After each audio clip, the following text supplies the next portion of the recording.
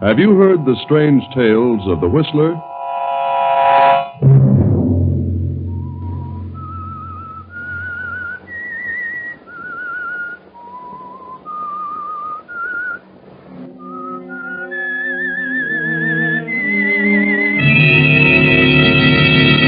I'm the Whistler.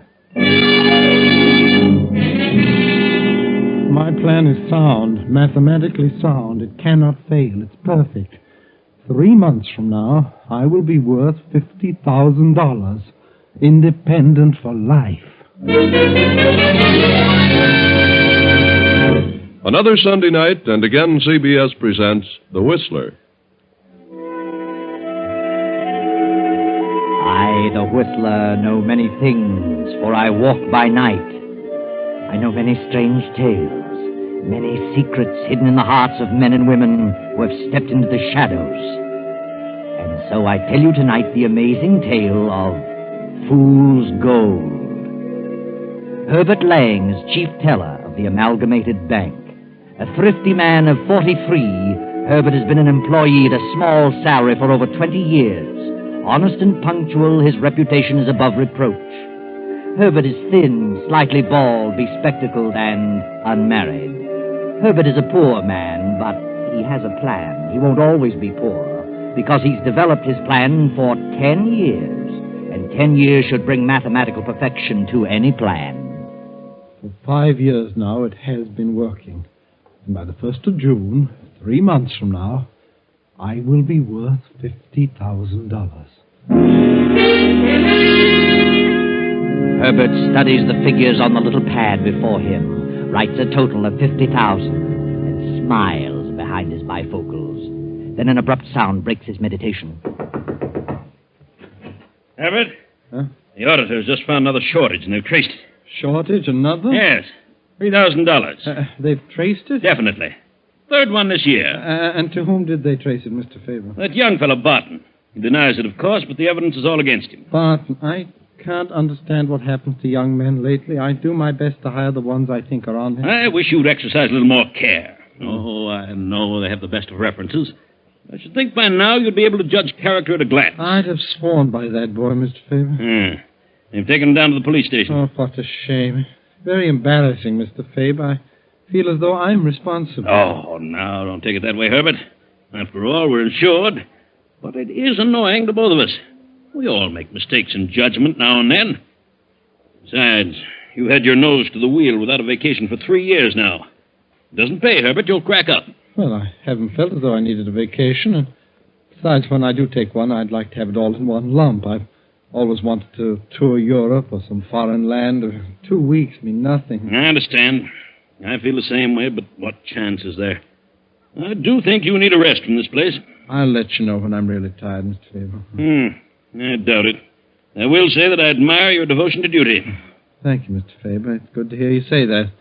I want you to know that I appreciate the opportunity of being with the firm for 20 years. Yeah. Oh, there's a board of directors meeting this afternoon.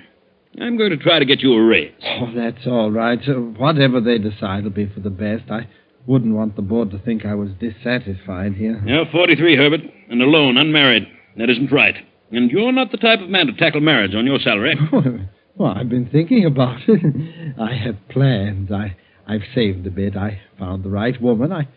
Miss Fibber, I may surprise you one of these days. Yeah. Up into my office after the board meeting. May have some news for you.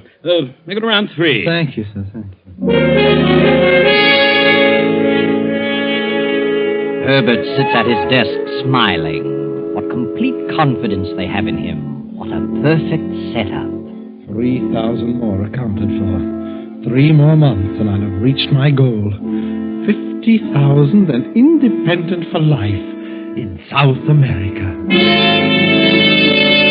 With a move of sudden decision, Herbert slaps on his hat, walks out of the bank, and pays a visit to Hazel Yates at her apartment. What are you doing away from the bank at this hour of the day, Herbert? Well, I'm out to lunch. I thought I'd drop by. Oh, that's nice. I'm certainly surprised.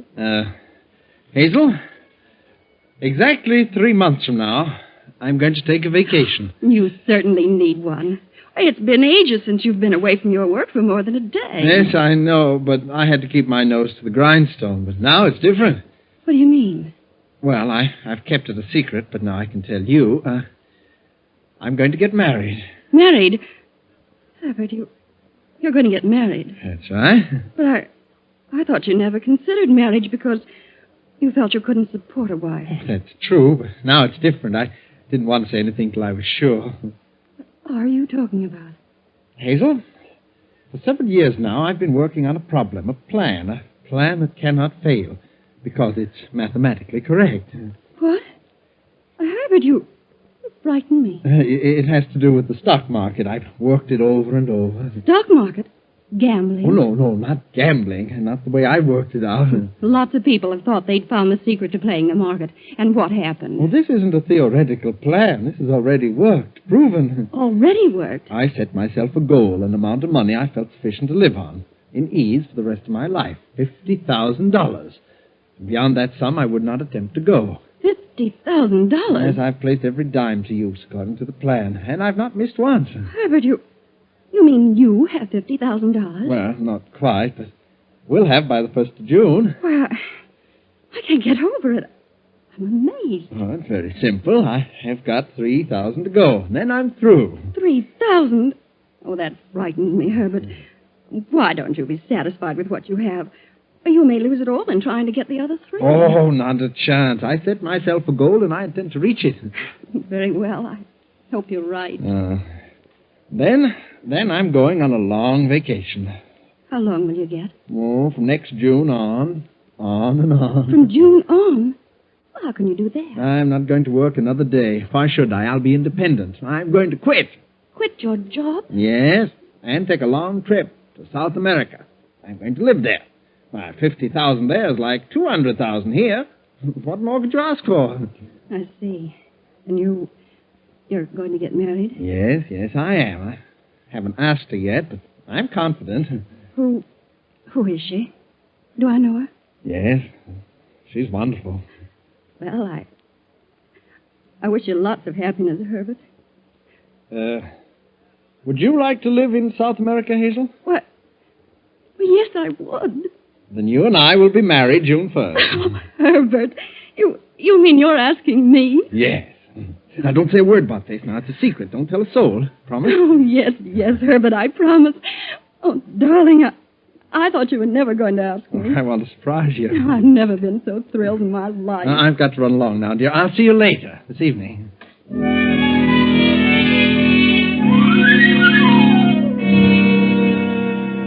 Yes, everything is working perfectly for Herbert Lang. A 10-year plan just cannot fail. A few months from now, and he will be independent. Hazel, 50,000, and South America. It's after 3 now. The board meeting is over. Herbert steps confidently to the president's office. Well, I see the meeting's over, Mr. Fibber. Yes. Come in, Herbert. I talked it over with the board. They didn't seem to agree with me. Oh, no raise? Sorry, Herbert. Board members are rather a cold group of individuals. Oh, that's all right, Mr. Fibber. I've gotten used to it after all these years. They're a very selfish lot. A whole lot of stock. Someone else does the work. They draw big dividends. It's all they're interested in. Well, I hold stock too, Herbert. Oh, I know, sir, but you take a more personal interest in the employees because, well, you're an active officer. Oh, yes, of course. Well, maybe they'll see their way clear next year. I'm certainly not one to become impatient. No, Herbert. I'll run along now. Just a minute. I haven't quite finished. Oh, no, sir? I had quite a session with the board. For the life of me, I don't understand one of them. What do you mean, sir? They were up in arms about that latest shortage. Oh, but I had nothing to do with that. Do they think I took it? Oh, no, certainly not. But, well, they do think you were indirectly responsible. Brought up the fact that the 5 men you've hired in the past 10 years have all been sent to the penitentiary. Oh, but how can I tell by looking at a man that they were all recommended? The board thinks you've been working too hard, Herbert, and you need a rest. What? They've instructed me to give you an extended vacation. Extended vacation? How long? Indefinitely. Effective in 2 weeks. Oh, but that's impossible, Mr. Fibber. I just couldn't do that. Why, I have a tremendous amount of special work on the books. I just couldn't attend to that in the next 2 weeks. The board at first wanted your vacation to be effective tomorrow night. Well, that's ridiculous. You know that. So who else here could step in and take over in a moment's notice? Yeah, of course. That's true. Do you think you could straighten things around in 2 weeks if you had special assistance? Special assistance? Oh, yes, but I won't need any help, sir. I'll be able to handle it myself. Well, as soon as you finish, take a nice long trip. You need it, Herbert. Very well, sir. Oh, yes, by the way, the board has voted you a $500 bonus. Have they? They only give a bonus on retirement. Why don't you tell me the truth, Mr. Fibber? Sorry, Herbert.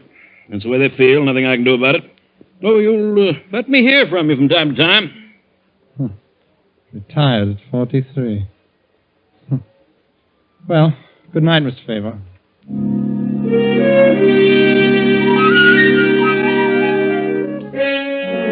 The moment Herbert steps out of Faber's office, fear, a strangling, clutching fear grips him. 2 weeks, 2 short weeks. That wasn't part of Herbert's plan. This is something he hadn't counted on. He's 2,000 short of his 50,000 goal. He'll have to let it go at that and be satisfied. And only 2 weeks to fix the books to cover the new $1,000 shortage. Night and day he works alone, works feverishly. Then on the 10th day, he has accomplished his plan. The books balance. Everything is perfect. Things worked out sooner than I expected, Hazel. We needn't wait till June. We can be married tomorrow and sail the next day. I've arranged passage. Why so soon, Herbert? I thought we could have a regular wedding. No, I think we better leave now. Sooner the better. Oh, all right, Herbert. Whatever you say.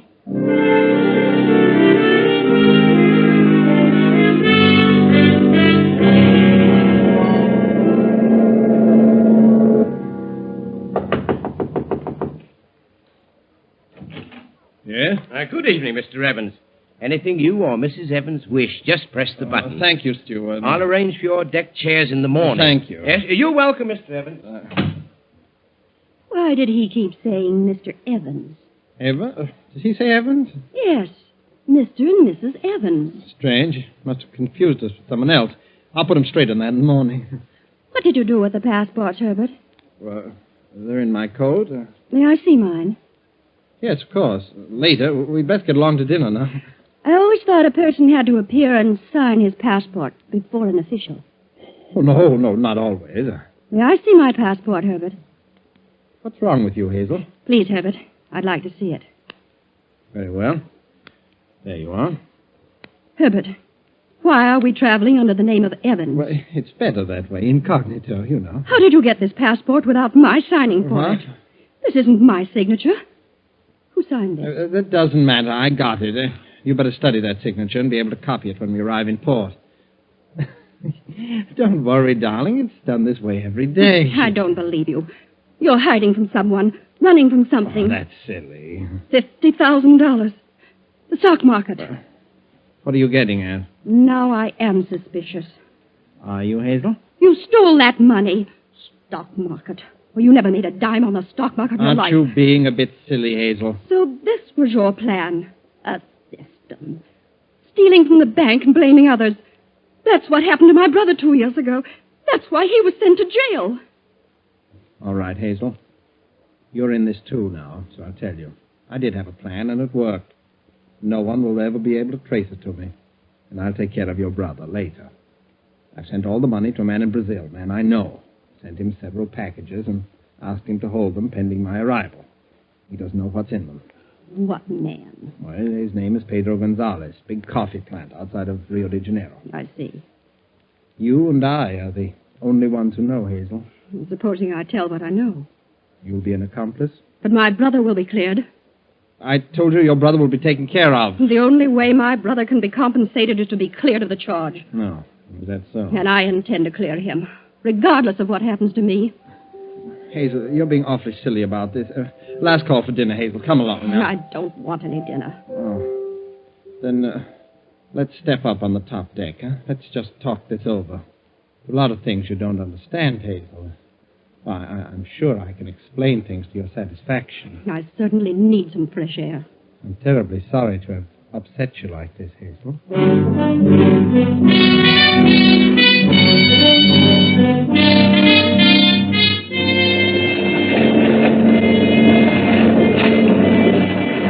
The tossing liner plows on through the darkness. The wind sings mournfully through the masts and cables. Herbert cannot sleep. Herbert is worried. His plan worked. It was perfect. They'll never trace the money to him. But Hazel presents another problem. It is morning now, 9 a.m. The steward steps up to Herbert's stateroom door. But, Hazel, why don't you look at this sensibly? It isn't as though I'd done a murder. Why take on so? Now, you aren't the first woman who's discovered something about her husband. I made a mistake, and I'm sorry. It's done in the past. Now, why not look forward to the future together? Yes? You rang, sir. Yes, well, my wife isn't feeling well this morning, steward. Oh, I'm sorry, sir. I'll have something sent down, darling. Is breakfast still being served, steward? Yes, sir, for a few minutes yet. Then come along, please.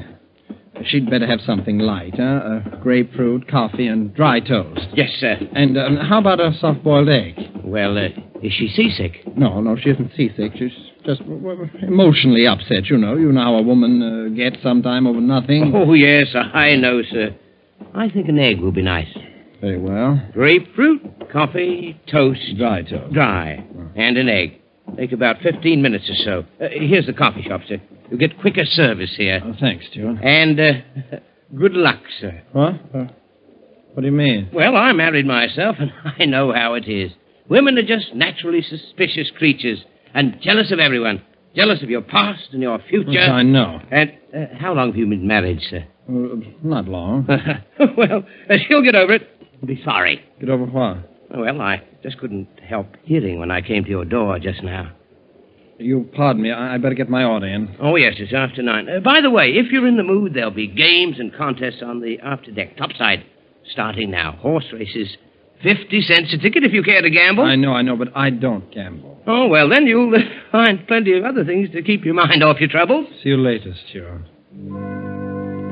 Herbert steps into the coffee shop, orders his breakfast. But try as he might, he can't keep his mind off his troubles.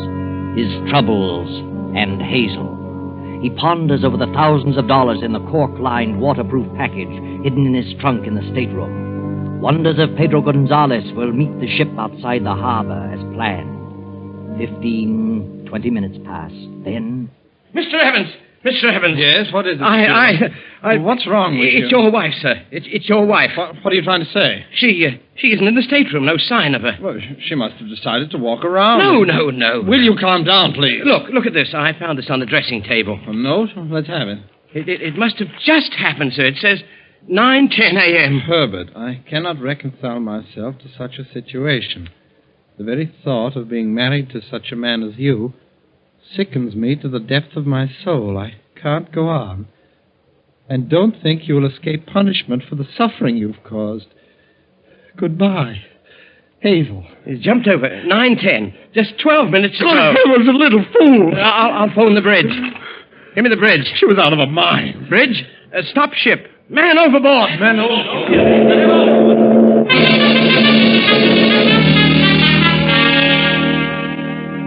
The ship leans over and puts about. They scour the choppy seas for over an hour, circling and circling. Herbert stands beside the captain, peering wild-eyed into the water. Finally, the captain gives up hope, orders the ship to resume its course, and invites Herbert to his quarters. Sit down, Mr. Evans. Thank you. Come in, steward. Yes, sir. Well, we've certainly done our best, Mr. Evans. No one can deny that. Yes, Captain, I know it, and I appreciate your effort, but the sea is very choppy. It would be hard to find anyone. As you know, we'll have to ask a few questions. Yes, I understand. This note was written by your wife at 9:10 this morning. Yes, sir. Do you recognize it as her writing? Well, of course. It's hers, all right, Captain. I checked with her passport signature. Mr. Evans, how long have you been married? Just a few days. We were on our honeymoon. The tone of this note indicates that your wife was terribly upset about something she had discovered. That's right. I tried to reason with her, but she refused to see my side of it, I guess. What was she referring to in the note? I can answer that. I'm not asking you, steward. Oh. What was she referring to, Mr. Evans? Well, she was referring to another woman. She'd found out about another woman, a woman I'd known previous to our marriage. Did your wife threaten you? No. Did you threaten her? Certainly not.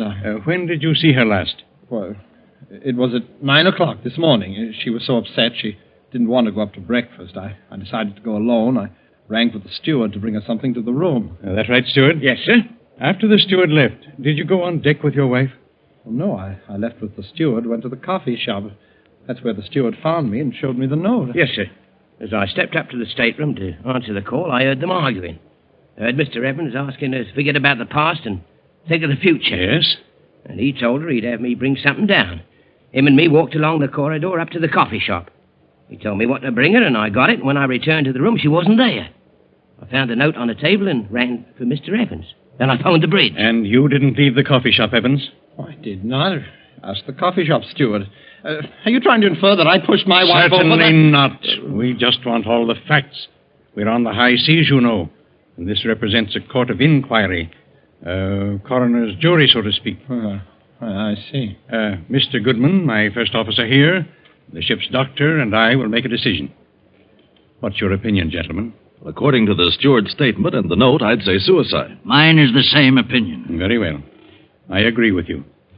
It's quite obvious that she committed suicide. Enter the findings in that manner, Mr. Goodman. Yes, sir. I'm very sorry about this, Mr. Evans. Please accept my condolences. That'll be all, gentlemen.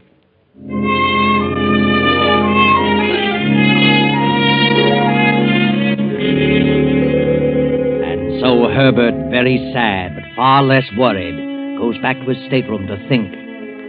10 days later, the sleek liner checks speed and prepares to stand off outside Rio de Janeiro, awaiting the arrival of the pilot. Dusk has fallen. The ship barely creeps along. Herbert stands at the aft port rail, a package in his hand, a cork-lined waterproof package. Many small boats bob about on the surface, moving at a snail's pace. As the first officer moves forward, Herbert speaks to him. Why are we stopping out here? Well, we always stop at this first light to wait for the harbor pilot. How much longer before we get in? Oh, we'll tie up in about an hour. Stand here for about 10 minutes. Pilot's on his way out now. I see. What's the name of this first light here? Oh, it's called the Cordoba light. Thank you. Why don't you come up forward? There's nothing to see from back here. All the excitement will be up ahead. Yes, I'll go up there in a moment. What's that you have there? Huh? Oh, this. Camera? No, it's a manuscript. Why the oilskin wrapping? You think we might go down? Oh, no, Well, I guess I am a little superstitious. After all, we did sail on Friday the 13th. Well, I'll see you up forward.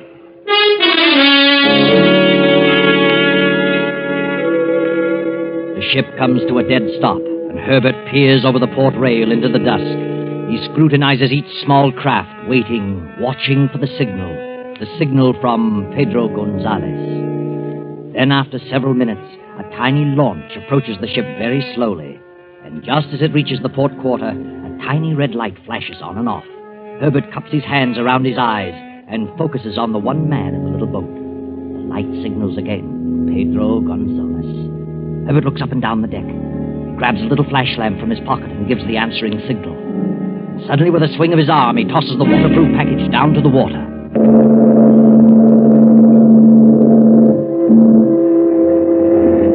He's got it. Good work, Pedro.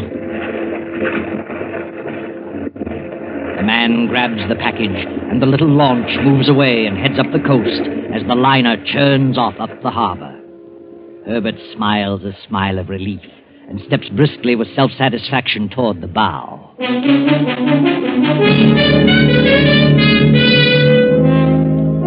And now, 3 hours after docking, Herbert waits in a little waterfront cafe, waits impatiently for Pedro Gonzalez to keep the rendezvous. But Pedro is already an hour late, and Herbert has begun to worry. You would like more wine, senor? Huh? Oh, yes, please. I'll have another wine. By the way, waiter, do you know of Pedro Gonzalez? Pedro Gonzalez? Say, senor? Oh, have you seen him this evening? No, senor. Oh. Well, bring me the wine, please. I'll wait a little longer. Si. Buenas noches, senor. Pedro, where the devil have you been? I have been on my way. You got the package all right? See, I got it, Herbert. I'm sorry I'm so late. Oh, I was beginning to think you'd run out on me. Where have you been? Run out on you? How could you think such a thing? I'm sorry, Pedro. I was just upset. Well, I knew you would be worried, but there was nothing else I could do. I was worried, too. What do you mean? I was followed by another boat. What? See? And no sooner had I pulled away from our ship and headed up to my cabin than another boat started following me. What kind of a boat? I do not know. It could have been a government cutter. So I headed out to sea and then cut in behind them. They kept right after me, so the minute Be careful, some wine, Senor Gonzalez. No, gracias. We are leaving at once. Come, Herbert. Let us get away from here. My car is outside. We will drive up to my place on the coast. Of course. Here you are, waiter.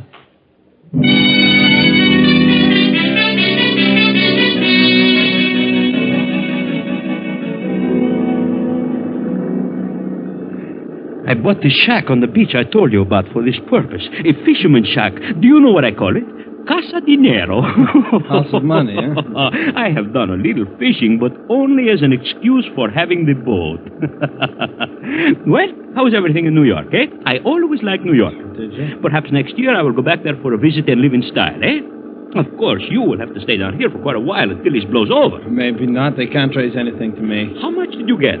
Well, according to our agreement, your share should be $5,000. $5,000. Beautiful, wonderful. But look, I want to know about this boat that follows you. Well, I was plenty worried, so instead of landing at my place, I landed half a mile up on the beach. The second I got out, I picked the spot and buried the package in the sand. I was afraid they would follow me to the shack. Oh, but you agreed that you'd hide it under the floor in a gas can. I ask you, Herbert, what would you have done? I was not taking any chances. Oh, and just where did you bury it, Pedro? Oh, it is easy to find. A half mile up the beach and 50 feet from a small...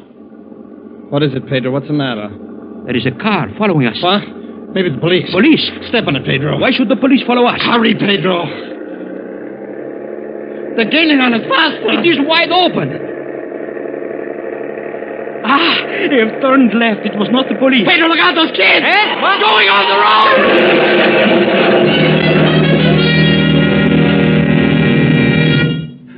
Pedro, you didn't hit them. Pedro, are you all right?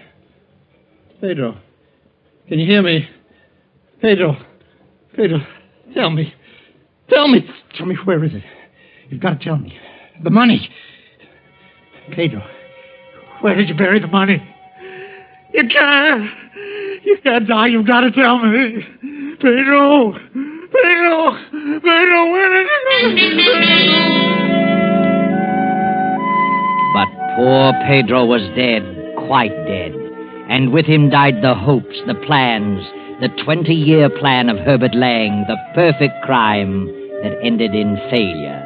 Herbert was a thief, but worse still, he followed it up with murder. Oh, yes, Herbert killed Hazel, choked her, and threw her over the first night out. She wasn't in the room that following morning. The steward only thought she was. And Herbert himself forged the suicide note. For 2 years now, a thin, emaciated, glassy-eyed figure has been wandering around a Brazilian beach, digging holes in the sand. No one knows why, and no one cares. Just another simple-minded derelict. And poor Herbert Lang will go on digging for a long, long time. I know.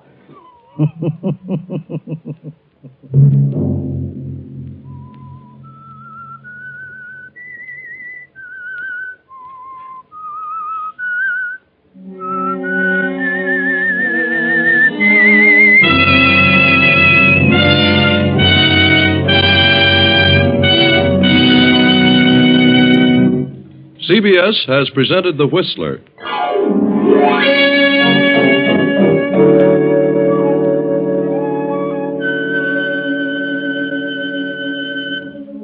Original music for this production was composed and conducted by Wilbur Hatch. The Whistler is written and directed by J. Donald Wilson and originates from Columbia Square in Hollywood.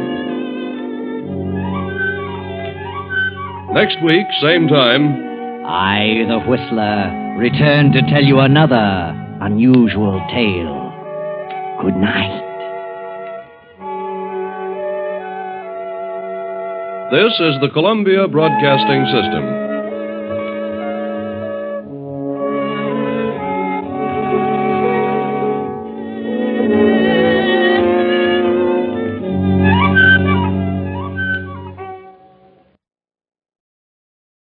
Gene, can I have the afternoon off? But don't feel so good. Well, now, in that case, you've come right to the right man.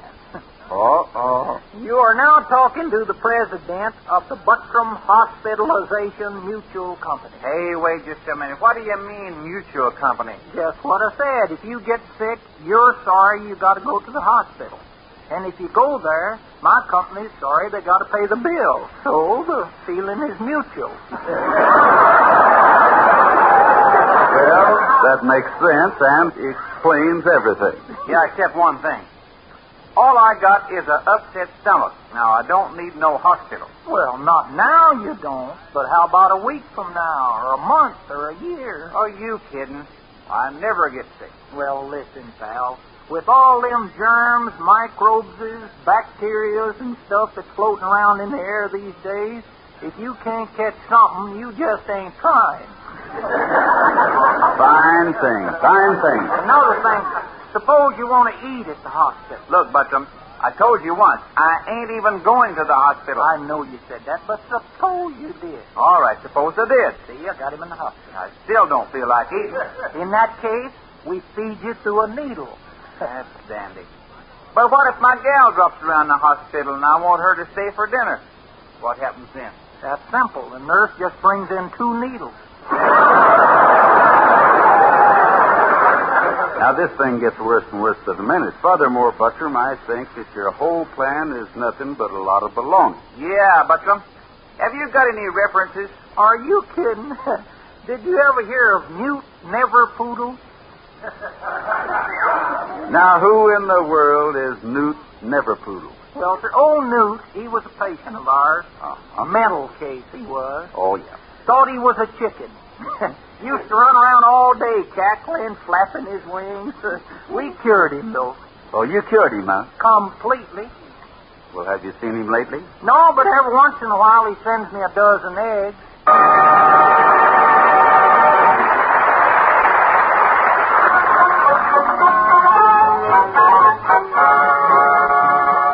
Choose your partner, skip to Maloo. Choose your partner, skip to Maloo. Choose your partner, skip to Maloo.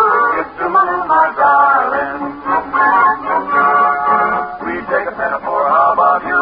We take a pinafore, how about you? We take a pinafore, how about you? Skip to Maloo, my darling. Don't be too darn sure you do. Don't be too darn sure you do. We've been took by experts too. Skip to Maloo, my darling. Flies in the buttermilk shoe, fly shoe. Flies in the buttermilk shoe, fly shoe. Flies in the buttermilk shoe, fly shoe. Skip to Maloo, my darling. Fly paper is what you need. Fly paper is what you need. Now, don't you know that flies can't read? Skip to Maloo, my darling. Getting kinda late, we better go. Getting kinda late, we better go. Mama and Dad will worry so. Skip to Maloo, my darling. We'll be glad to take you home. We'll be glad to take you home. Take you home in a one-horse shake. Come, let's be on our way. See you tomorrow, skip to Maloo. See you tomorrow, skip to Maloo. See you tomorrow, skip to Maloo. Skip, skip, skip, skip, skip, skip it, skip to Maloo.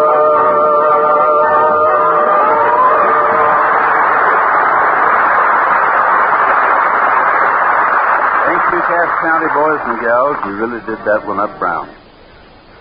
I was just walking out the door. It's too bad you didn't come before. I've waited so long, so long, so long. Now there's no time to wait anymore. Now I cry for you day and night, for the letters that you didn't write.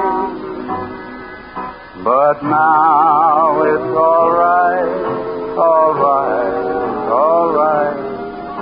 You won't have to write anymore.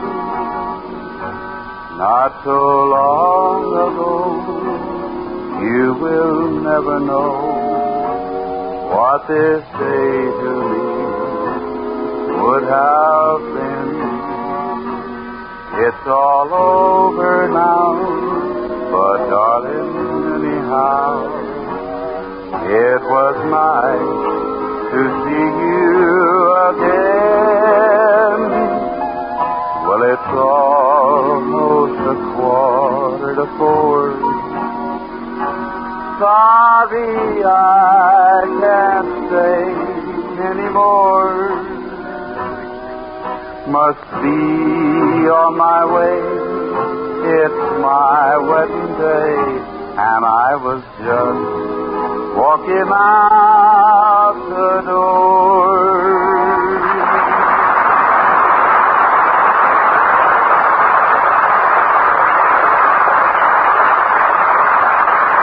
Well, thank you, folks. Many, many thanks.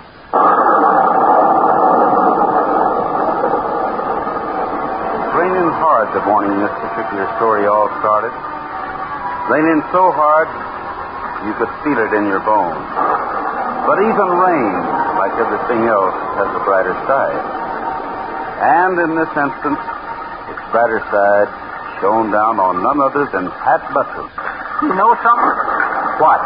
There's just nothing like a good hard rainstorm to make a guy feel like cleaning a barn, especially when he knows he can't. Yeah, I'll bet. Well, I guess I'd go back to bed. Had a new Sears Roebuck catalog just come yesterday. Figure I might find something in there to get my girl for her birthday. Okay, but first, would you mind lighting the fire on your way up to your room? Oh, be glad to. Anything else? No, not that I can think of right. Hey, listen. What's the matter? It sounds like an airplane in trouble. Yeah, danged if it don't. Wonder what he's doing out on a day like this. I don't know, Pat, but... Hey, his engine's quit. Come on, Pat, hurry.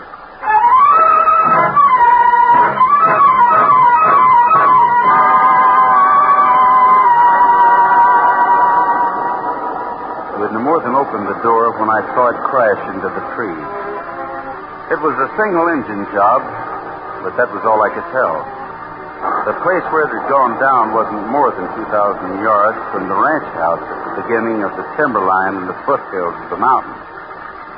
10 minutes later, we found what was left of it. Huh. You know, that's funny, Pat. Doesn't seem to be a sign around here of the pilot, whoever he was. Well, maybe he used a parachute. Oh, I doubt it. At least I didn't see one open. With all this rain, we're lucky to even see the airplane. You can say that again. Look, I tell you what, go back to the ranch and call Sheriff Dillon. Tell him what's happened. Give him the license number on the tail of the plane. Ask him what he wants us to do. In the meantime, I'll keep on looking for the guy who was driving this thing. He's bound to be around here somewhere.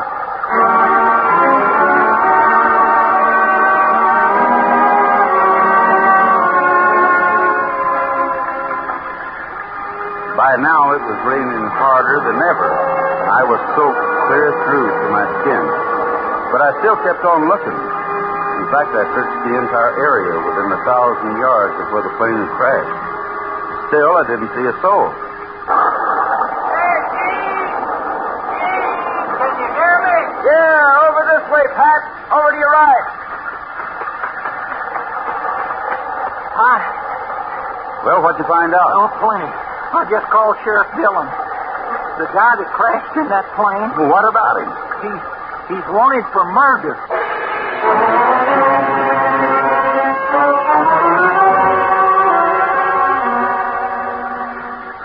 After he'd gotten his breath back again, Pat told me the whole story.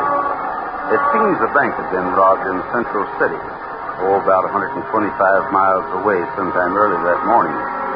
The bandit had stolen $50,000 in cash and negotiable security. But that wasn't all. In getting away, he'd shot and killed a guard. After that, he'd escaped. The police in an airplane bearing the same license number as the one that we had just seen in the crash a half hour earlier. Pat then told me that Sheriff Dillon was organizing a posse and would be out to our ranch within an hour. So, I I got all my boys together and waited. Exactly 60 minutes later, there were 26 of us, including the sheriff, ready for action. Okay, boys. Now, here's the way we'll work this thing. There are 26 of us, so we'll split up in pairs. That'll make 13 groups of 2 each. Now, look carefully at this. As you can see, Gene and I have roughed out a map of the surrounding area. In just a minute, we'll assign each pair of you a section to cover. If you see anything suspicious, fire your gun twice and wait. Don't try to be a hero, or you may end up in a box. We'll continue to search until nightfall, unless he's found before then. Everybody got that clear? Yeah. Okay, if that's it, check me for your assignments, and then let's go.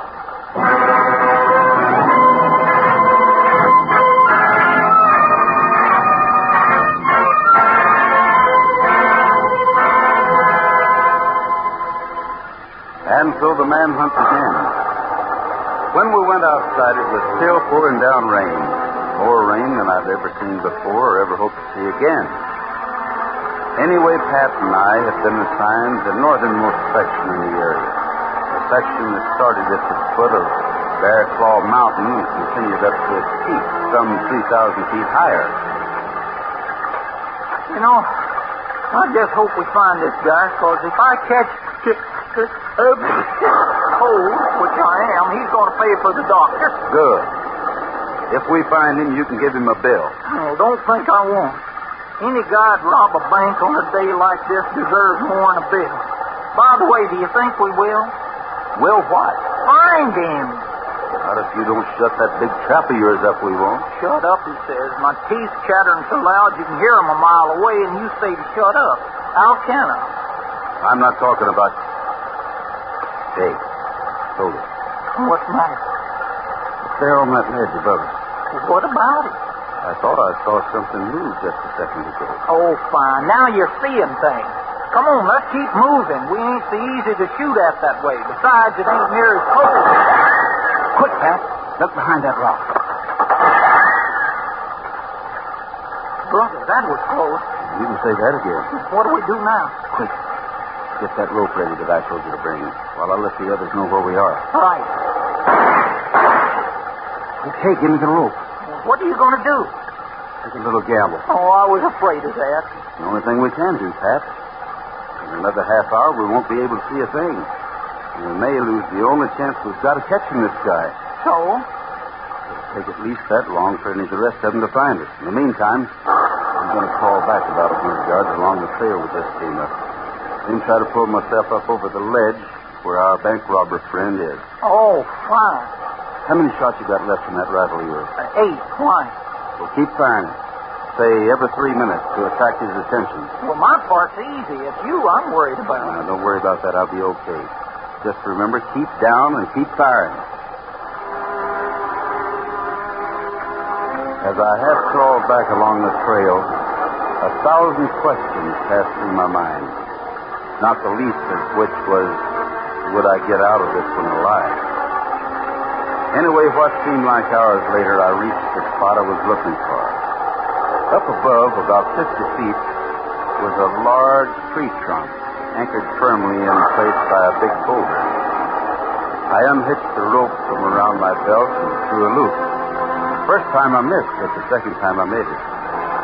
Slowly, I started to pull myself up, hand over hand, foot by foot.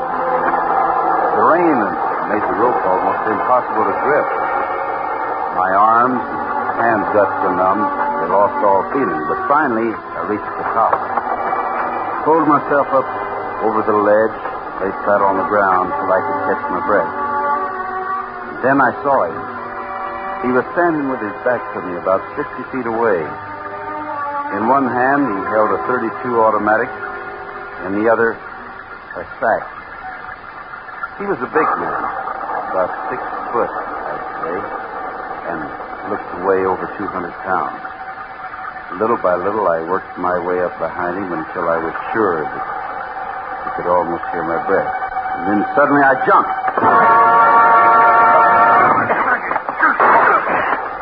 Drop that gun. Drop it, I say. You dirty lump. Yeah. You had enough if you want some more? No, I've had enough. Just don't hit me again. Okay. Get up. Gene, are you okay? Yeah, Sheriff, I'm okay. Our friend here tried to get a little playful, though. Oh, yeah, so I see. By the way, where's Pat? Hey, you're bleeding. Don't worry about me, Jim. It's just a scratch. This guy can't shoot any straighter than he can fly an airplane. As for Pat, he's down below, acting as a decoy. Oh, good. Well, I guess that's that. Now, if it'd only stop raining, everything would be just... Well, I'll be doggone. What's the matter? It has stopped raining. Hey, look, Gene. Over the top of that next peak. Ain't that a rainbow? Yeah, Sheriff, sure is. But from the looks of what's in the sack this guy is carrying, the pot's at the wrong end.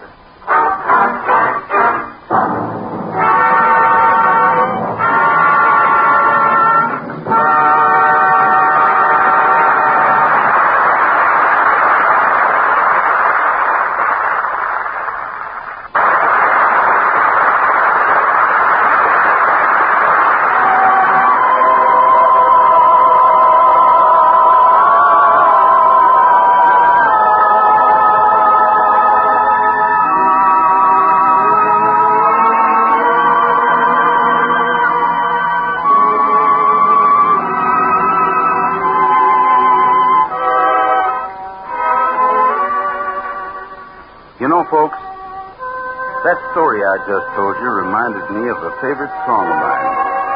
Because out here in this part of the country, whenever we finish a day's work, no matter what it is, it's always nice to know that somewhere up ahead we can sit and rest at the end of the trail. I'm weary and tired. Our work is all through, but we'll rest at the end of the trail. We'll stand by the fire where there's nothing to do. At the end of the trail, if we feel like roping, we'll hitch to a star. If we keep on loping, it's not very far. I'm weary and tired. Our work is all through. At the end of the trail, if we feel like hoping, we'll get to a star. So just keep on hoping, it's not very far. I'm weary and tired. Our work is all at the end of the trail.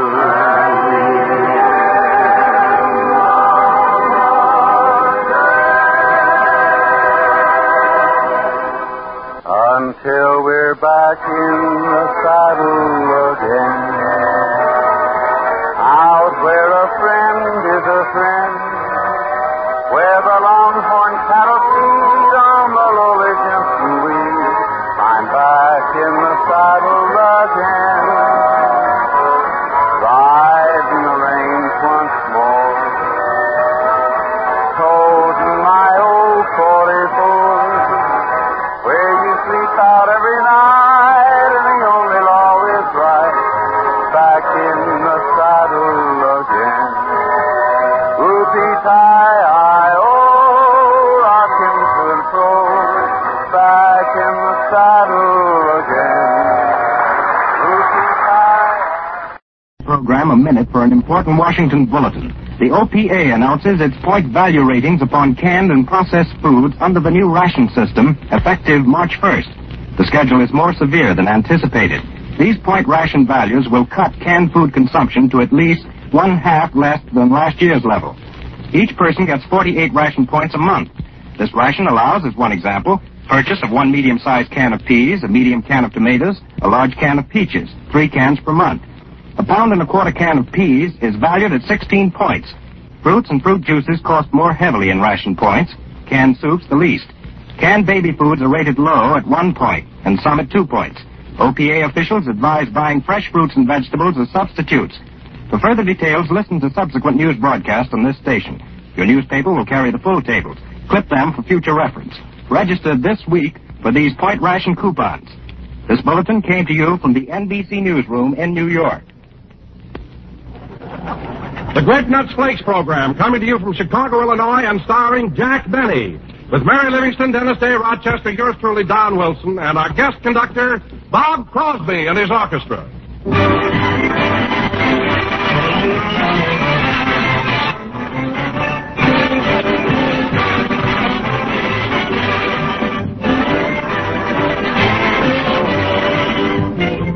Good evening, friends. Did you hear what I just called you? Yes, I said friends. But suppose you say friends, eh? How can I be friends with that guy? We haven't even met. Well, one definition of a friend is that someone is on the same side with you. Yes, sir, just look it up in the best dictionaries and say, you try one dish of toasted brown malty rich grape nuts flakes and you'll be on my side of the fence. Well, that's what Grape Nuts Flakes does every time. Makes you a friend after one luscious bowlful. In fact, the sweet as a nut flavor of Grape Nuts Flakes is a friend from way back, because it's the wide-awake, malty-rich flavor of grape nuts in exciting, toasted flake form. So make friends with Grape Nuts Flakes tomorrow morning, will you? Just ask for America's fastest-growing breakfast cereal, Grape Nuts Flakes, in the 12-ounce economy size package.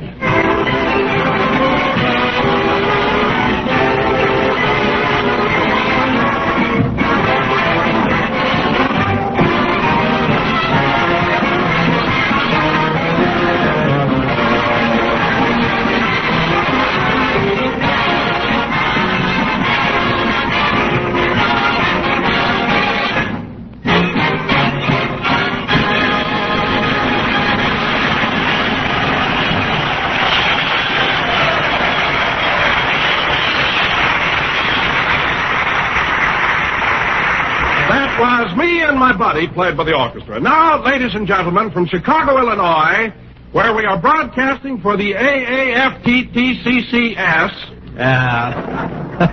That stands for wait till I get this straight. That stands for the Army Air Forces Technical Training Command, Chicago Schools. We bring you our Master of Ceremonies, J.E.R.K. Benny.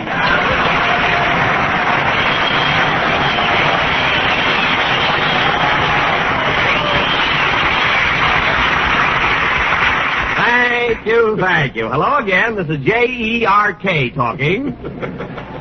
That stands for Jack Entertains Rather Comically. Isn't that what you had in mind, Don? Well, not exactly, Jack. You see, comically doesn't begin with a K. It does tonight, brother. And incidentally, Don, the next time you introduce me as a jerk, you'll be sitting on a bench in the Perk looking for work. If you get what I meant. Me. For heaven's sakes, Jack, you're always ribbing me. You keep telling everybody I have 5 chins, and I'm very sensitive about that. Well, then grow a beard or wear a horse collar or something. Anyway, I never said you had 5 chins. I merely said that your Adam's apple only comes out on Groundhog Day.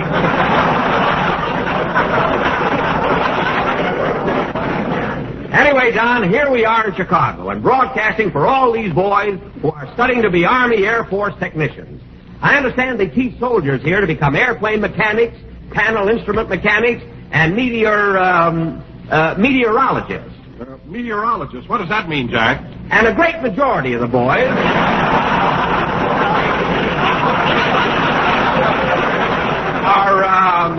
are learning to be radio operators on 2- and 4-engine bombers. Well, they must know plenty about radios. Oh, they do, Don, they do. And I wish one of them would look at my radio set. It's in terrible shape. So what's the matter with it? Well, every time I tune in to Fred Allen's program, the aerial coils up and strikes at me like a rattlesnake.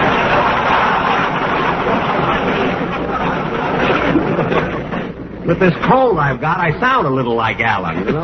Heaven forbid. Oh, hello, Maisie. Hello, Jack. Hello.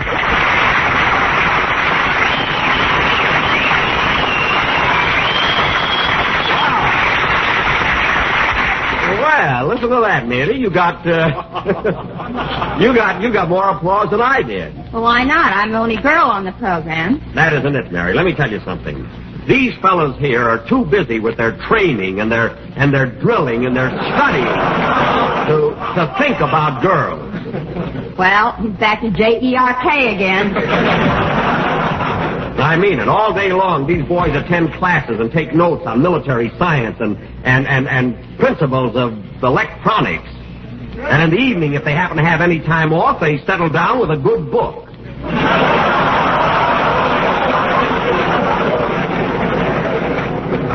Stop laughing, fellas. He's too old to remember. I know what I'm talking about.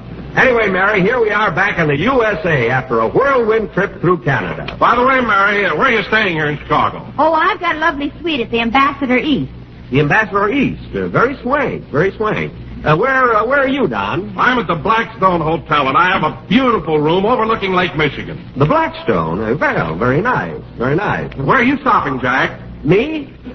I'm at the Stockyards Plaza.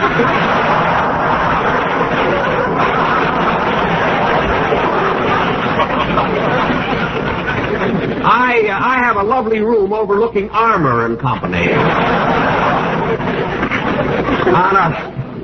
On a clear day, you can see meat.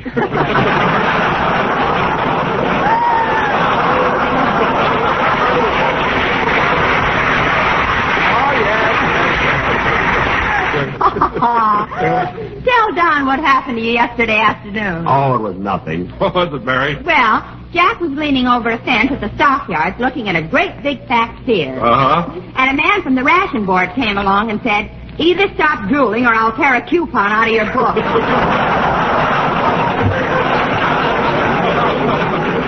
I fooled him, though. I went up to my room, peeked through the curtains, and drooled my head off. Well, hello, Dennis. Say, Mr. Benny, I'm boiling mad, and I'm going to quit. I said, hello, Dennis. Hello.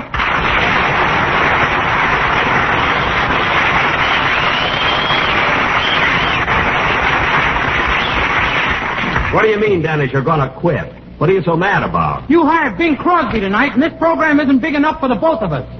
Wait a minute, Dennis. We haven't got Bing Crosby on the program tonight. We have Bob Crosby, his brother. Brother, he says. Well, he is. I've given you the best years of my life, and you throw me away like an old shoe. Who throws away shoes nowadays? I'm going to have my shoes fixed up. Where are you going to get buttons for him?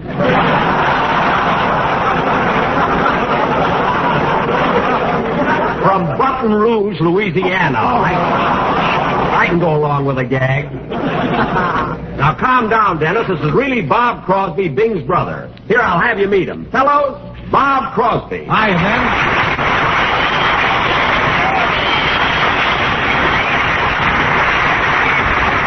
Well, Bob, we're certainly glad to have you with us. It's a real pleasure. Well, same here, Mr. Benny. Oh, let's not be formal. You can call me Jack. Well, thanks.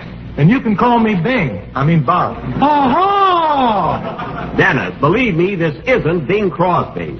Look, this fella here is wearing a necktie. And he is. And he doesn't smell from horses. As I was saying, Bob, I'm glad to have you here, and it was darn nice of you to come all the way from California just to be with us. Oh, don't mention it, Jack. You're my idea of a great comedian, a real performer, and a grand guy. And working with you makes this the happiest moment of my life. Well. Wow, listen to Crosby pour syrup on that old wheat cake. Mary, I'm not a wheat cake. Yeah, whoever saw a wheat cake with big blue eyes? Oh, shut up. You'll have to excuse her, Bob. Mary's always making remarks like that, huh? Oh, I think Mary is one of the cleverest and most brilliant performers in radio. And working with her makes this the happiest moment of my life. He's 100% baloney, but I'm human. He's a very fine gentleman. Well, let's have your song, Dennis. Let Crosby sing first, then I'll show him up. Dennis, this isn't... Dennis, look, this isn't Bing Crosby. Look, that's a plain blue shirt he's got on. No palm trees or anything. Now, believe me, he's not going to compete with you. Of course not, Dennis. Why, you're the finest young tenor in the country. And working with you makes this the happiest moment of my life. All right, Dennis, let's have your song. That Crosby is really a sweet guy.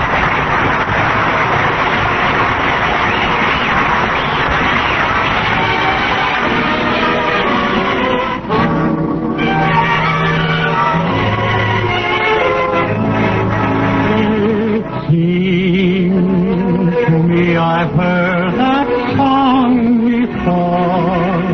It's from an old familiar score. I know it well, that melody. It's funny how a theme recalls a favorite dream. A dream that brought you so close to me. I know each word because I've heard that song before. The lyrics said, forevermore, forevermore, the memory.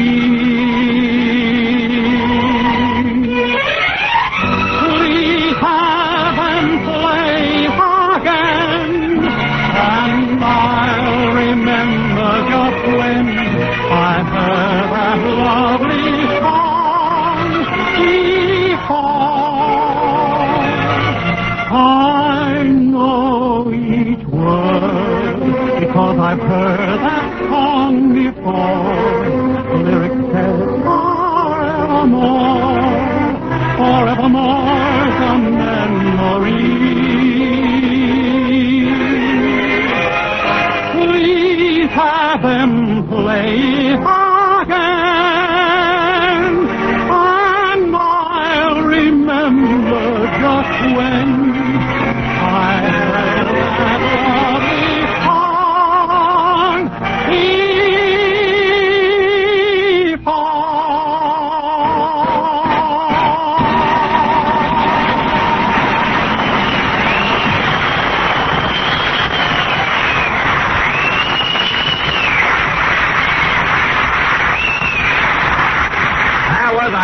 that song before, sung by Dennis Day, and Dennis, that was very, very good. Thank you. Oh, say, Mr. Benny. Yes, kid. Well, I'll probably get slugged for this, but do you mind if I move out of the Stockyards Plaza? What for? What for, Dennis? We have a lovely room there. Yeah, but between the cows mooing and your snoring, I can't get a wink of sleep. Well, Dennis, if I snore, all you got to do is reach over and give me a nudge. I tried that last night, and you kissed me.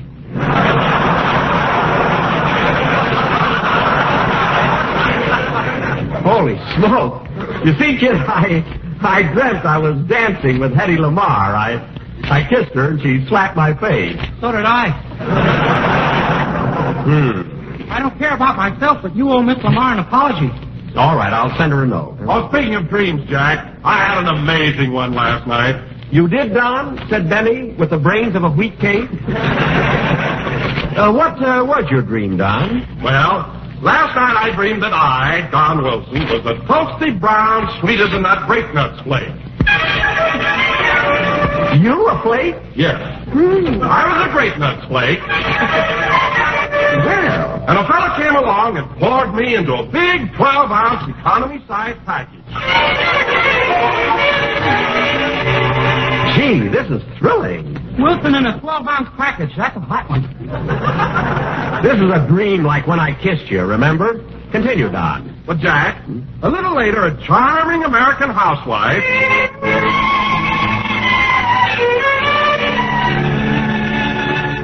came to a grocery store and bought the package I was in. Dennis, take your hand out of there. This is a dream. Go ahead, Don. And you should have seen the look of delight on her husband's face the next morning.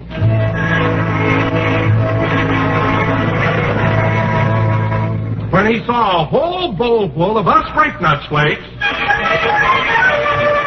right on the table in front of him. Yes, yes. And then what happened? He poured sugar and cream on me, and I woke up. Well, John?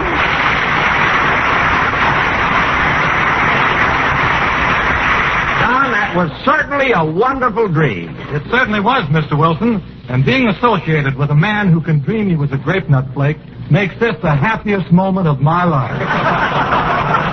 I like this Crosby. He's so sincere. Now, fellas, going from dreams to our schedule for next week, here it is. Tomorrow we'll be playing the show for the boys at Port Sheridan.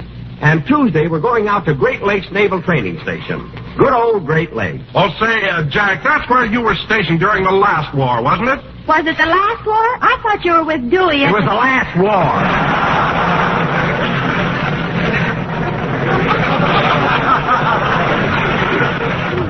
I was with Dewey Schwartz, a friend of mine.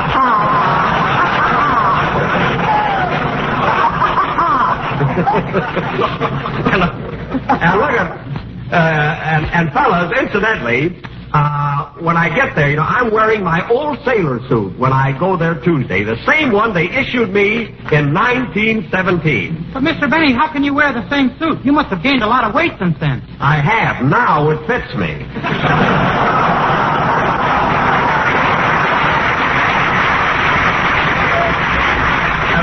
Speaking of my sailor suit, I had the strangest experience this morning. Almost unbelievable. What was it, Jack? Well, I put my uniform on, and as I was adjusting the necktie, a moth stuck his head out of the breast pocket and said, "They got you again, eh, bud?" It was the freshest moth I've ever met. You know, Mr. Benny, somehow I can't picture you as a sailor. Well, I was, Dennis. By Great Lakes, they used to call me Benny the Skipper. And you still walk that way. They call me Skipper because I was a real old soul. I got a gag for that, too. Well, keep it.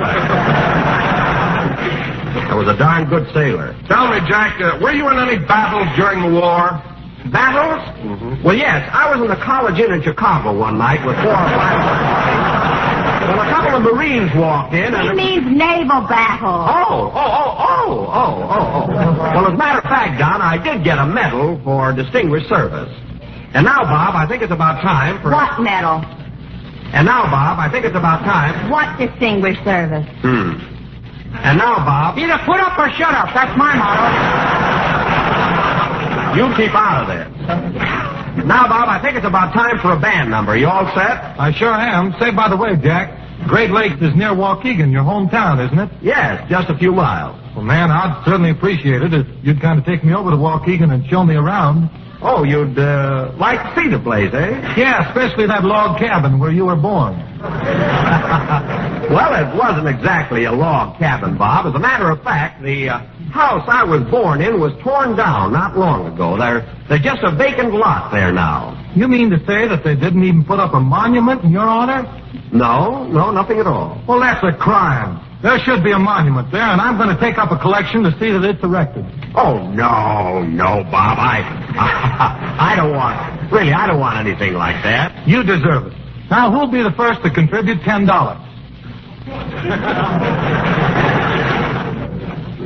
Who'll contribute $10 for a monument to Jack Benny? I will. Here you are, Bob. Here's $10 for the Benny Monument Fund. Wheat cakes with ham. What a combination. Mr. Crosby made this suggestion, not me. Well, Bob, let's have your number. Later this evening, I want to get together with you and we'll talk about it. Hold it a minute. Come in. Yes? Well. Hiya, Jack, old boy. Haven't seen you in 15 years. What? I read the Waukegan News Sun that you were broadcasting here. So it says the little woman, let's run down to Chicago and see my old pal Jack. Oh, well, thanks. Who is this fellow, Jack? I don't know. I can't seem to place him. Well, how are things with you, pal? How's everything in Waukegan? Oh, swell.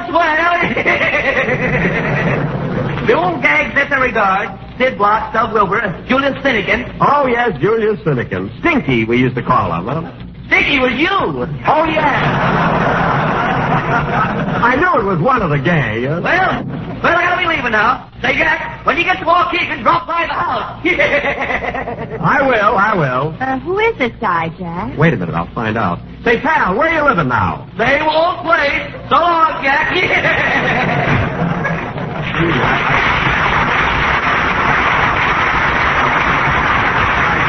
Know that fellow. Oh, well, go ahead and play, Bob. I wonder if it's Ollie Imerman. No, I know him.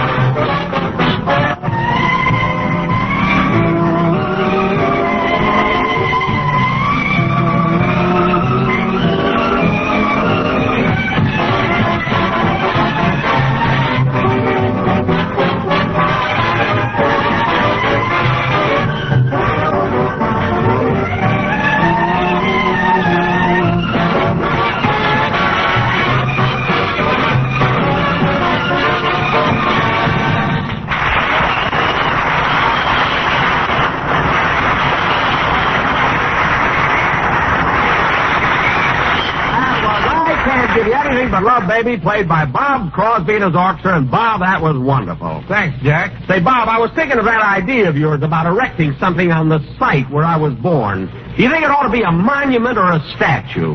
Well, it would be pretty hard to get a statue for $10. Oh, that $10 I contributed was only the beginning of the fund.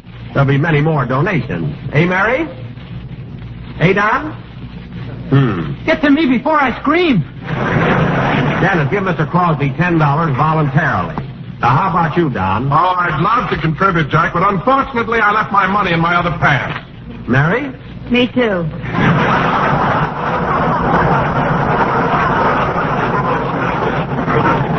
Now, wait a minute, fellas. Are you in on this thing or not? Don't worry, Jack.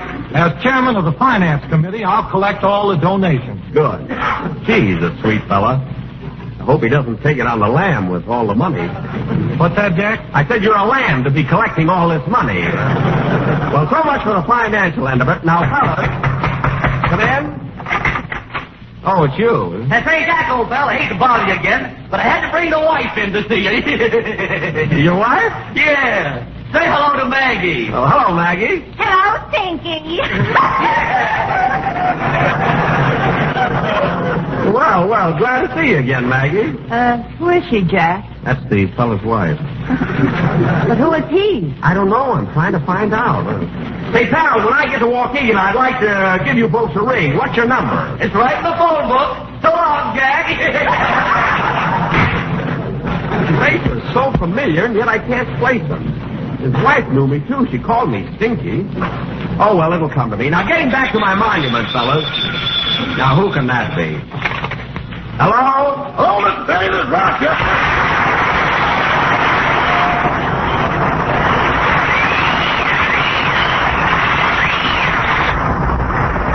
Listen, Rochester, I'm glad you finally got in touch with me. I've been looking for you all week. Boss, knowing that you've been thinking of me makes this the happiest moment of my life. Never mind that. Now, where have you been since we got in town Tuesday? Well, boss, as you know, Chicago offers great educational advantages. Uh-huh. So Wednesday, I spent the whole day at the Field Museum of Natural History. Uh-huh. And Thursday, I had a very interesting afternoon at the Adler Planetarium. I see. And what happened Friday? Friday, I met a gal and culture went out the window.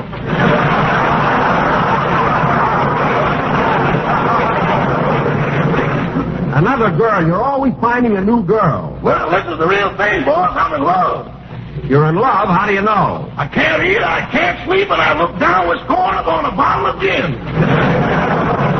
With scorn? Not super scorn, just scorn. I know what you mean. Now, Rochester, you don't want to just rush into marriage until you know something about this girl. Has she got money? I think so. I can't find my wallet.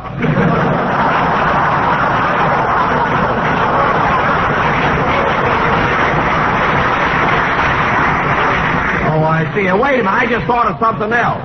What are you going to tell your girl in Los Angeles? She'll never find out. Well, suppose she does. Then they'll have to put up a monument for me, too.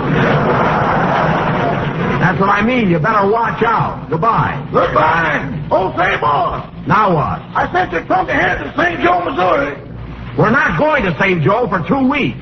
Next Sunday, we broadcast from Camp Custer, Michigan. And I'll need a clean shirt at the camp. Just raise your right hand, they'll give you a whole uniform.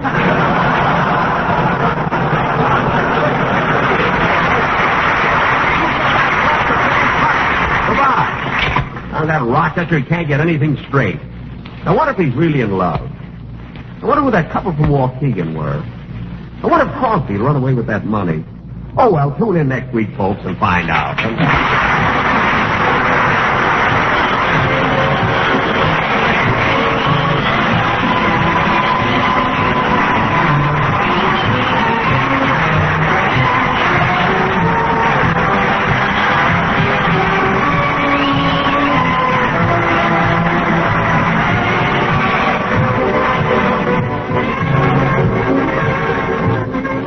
Here's a new idea. Someone has suggested that in addition to meatless meals, what we need are some let's not talk about meat meals. Sort of makes sense, doesn't it? For it's certainly our job to face any necessary food restrictions cheerfully and as well as intelligently. Well, one way to do both is simple. Plan your meals so as to include the food values you need every day by buying more of those plentiful foods that contain much of the nutriment of meat itself. Foods like whole grain cereals, cereals such as delicious toasty brown grape nuts flakes. They're plentiful, they're thrifty, and they supply many of the food essentials found in meat. Yes, in every bowl full of malty, rich grape nuts flakes and milk, you get proteins, iron, calcium, phosphorus, and 2 of the important B vitamins, niacin and B1. So grape nuts flakes can help you to make up for other food shortages. And they taste so delicious with that sweet-as-a-nut flavor, that toasty, crisp texture, you'll decide that grape nuts flakes are the cheerfulest breakfast dish you ever enjoyed. Better make it grape nuts flakes for tomorrow.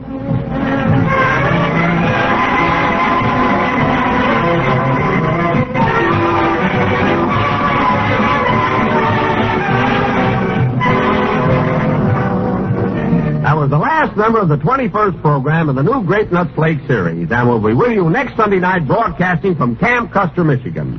Well, I got to run along now and be a judge on the Quiz Kid show. Good night, folks. The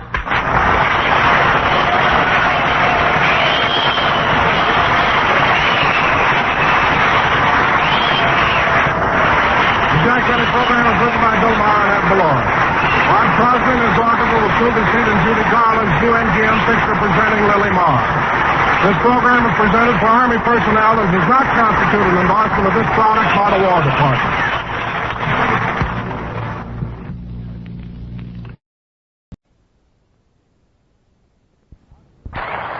How do you do, ladies and gentlemen? From the 21st Ferrying Group of the Ferrying Division Air Transport Command at Palm Springs, California, we welcome you to our regular Sunday evening soiree.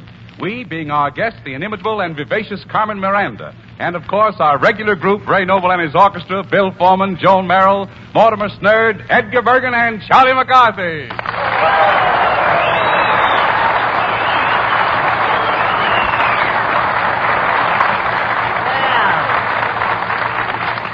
Hello, Don. Hello, Charlie. May I ask you how you're enjoying yourself in Palm Springs? Oh, Charlie, this is wonderful. This is really wonderful. There's an elusive beauty about the sand and the palms that just does something to you, doesn't it? Yes, it does. Yes. That's right. I don't know exactly what it is, though. Hello, Charlie. Uh-oh, now I know. What do you mean? Well, we were discussing the magnificent grandeur of the desert, Joan. You know, sometimes I want to walk alone out into the setting sun. Yeah, well, don't let us keep you, Doc. But it is romantic out here, Charlie. Just think, not so long ago, Indians lived in this very spot. Yeah? Yes. At these prices? Oh, no.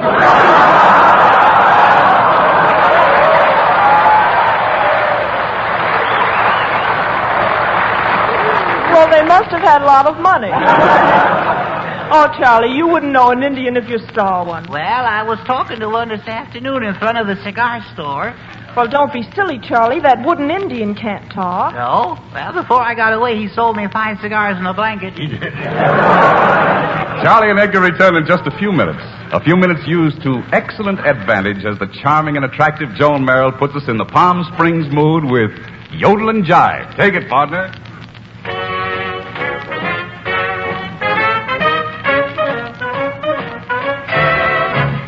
Jackson went over to Switzerland. The Alps haven't seemed the same since he started practicing yodeling.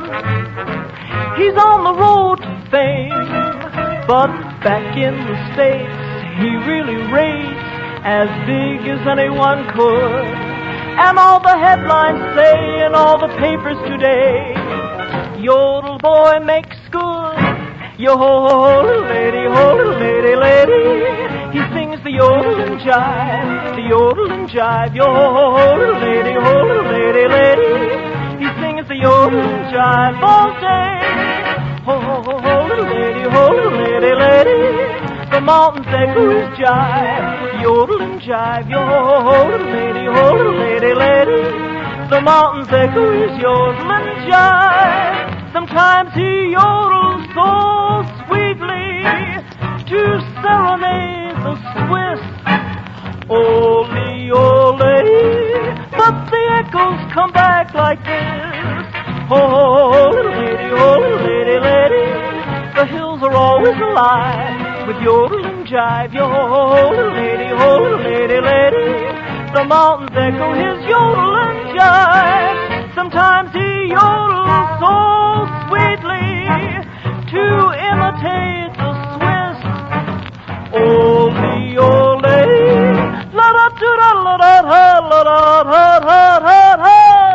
Lady, lady, the hills are always alive with yodel and jive. Yo, lady, lady, the mountains echo his yodeling. Oh, lady, lady.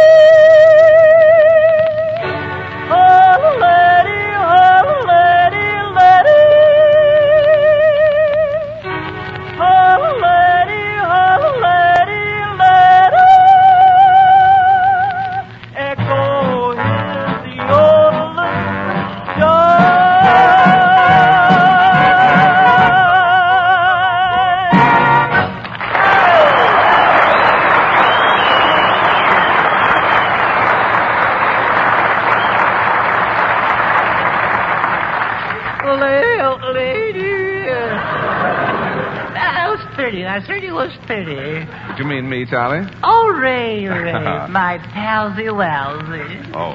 Ray, could you by any chance lend me a paltry sum of $30? Sorry, old boy, but I shouldn't lend you money, you know. It might spoil our friendship. Oh, come now. We aren't such very good friends anyway.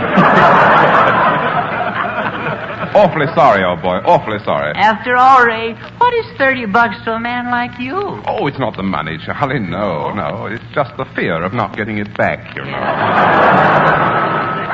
But it's not for me. It's for my dear friend, Old Man Dugan. Uh-oh. Yes, you see, unfortunately, he's in the clink. What, again? Yes, again, yes. But for $30, we could repossess him, as it were. I know, Charlie, but what would I get out of the deal? A warm glow from a good deed. Yeah.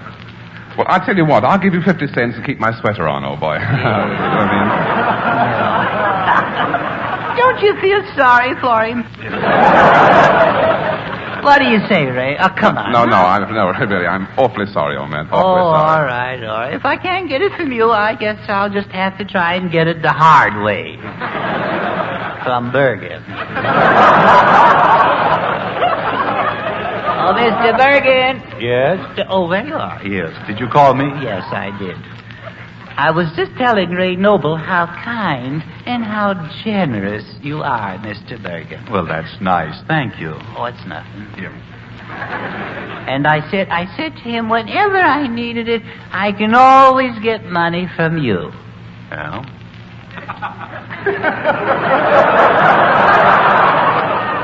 Well, nearly always. Yeah? Hardly ever. Yeah. No money, young man, not a penny. But it's not for me, Bergen. I'm thinking of folks less fortunate than we. Particularly one poor shut-in. It's a very serious case. Serious? Oh, it's very serious. Are his days numbered? You might say they are, yeah. 30 of them at least. Well, he must be very ill. Oh, he is.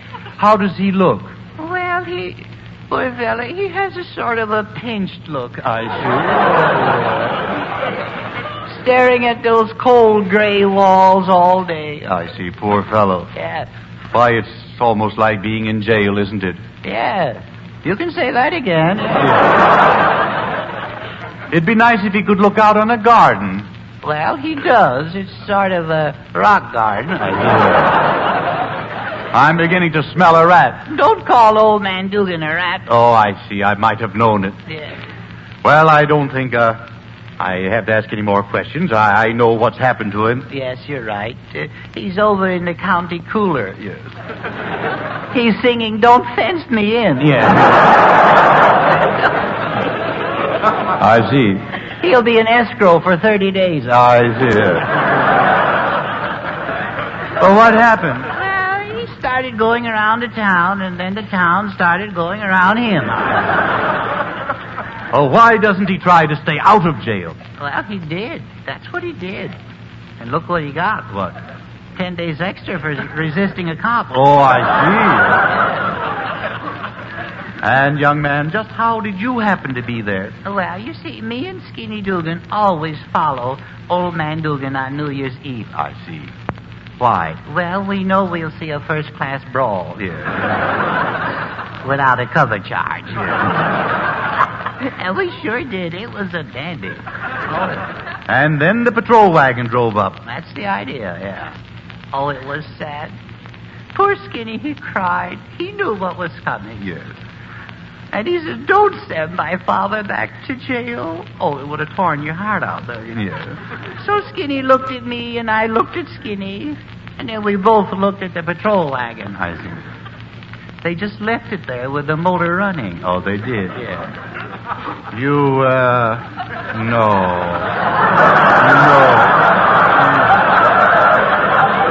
Don't tell me. It was the only decent thing to do. No. You mean? We drove it away, yeah. You drove it away. You stole a patrol wagon. Yeah, pretty good, wasn't it? No. That's terrible. Well, we felt conspicuous riding in that black Mariah. Well, you should have.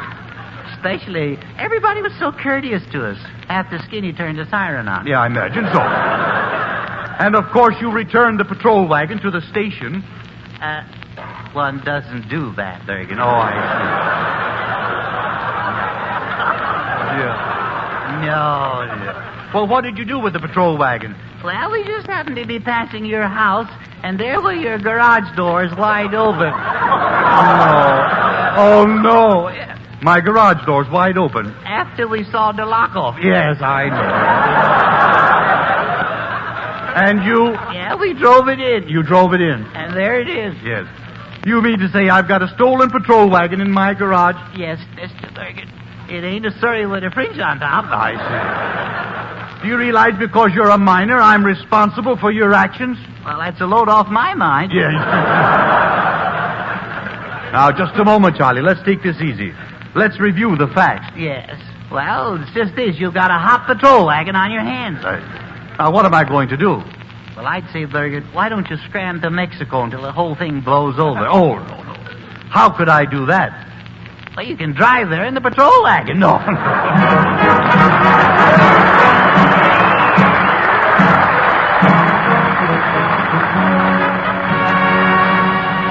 Ray Noble, give us the unusual treat of a sleigh ride in July.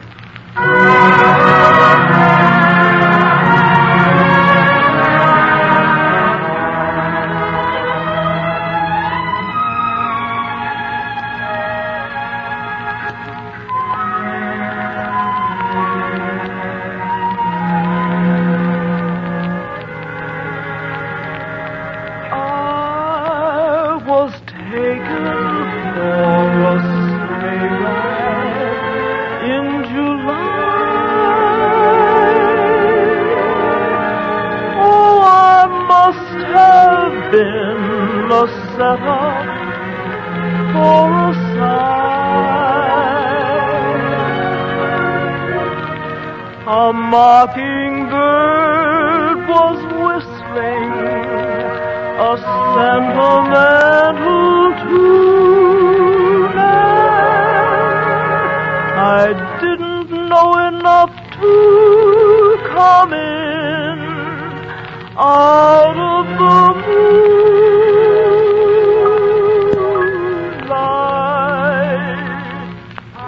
So the big romance was only make-believe.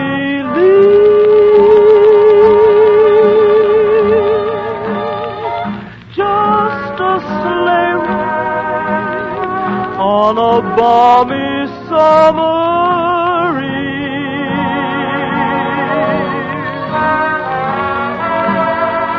My dreams were safe all winter, and then to think that I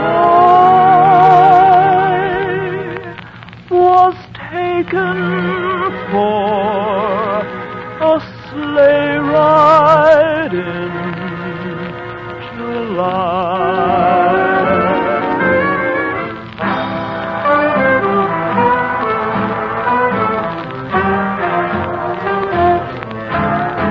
So the big romance was only make-believe.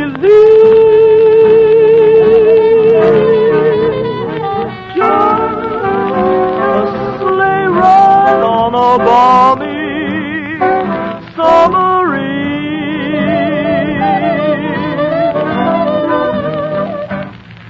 My dreams were safe all winter, and then to think that I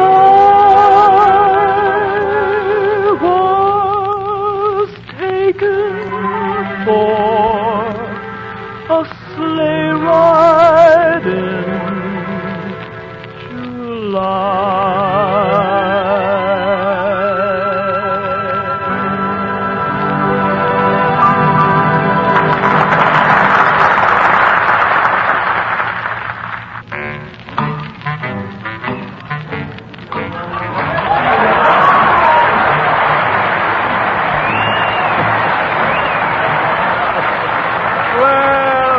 Mortimer's nerves.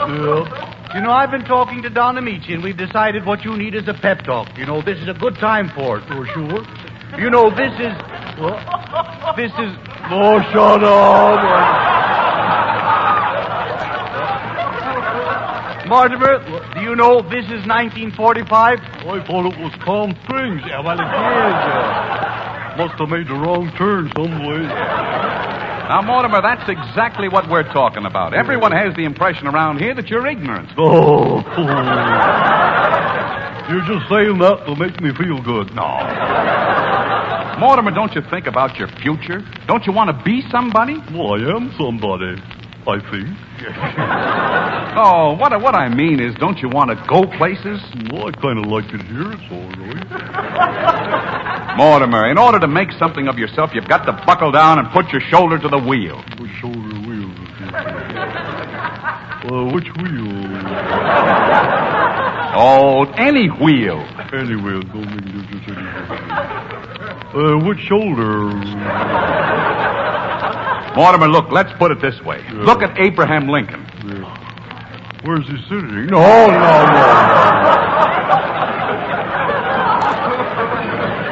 You know, as a boy, he used to split rails. Well, so what? I used to break windows. What Don is trying to point out is that even with such a humble start, this boy became president. That's exactly right. Yeah. And then there was another boy who lived in Philadelphia who discovered electricity. Yeah? Can you tell me what his name was? Well, it was Mr.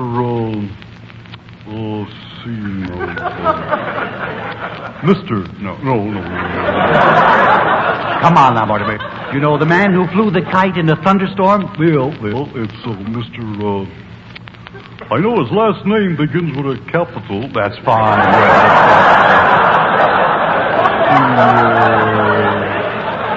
Concentrate. Yeah, that's... No. It's a shorter name than that. Shorter name. A little bit thicker. A little bit thicker, yes, I think. Well, his name was Benjamin Franklin. That's right, yeah. And I think it was nice of Mr. Amici to take this interest in you, and you should thank him. Well, thank you, Mr. Amici. Well, that's all right. I'll see you again sometime. Sure. And then some other time I can see you. If we change off like that, we won't get so sick of each other's company. That does it. That's all. Mortimer, how can you be so stupid? Well, I guess it's just sheer determination.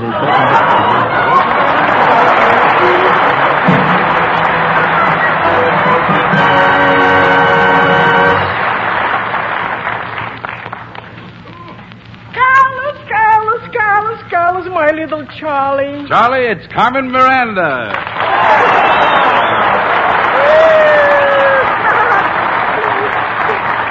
It does me so much good to see you again, Carmen. Oh, thank you, Charlie, thank you. You know my colleague and associate here? Of course, he's Dina Peachy. No, not Dina Peachy, it's Gunanucci. No, it's Mina Ducci. Yeah. Look, just call me Kid, will you?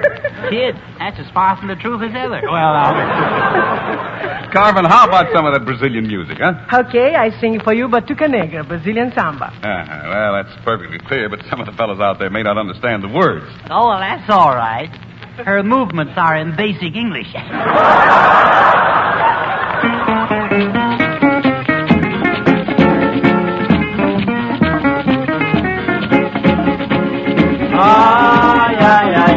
Oi, batuca, batuca, batuca negra. Oi, batuca, batuca, batuca negra. Batuca negra, batuca negra, batuca negra. Olha esse molejo de quadrinhos. Machuca nega, machuca nega, machuca nega. Sei que disse do bem pra chuchu, uma cadência de cachambu. Bate o pandeiro, mira e sorri. Batuca nega, ai, machuca nega, ai, ai, ai, ai, ai, ai. Lá do teu canto fica só me manchando e vendo como tem, vendo como tem. E essas chuvas de meu corpo molhado são como um pecado, são como um pecado. Quando o samba até penso que a vida é boa, que boa vida samba na gamboa. Quando o samba até penso que a vida é boa, que boa vida samba na gamboa. Batuca nego, batuca nego, batuca nego. Olha esse molejo de quadrinhos. Machuca nego, machuca nego, machuca nego. Sei que disse do bem pra chuchu, uma cadência de cachambu. Bate o pandeiro, mira e sorri. Batuca nego, ai, machuca nego, ai, ai, ai, ai, ai, ai. Oi, batuca, batuca, batuca nego. Oi, batuca, tuca, tuca, tuca, tuca nego. Taraca, tchunga, tchuca, tchunga, tchuca, tchungara.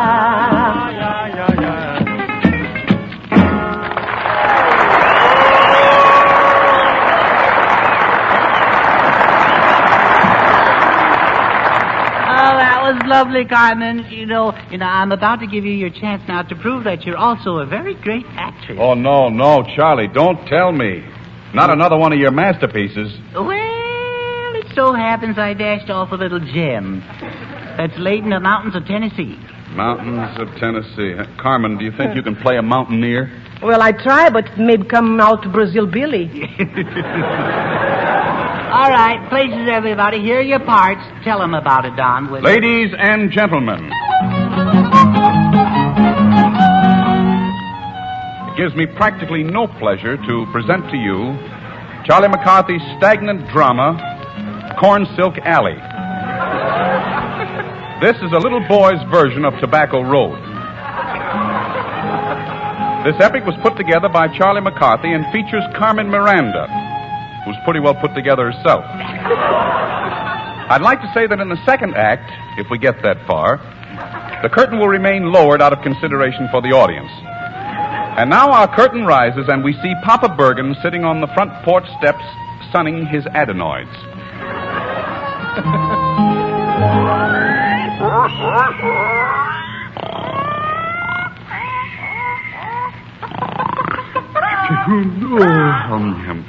What time be it, daughter? I don't know, Pep. It's about 8:30 April. Well, if I doze off again, will you call me early in June or sometime? Papi, you are always a setting. Yeah, aren't you afraid you'll wear out the seat of your pants a setting? Well, I already did. That's why I'm a setting. You funny man, you. Yeah. Miranda, I just don't know how you can look so sweet and have a pappy that's so ugly. You say the nicest things. Do you love me? I tell you, Miranda, I'm smote. I'm smote with you like I never was smacked before. You all really care for me, Jans? I sure do, Jans. Oh, pretty too. Why don't you give me a kiss, then? Well, if you don't mind waiting with the kiss until I whistle for my dog. What for? Well, I can use the same pucker for both of you. Well, I bought some newfangled thing today called soap. Soap? Yes, soap. I'm going to wash my face. Yeah. Don't do that, Miranda, honey. I don't like that unnatural kind of beauty. Oh, thank you. You are just the nicest fellow I ever know. Oh, Miranda, poochie me, will you? You know, every time you do that, it gets my blood a-thrashing around in my veins, you know. Look, Lem, there is a strange coming up to the road. Yeah? Howdy. Howdy. How do you be, stranger? I'm the revenue, and I come up here special for to speak to you, and all that sort of hillbilly rot, you know.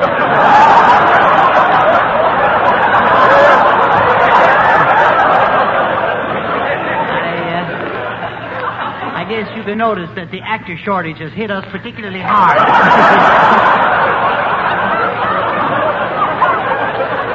Well, let me tell you, Revenuer, that in these parts, the last fella around here died with a bullet in his head. Well, I'm not surprised. That kind of thing's apt to be fatal, you know. Of course, I carry a revolver, you know, and not to boast, I have a rather nasty reputation as two-gun Algernon the third. What kind of a gun is it, a 45? No, it's a late 44, practically as good as new. Does it shoot straight? Well, I really couldn't say. I've never depressed the trigger, actually. But I'm told it accommodates several projectiles. Yes. Hello there. Pardon this intrusion, but I'm Happy Dan, the traveling man. You better start traveling if you want to stay happy. Now, don't get me wrong, brother. Don't get me wrong. I'm here to interest you in something that no home should be without. You are a funny-looking fellow. You ain't got no toes. Well, you can't see my toes because I'm wearing shoes. Well, that's the darndest contraption I ever saw. So that's what they call them, shoes. What's the matter? Are you ashamed of your feet? Why, certainly not. I've got 12 toes, the same as anybody else. As I was saying, I represent the wishy-washy bathtub manufactured by Dunk 'em, Scrub 'em, and Rinse. You fill them with water, and then you get in them. You mean people get wet all over intentional? That's exactly what I mean. Well, Freckle, my fit. What will they think of next? Say, you're an attractive little mountain blossom. You're so intriguing, exotic, and bewitching. Get the gun. He called me names. Well, Mr. Traveling Man, you've gone just about as far as you can go. Oh, no. I'm going to Natchez and Mobile. Oh, yeah? Trips off. Next time. Now I'm going to shoot you, Mr. Revenuer. You will over my dead body. I shouldn't have said that. I hate to do this, Mirandy, but we got to end this place some way. You would shoot a woman, would you? Oh, I guess you would. Ladies and gentlemen, due to the shortage of actors, we are forced to conclude our play.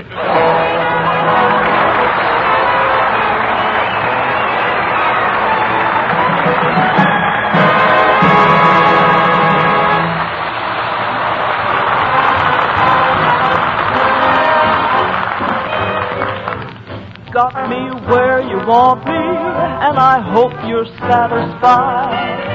You've got me where you want me, and you hardly even tried. A single look was all I took, and story-eyed I watched my poor old heart go on that roller coaster ride. I say I won't grow tender, but I know darn well I will. My hopes are pretty slender, and my chances almost nil. Why should I try to alibi when anyone can see? You've got me where you want me, and it's where I want to be. And I hope you're satisfied. And you hardly even try. A single look was all I took, and story-eyed I watched my poor old heart go on that roller coaster ride. I say I won't grow tender, but I know darn well I will. My hopes are pretty slender, and my chances almost nil. Why should I try to alibi when anyone can see? You got me where you want me, and it's where I want to be.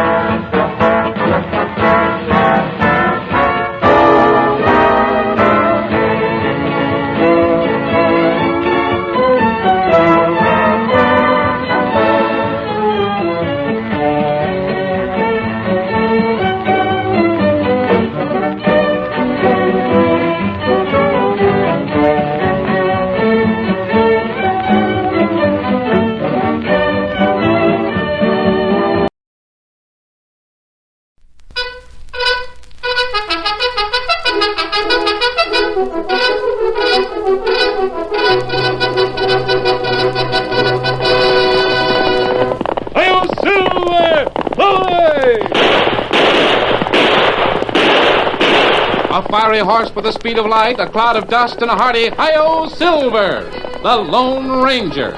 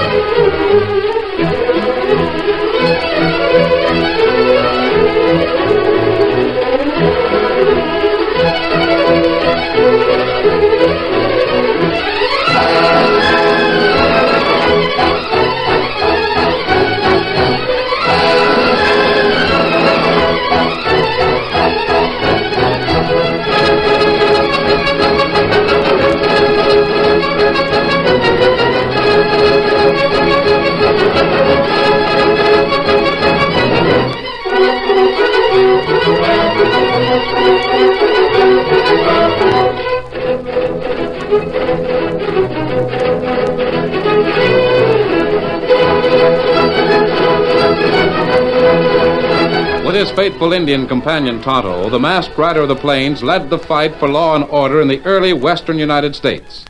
The stories of his strength and courage, his daring and resourcefulness have come down to us through the generations, and nowhere in the pages of history can one find a greater champion of justice. Return with us now to those thrilling days of yesteryear. From out of the past come the thundering hoofbeats of the great horse Silver. The Lone Ranger rides again. Come on, Silver! We're heading for Mustang Mag's! Hail, Silver! Away!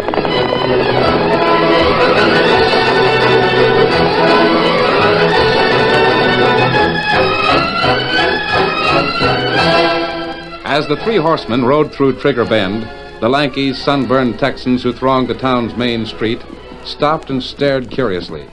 They saw a tall man who wore a black mask and silver-mounted 6 guns sitting easily astride a powerful white stallion. His companions were an Indian and a boy. Soon the three riders reached the outskirts of the town and headed for Grant Pass. They were the Lone Ranger, Tonto, and Dan, the masked man's 14-year-old nephew. Oh, Silver, hold on. Oh, Scout. Oh, fella. Dan, you remember me telling you about Mustang Mag? She lives in that house near the creek. She called ranch Lazy J. Oh, yeah, I see it. Tonto and I have a surprise waiting for you there. A surprise? Gosh, what is it? Tell me now. You'll find out plenty soon. Well, come on, let's ride. Get up there, boy. Dan in big hurry now. Get him up, Scout. Come on, Silver.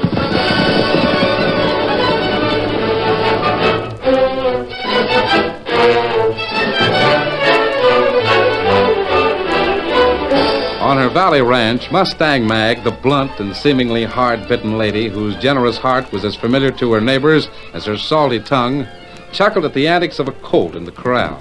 High-spirited and unbroken, he was a handsome stripling with alert, intelligent eyes, sturdy legs, and a striking coat of all white. Beginning to feel his oats.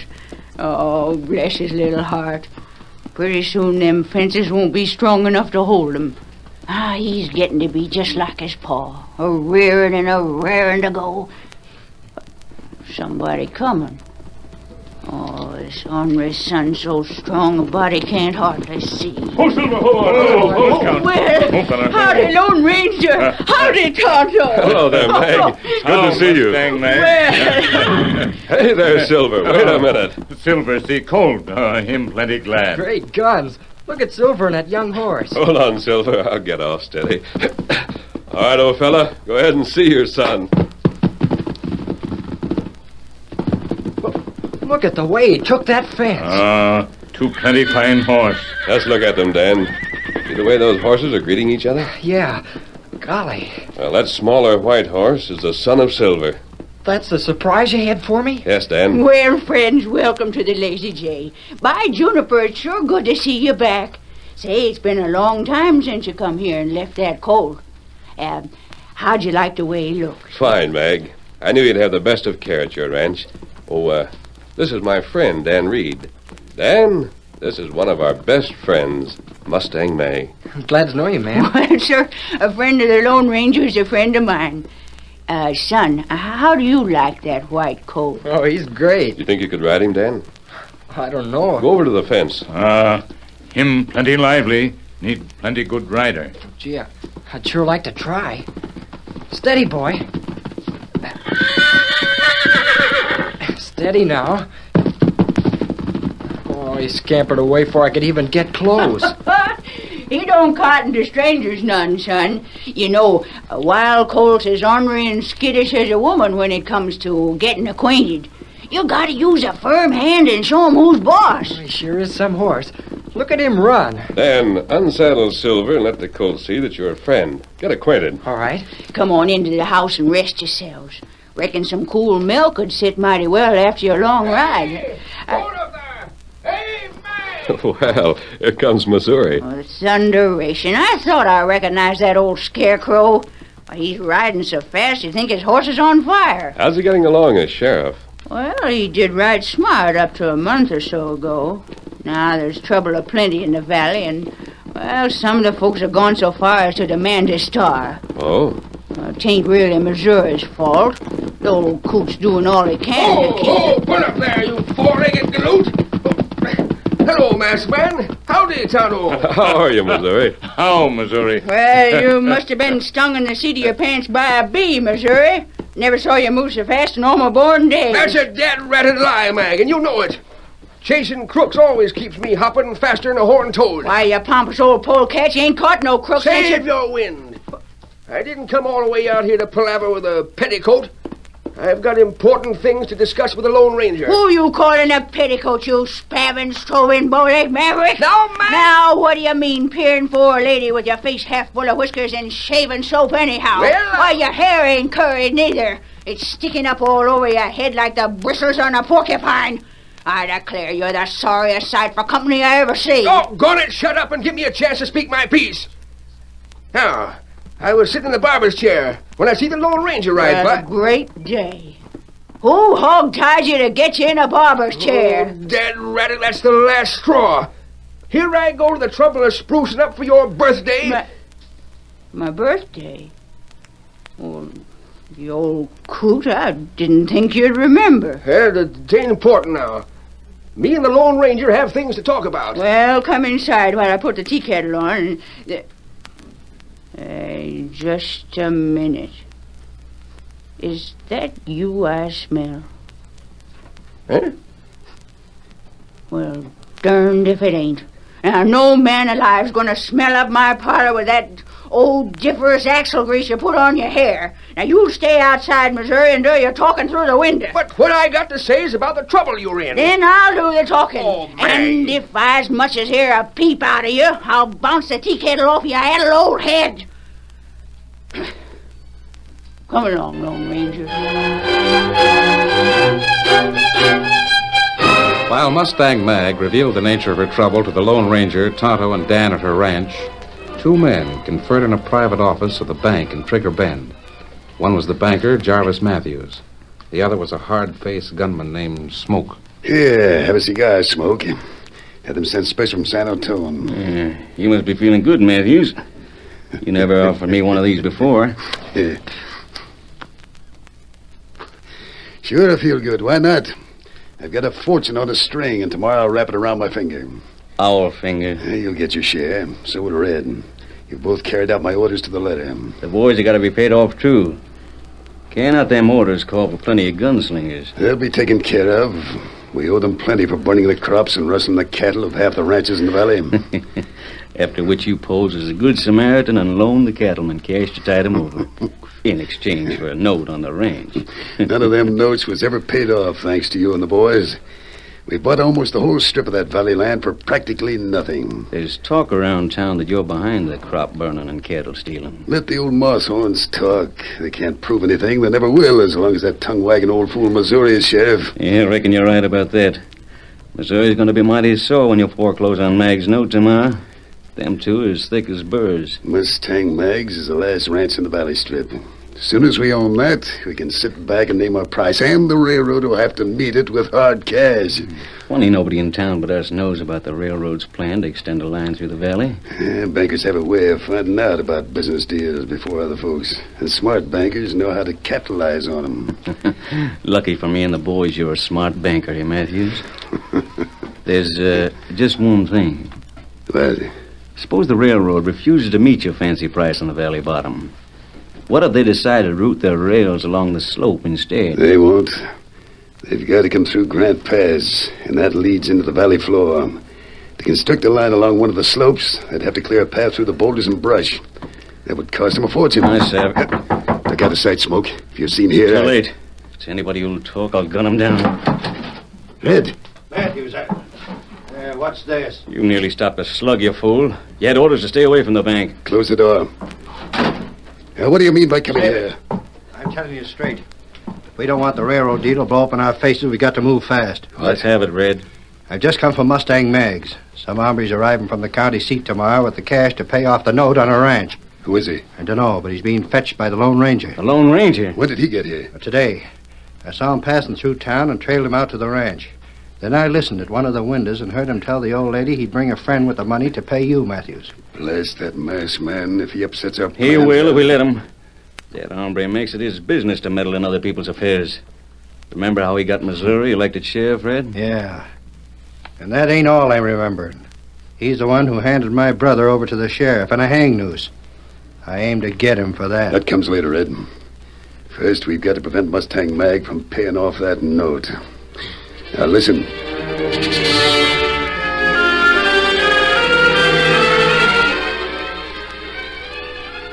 While the schemers made their lawless plans, the Lone Ranger talked soft and convincingly in the office of a man named Carter in a town nearby. You've got to help, Carter. I don't know of any other way. I don't know. It's a mighty big risk. The banker here would help you. Well, if your scheme goes wrong, we'll never be able to pay back. Carter. I know. I suppose I should know enough to trust you. I'll see what can be done.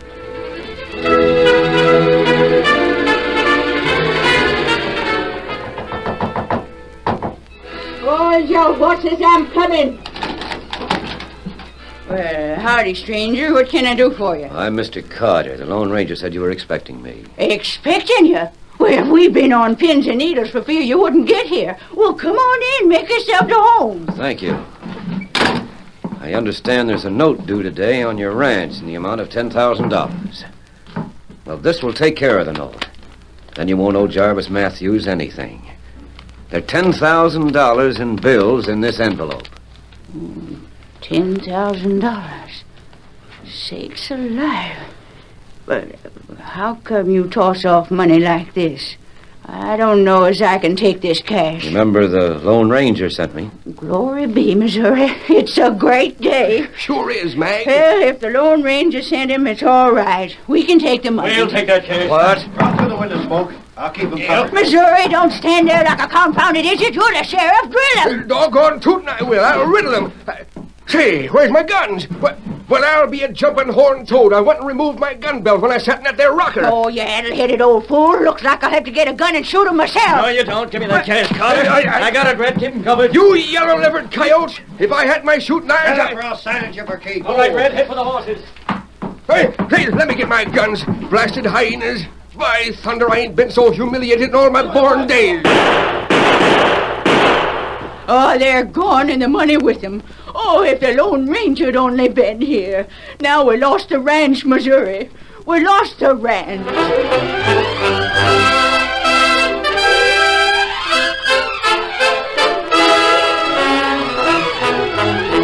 The curtain falls on the first act of tonight's Lone Ranger story. Before the next exciting scenes, please permit us to pause for just a few moments.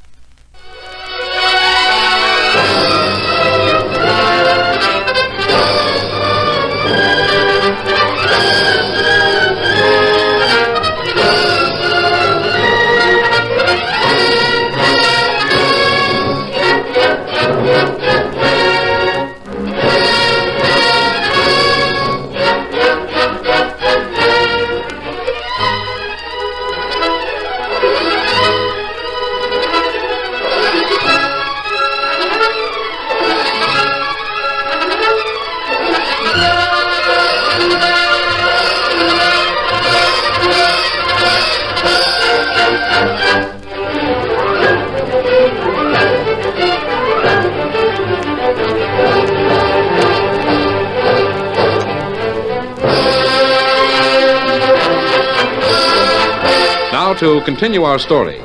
Racing their horses toward town, the outlaws reined in before the bank and made their way through a back entrance to Jarvis Matthews' office. Concealed by a clump of trees, the Lone Ranger and Tonto waited until the gunman entered the building, then crept stealthily toward an open window. Careful, Tonto. We'll soon know if our plan was successful. We listen. Hear outlaws tell a story, then we know. If you hadn't detected Red eavesdropping at the ranch, we might not have had a chance to save it, Kimosabe. Hear wind. Now we listen. Back sooner than I expected, Smoke. Did you get the cash? Yeah, 10,000 in folding money. What is it? We were wondering what you aim to do with it, Matthews. Being as we lifted the cash, we hanker for a three-way split. It'll be split when the time comes, Red. You'll both get a fair share. Now, let's see the cash. Yeah. Brand new, huh? Reckon you won't have any trouble recognizing this currency when the time comes for the divvy. Say, that's so. Never thought of that, huh, Smoke? No, looks like Carter did us a favor in more ways than one. I'll put it in the vault for safekeeping. Yeah. It's all that stood between us and a fortune in railroad cash, boys. Mustang Mag will never raise another 10,000 to pay off the note before 6 o'clock today. That's when it's due, huh? Yep. And I'm foreclosing promptly on time. Looks like it's all over, but they're shouting. There'll be plenty of that, too, Red. When the railroad company finds we've bought up the whole bottom land, they'll shout themselves blue in the face trying to beat our price down. I've been a party to plenty of holdups, Matthews. Nary one as slick as this. Hang on, boys. We're on the bandwagon, and it's just beginning to roll.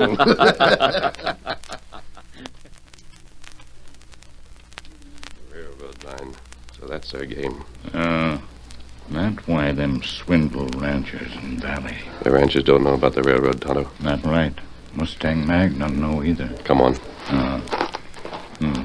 What we do now? We ride to the ranch, Kimosabe. We've only a few hours before Matthews forecloses. Then Mustang Mag lose ranch. We can't let that happen. Here, Silver. Come, Scout. Steady, big fella. We ride fast. Get him up, Scout. Come on, Silver.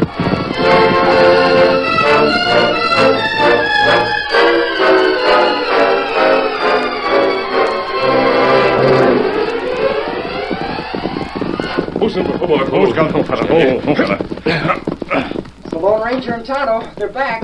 Thank goodness. I was beginning to think they'd never get here. I got bad news for you, Pod. Nothing but trouble from the minute you left. Outlaws! Got away with the whole plumb 10,000 cash your friend here, Mr. Carter, was loaning Mag. Wore handkerchiefs to hide their faces, the polecats. But I can smell their breed a mile away. And when shut your mouth, Missouri. You're a disgrace to that star you wear. Huh? Standing by like a weak-kneed calf while them two coyotes rustle the cash. By thunder, I always expected you wasn't more'n half a man. Now I'm convinced I overrated you. Now, wait a minute, Mag. You know doggone well I wasn't wearing my guns when them two outlaws... Well, why wasn't you wearing them? If you thought more about doing your duty and less about resting that ugly old carcass of yours, we might get some law and order around here. Thunderation!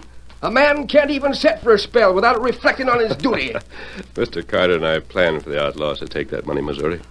What's that? You mean that their holdup was arranged? Yes.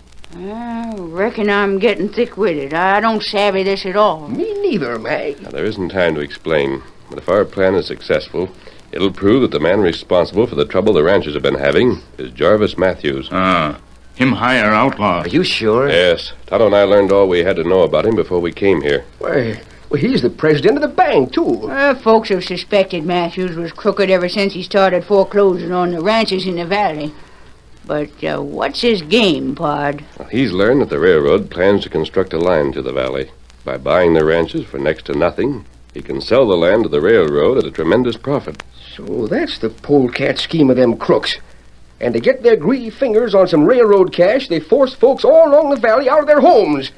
By ginger, I'll clap the whole kit and caboodle up in the hoosegow. Oh, Missouri, you're a loud-talking old fool. You can't arrest Matthews or any of them coyotes without proof. And if you don't get that same 4 6 o'clock, I won't even have a roof over my head. There's a way we can get that proof. If we work together. Well, sakes alive, what are we waiting for? You can count on me, Pod. Me too. All right. Listen carefully.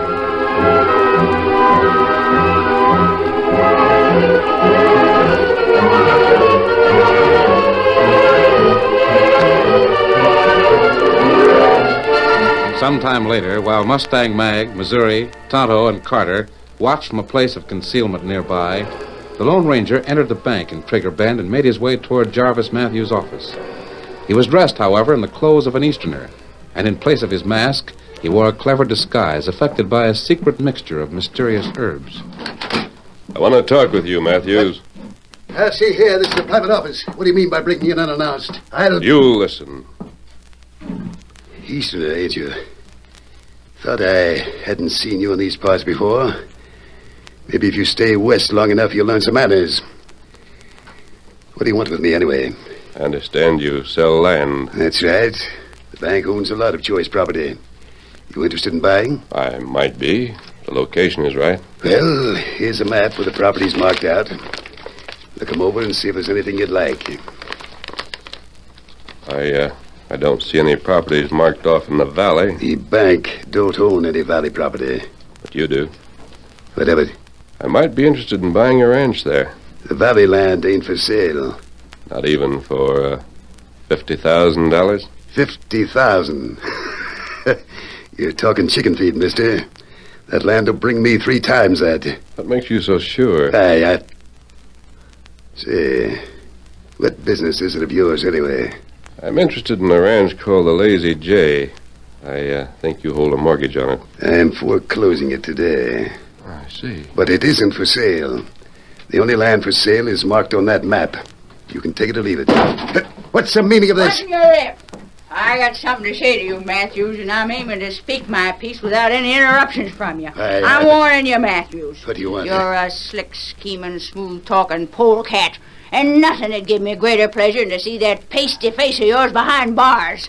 Why, you grabbed up most all the bottom land in the valley, one way or another, and now you're figuring to take over the Lazy J, huh? Sending your gunman to steal the $10,000 I borrowed to pay off your note was just a kind of an ornery, low-down trick I should have expected from a yellow-livered hyena like you. You can't prove that I set them. I ain't saying whether I can or can't. I'm just telling you, you'll never own the Lazy J. We'll see about that at 6 o'clock. You've got less than an hour to pay off that note, Mag. $10,000. Can you get the cash? What makes you think I can't? Tongue-wagging old woman. To listen to her, you'd think I... Lazy J, huh? What's that? Mustang Mag's ranch is the only piece of valley property you don't own, Matthews. What are you getting at? She seems inclined to sell it. You don't mean you'll buy it? Why not? It's a bad investment. The soil is bedded with rocks. It's no good for either crops or grazing. I'm not interested in the soil, Matthews. Time is getting short. Perhaps I better talk with the owner of the ranch. No, wait. $10,000 isn't much to pay for land the railroad needs. You know? Yes. You'd lose out altogether if you wanted to sell your valley land to the railroad, and I refuse to sell the Lazy J. Wouldn't you, Matthew? You don't need that ranch. I'll make it worth your while not to buy it. Oh, maybe we can do business. Money talks. I've got cash. Just a minute. Yeah, take a look at these. I'll take charge of those bills. You slipped up this time, Matthews. You make big mistake. What is this? I don't understand. You're under arrest, Matthews. Arrest? You've got nothing against me. You're wrong. This envelope with $10,000 was stolen from Mustang Mag this afternoon. The fact that you have it proves you're responsible. Those bills are mine. I don't know anything about the money stolen from Mustang Mag. These are the stolen bills, Matthews. I have positive proof. You're loco. They look just like any other bills. Every one of those bills are marked in green ink, and here are my initials. What? I borrowed them from the bank at the suggestion of the Lone Ranger. This fella, United States Marshal. You're the Marshal? Yes. I heard about your activities from the Lone Ranger here, and it was his plan to trap you. The Lone Ranger? Him wear disguise. Sakes alive, the Lone Ranger and Mr. Carter had you and me fooled, Missouri, just as bad as this stammering weasel Matthews. Well, speak for yourself, Mag. I had a sneaking suspicion them two were up to something like this all the time. Why, you spavined, stove-in, bow-legged maverick, you couldn't have been more in the dark if you'd lost your head and... Well, doggone if I don't think sometimes you have. Get ratted, Mag. Right now. Watch Matthews, Tonto. Matthews threatened me of What the... Smoke. It's Mustang Mag and the hombre we stole the cash from. He's a Marshal, Red. And the stranger over there, he's a Lone Ranger. You shut up. A Lone Ranger, huh? I've got a debt to settle with that hombre, and I'm settling it now. Drop that gun. Got it for you, mister. Oh! You asked for it. Drill him, Smoke. Get him, Tonto. Get him. Oh, I'll take charge of these hombres. From now on, they'll be seeing the town from behind bars. And as soon as they're jailed, Sheriff, we'll take steps to return the valley ranches to the rightful owners. Make sure them coyotes don't steal your star on the way to the Hooska Observatory.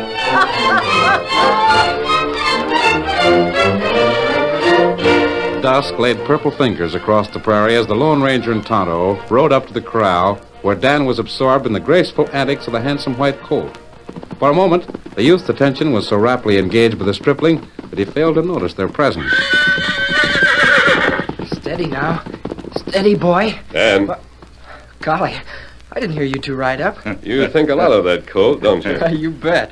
Gosh, I've been spending all my time here at the corral trying to get better acquainted. That's what Mustang Mag say. He's more friendly than he was. Golly, I wish he was mine. He is yours, Dan, when you learn to ride him. Silver's son. Golly, it needs to be mine. Did you hear that, Silver? All right, big fella. Come on, Tonto, we've work to do. Come on, Silver. Get him up, Scout. Someday, Pard, you and I'll be riding with him. Hi-yo, Silver! Away!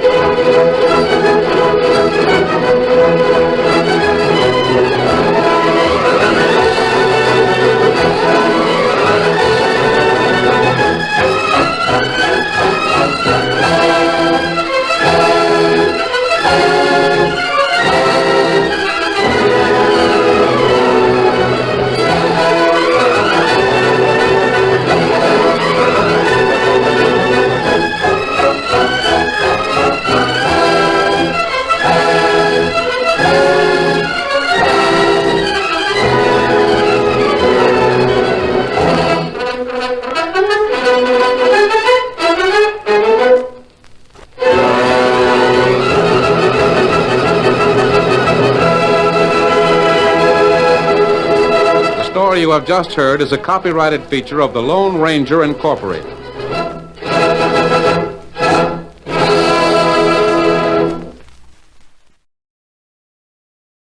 Things for better living through chemistry.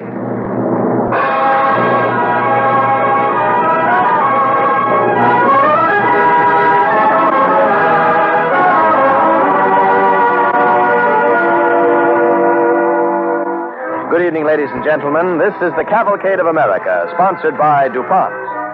Tonight, in celebration of George Washington's birthday, we present a comedy melodrama, The Plot to Kidnap General Washington. Edmund Gwenn is our star, and our play, based on material supplied by Carl Carmer, was written by Joseph and Janet Ruskall. DuPont presents The Cavalcade of America with Edmund Gwenn as Hercules Mulligan in The Plot to Kidnap General Washington.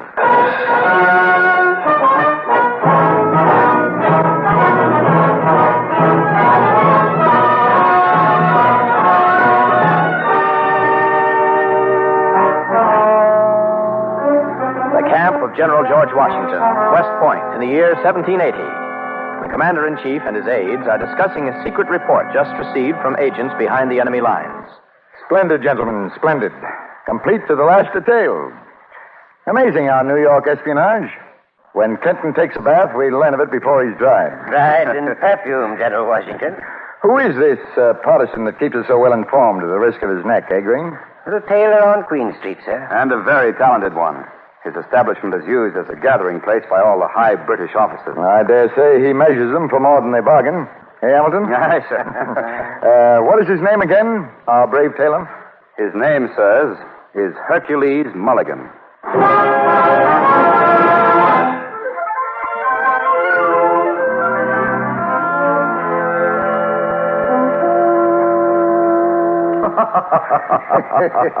Hercules Mulligan, I say, what an extraordinary tag. And look at him, all 5 foot of him. Go ahead with the fitting, Mulligan. Don't mind the Major. Well, not a bit of it, Colonel Stewart. But if he don't mind, there's 5 1.5 of me. Will you slip into the coat now, Colonel, please? Please? That's it, sir. Easy does it. That's it, sir. Taylor, you're the best confounded craftsman in the colonies.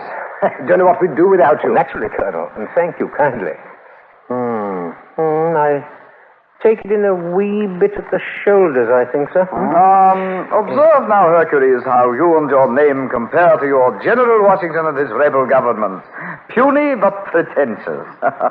A Whig? Whig? Me? No, Taylor? Well, thread my needle, sir. I'm a non-political, non-violent nobody. A happy vegetable, you might say. My wife helps me out in back there, and my Negro, Cato. Life is short, my neck is brittle. I prefer to die in bed. And thank you very kindly, sir. Bravo! Well, Colonel, one more fitting tomorrow, and you'll be the pride of the Light Dragoons. What? One more fitting? Yes, please, sir. But, Mulligan, I told you I must have it for today. Hang it all, man. I won't be here tomorrow. I'm going away. Your regiment is moving, then? Spontaneous, so to speak? Yes, man, spontaneous. Oh. Now, will you send me the coat early this evening? My goodness, rush. I'll try, sir, I'll try. Oh, hold still, sir, please. Just while I mark these alterations, sir. All right. Yes, thank you. Just, there. Thank you, sir, thank you. My Ginger, what about my other appointments? General Clinton himself, scheduled for a fitting next Thursday. Shall I see him? Not unless you're planning a trip up to Delaware. I'd say it's an excellent fit, Stuart. By the way, did you hear about the newest leak to Washington's headquarters, Fleming? Indeed I did. All the earmarks of an inside espionage job, if you ask me. Spy with top connections, that's certain. He'll hang for it yet. No telling who the rascal could be, though. No telling, he might be almost anybody. Why, it might even be our little friend Mulligan here, eh? Really, sir. You will have your little joke, sir. Wife. Cato, come out here. Yes, husband? Yes, master? Peace is fit. Cato, you'll be taking a trip up the river again tonight. Very good, master. Molly, prepare a dispatch. No, Hercules. I heard everything from the workroom. They suspect you, husband. I feel it. Nonsense, was in jest. Only half in jest. I'm afraid for you, Hercules. Here's quill and paper. Now, write, wife. Write what I say. Hercules, My spelling's an abomination. Write 3,000 men on board transports lying off Staten Island. Destination, Delaware. Here, take it, Cato. No, I won't let you send him. What? Hercules, if you're caught now, you'll hang.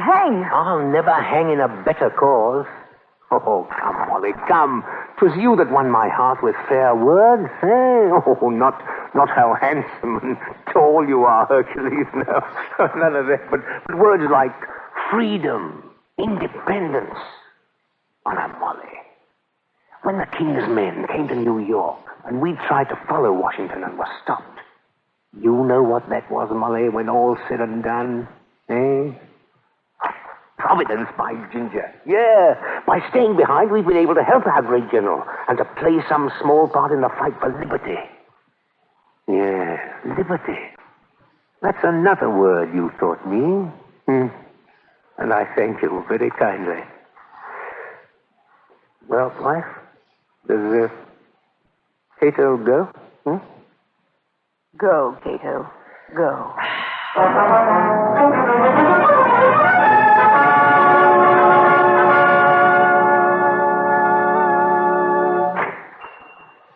Why, good morning, Mrs. Dawson. What can I do for you? 5 yards of grey flannel, please. 5 of grey flannel. Certainly. Why, you haven't been here in a blue moon. Molly! Yes? Why, it's Mrs. Dawson. Leave your stitching. How's Jonathan? I didn't come here to chat. Why, Kitty, it's you. About time, too, eh, Molly? Well, I should say, what kept you away at House Jonathan? Let me have my flannel, please, and be on my way. Why, Kitty. Molly Mulligan, I didn't come here to socialize. Or to bring my trade. If every other shop wasn't out of flannel. What's wrong? What's wrong, he asks. As though he doesn't know. As though the shop hasn't become infested with Tories and redcoats. Oh, no. Mrs. Dawson, surely. Perhaps it doesn't let me go along. What's wrong, indeed? Why, it's become a perfect scandal the way you've been cold-shouldering your old friend. Cavorting with king lovers. Kitty, you don't understand, really. Here you you are, Mrs. Dawson. How much?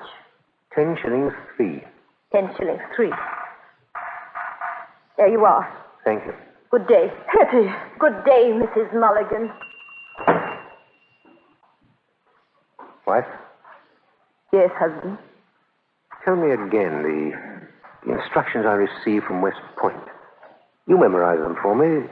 You know, that part that went, Always remember, you are a confidential agent of the Republic. Yeah?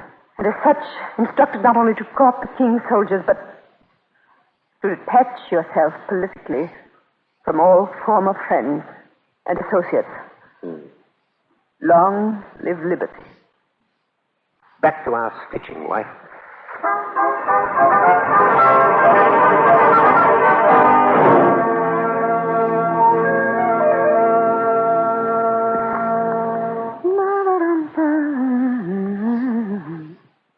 Hercules.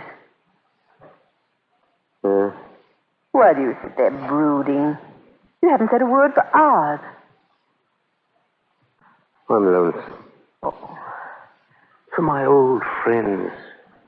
For Eben Winters and Tom Andrews and wife sitting here at home night after night.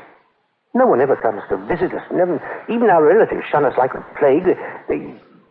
I'm treated like an outcast. That's part of the price we have to pay. Yes, but I'm human, dear, after all. I can't stand it. I can't. I fetch me my coat. Where are you off to? The Hound and Horn. The Hound and Horn? Yeah. But Hercules, that's where the Whigs gather. My coat, Molly. You mustn't. No politics. Some friendly ale. Nothing more. No, they might harm you there, Hercules. Why? They're my old cronies. I know, dear, but... Oh, we'll drink together. They must trust me. They must. They must. Cato. Yes, mistress? Cato, follow your master to the Hound and Horn. Please, see that no harm comes to him.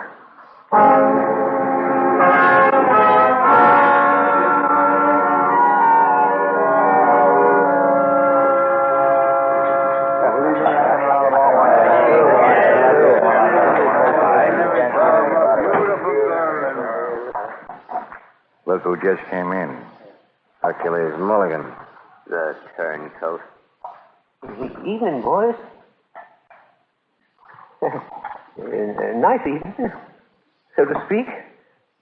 I should say so. What'll it be, Mr. Mulligan? Make mine ale, Devil. By ginger, Eben Winters. I didn't see you. How are you, friend, eh? Tom Andrews, my old comrade. Won't you join me? Huh? You neither. Come to spy on us, Mulligan? No. Major Andre just got his, Mulligan. And Benedict Arnold will be next. You'll hang and so will you, Mulligan, when our day comes. It's not true what you think Oh, throw him out. What? No, wait. Step my room. I'm with you. Out with you. Come on. With you. Master? Master?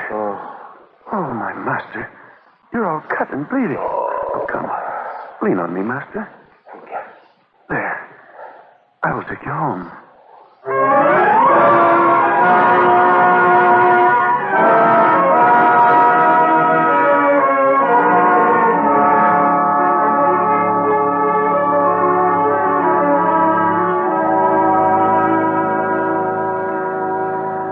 I knew it. Oh, I knew it. I told you not to go, my dear. No, Hercules. Don't talk. Would I?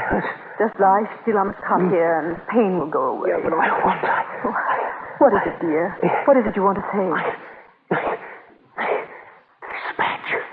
dispatch is all ready to go to General Washington. I have it right here. Cato leaves in an hour. A postscript. Yes. Right, wife. Right. Right, what you say. It. Right.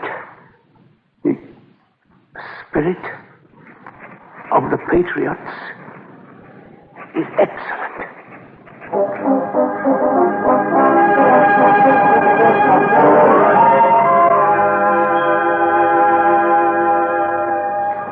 You are listening to Edmund Gwenn as Hercules Mulligan in The Plot to Kidnap General Washington on the Cavalcade of America, sponsored by DuPont. Mulligan, the little New York tailor who has been furnishing General Washington with military information, has just been thrown out of a tavern by his former friends as a traitor suspect. And as our play continues, we are back at the headquarters of General Washington. General Washington. Yes, Colonel Hamilton. The dispatch, sir, was just brought by Cato, the Negro servant of Hercules Mulligan. Oh, yes. Our little New York tailor. Let me have it. Yes, sir. This is good, Hamilton. Very good indeed. What is it, sir? Mulligan has sent us valuable information about Clinton's plans. This settles it, Hamilton. This settles it.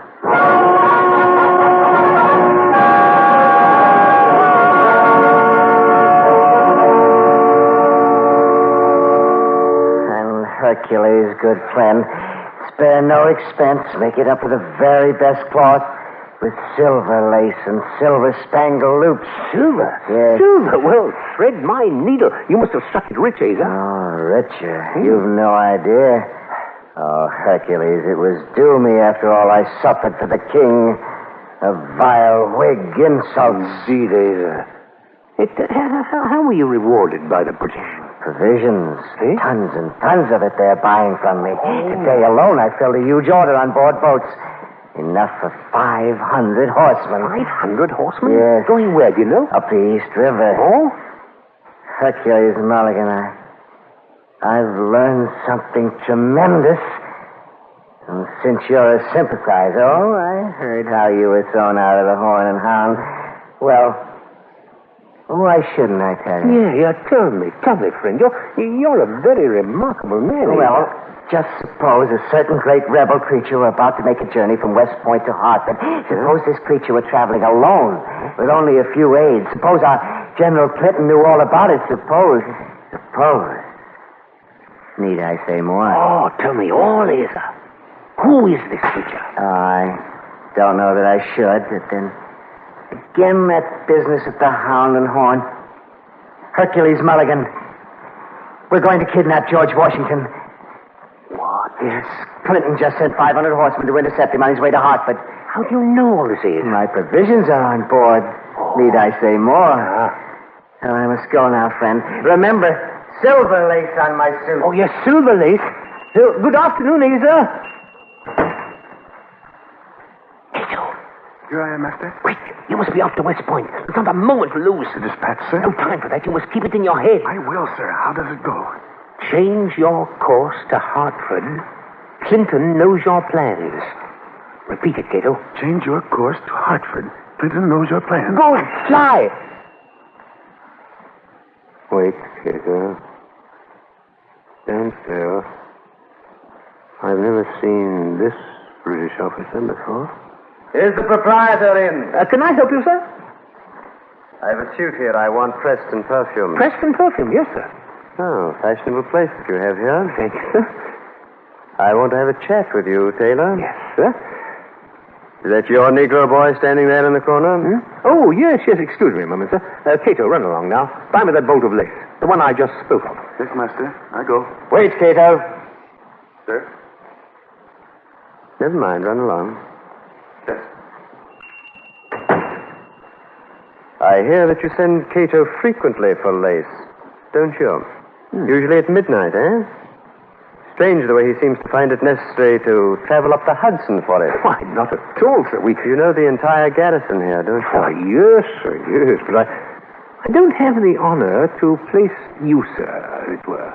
But I have heard of you, Hercules Mulligan. You heard of me? More than you know. In 75, were you not chosen one of the rebel committee of correspondence? Me, sir? In 76, were you not among the band of misguided patriots who destroyed the leaden statue of King George? Come, Taylor, confess. No use your denying I know all about you. So you do, by Ginger. But believe me, sir, they were the fires of youth. I'm a subdued man now, non-political. Really? Believe me, sir, believe me. I'll leave you at present your work. But you'll hear from me again, you may depend on it. Good day, Taylor. Good day, sir. Oh, sir. Yes? Who shall I send the suit to? Your name, sir, please. General Benedict Arnold, of His Majesty's Army.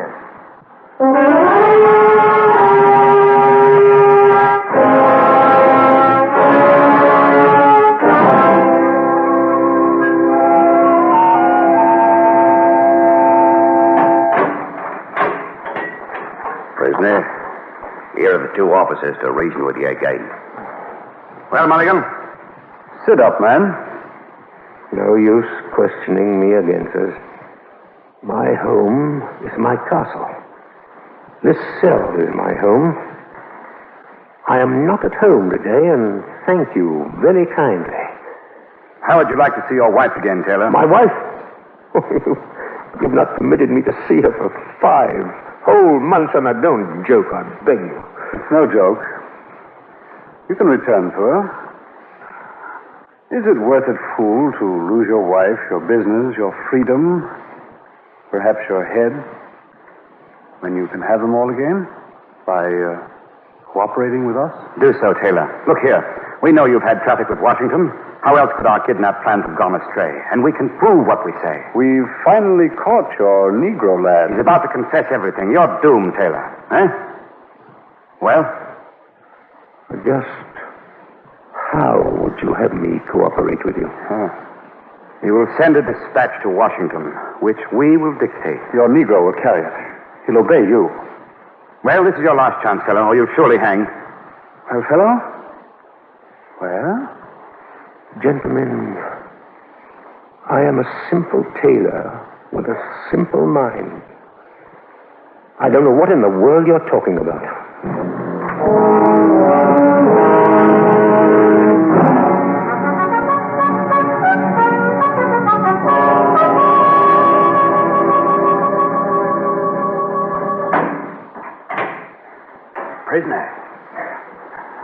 Prisoner.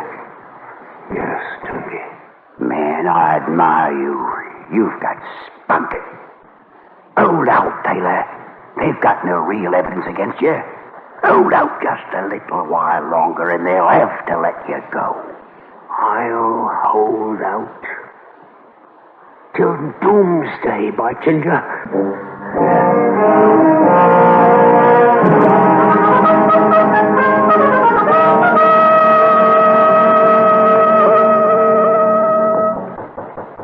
Yes? Who is there? Husband! Oh, husband, you're home. Molly. Oh, Hercules, my dear. It's been so long, so... My husband, your hair. Yes, Molly, my hair's turned white. Oh, no. Oh, there now. Oh, no. I went through a lot in prison, but they didn't learn a thing from me about Ginger, not a thing. No, nor from Cato, bless him, either. Here, come now, Molly, no tears. No, he wasn't so bad. They're really. Except for missing you all these 9 months, like... Molly, my dear wife. Oh, my poor darling. I've missed you so. But tell me, wife, why have you moved way out here to the end of town? I scoured the city looking for you. What happened? I've been through a lot too, Hercules, while you were away. After the British closed our shop, I tried to get along somehow. Needlework, even selling thread from door to door, but no one would trade with me. Neither Whigs nor Tories. Both sides mistrust us. My poor dear. How you must have suffered. Wife, I must talk to the Whigs again, and this time they must believe me. No, husband, we must flee from the city. No. The Whigs have threatened that if the British don't hang you, they will. Well, Washington should take New York any day now, and And then perhaps they'll learn truth. Oh, we paid a heavy price. Oh, I grant that, wife, I grant that. What I did was right. And had I to do it over again for my general and my country, I would do it gladly. Over and over and over again. And you, wife? I too, husband. Oh. Molly. Yes, my dear. I love you very much. Would you mind if I kissed you? Oh, husband.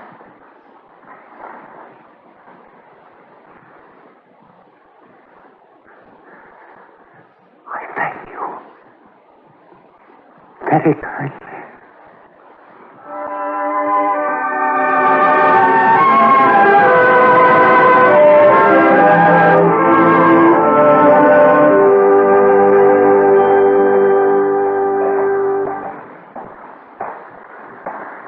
Here's the house, General Washington. Are they as destitute as this? I hear they are penniless and friendless because of his activities on behalf of our cause. Well, let us knock. Yes, gentlemen, what can I... Why? Molly! Molly! Come here, quick! Yes, husband. What is it? Why do you call me? Oh, no, it can't be. General Washington. I'm happy to meet you at last, Mr. Mulligan. And to thank you for what you did for our common cause. Well, thread my needle. I pinch myself. I'm really not dreaming. I'm the happiest man on earth. And didn't we give 'em Hail Columbia, sir? Yeah.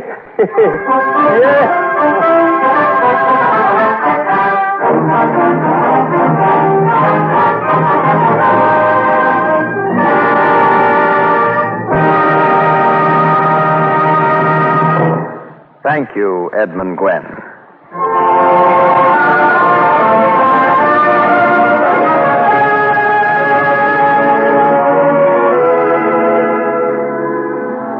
Before we tell you about next week's cavalcade and of the 2 stars who will appear on it, we have a story of how chemistry is helping to safeguard the pilots of our planes.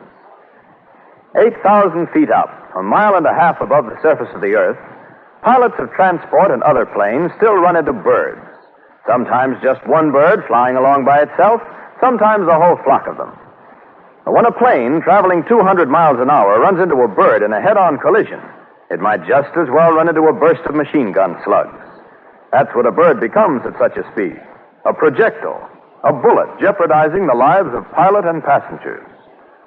In at least one case, a bird that flew into a windshield went through the whole plane, right through it, metal and all. If it had struck the pilot, it would have gone through him. If a small bird can do that, think of the damage that can be done by the heavier migratory birds, a wild goose or swan weighing 15 or 20 pounds. Pilots have always worried about birds, especially at night and during the dawn and dusk hours when visibility is poor. Today, after a year of research, a new laminated safety glass enclosure for transport planes has been developed. A windshield that will stop a 15-pound bird at speeds in excess of 200 miles an hour. The new windshield is an example of the way industry and governmental agencies are working together in wartime. Engineers from the Pittsburgh Plate Glass Company and the Libby Owens Ford Glass Company, from the Westinghouse Electric and Manufacturing Company, from DuPont and other chemical companies, worked with the Civil Aeronautics Authority to design and test it. The shatter-resisting windshield is the result of their combined know-how. The glass technicians worked for months making special kinds of glass, checking their results over and over again until they had just the right temper and thickness. The electrical company built an intricate compressed air cannon with an 8-inch bore and a 20-foot barrel. Test projectiles, simulating the actual birds in flight, were shot from this cannon at high speeds to crash into airplane windshield assemblies. DuPont experts studied the film of DuPont Butysite polyvinyl acetyl resin, only 15,000ths of an inch thick, used in safety glass automobile windshields. They worked on the resin and on the plasticizer that governs its resilience at various temperatures to develop a film many times as thick. The final product is a transport plane windshield like a three-decker sandwich. First comes a layer of highly tempered glass. Then there is an air space through which hot air is blown to defrost the glass in winter and at high altitudes under icing conditions. Then comes an inner sandwich, 2 panes of special glass. Laminated between these 2 inner layers is a sheet of tough butysite half an inch thick. The butysite extends beyond the edges of the glass to anchor the windshield to a reinforced metal frame. It took a year of hard work, but the results are worth it. Safety glass windshields to protect the pilots of America's transport planes. Here is another wartime use for one of the DuPont peacetime better things for better living through chemistry.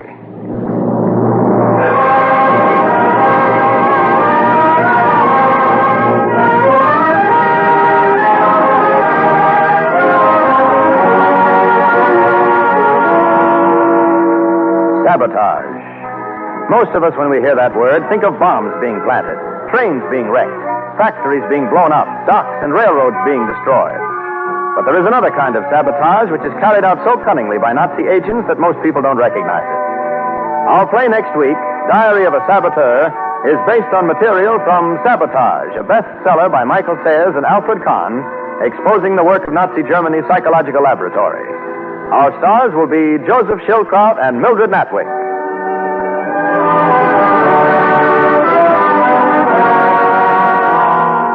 Be with us next week to hear Diary of a Saboteur, starring Joseph Schildkraut and Mildred Natwick, an expose of Germany's secret agents. Edmund Gwen appeared tonight through the courtesy of Metro-Goldwyn-Mayer and Catherine Cornell. The part of Molly, the wife in tonight's cavalcade, was played by Adelaide Klein. The orchestra and musical score were under the direction of Don Voorhees.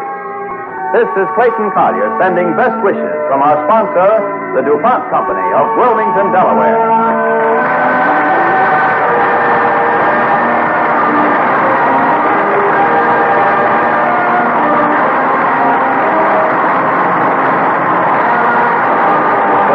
From New York, this is the National Broadcasting Company.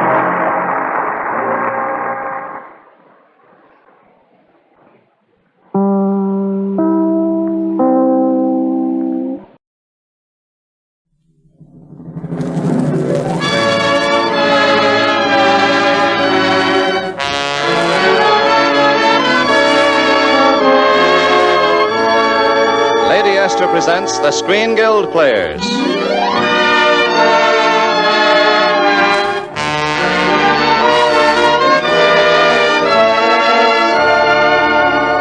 Screen Guild play tonight, Louisiana Purchase.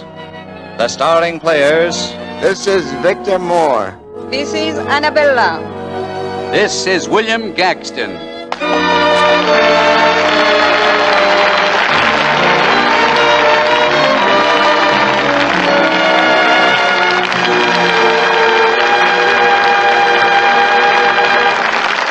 Tonight, Lady Esther presents the Screen Guild Players in their streamlined radio version of Paramount Pictures' Louisiana Purchase, starring Victor Moore as Senator Oliver P. Loganberry, Annabella as Marina von Minden, and William Gagston as Jim Taylor.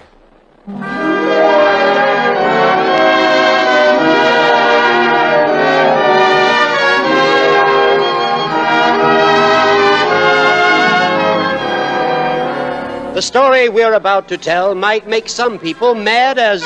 Well, we simply couldn't say it on the air. Unless it's clearly understood, our characters, both bad and good, are fictional, as is the whole affair. We hope that none of this is misconstrued. Our author is averse to being sued.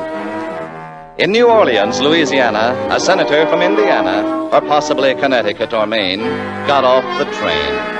Loganberry Oliver P. went down from Washington, D.C., and prison terms for crooks were on his brain. That's very plain.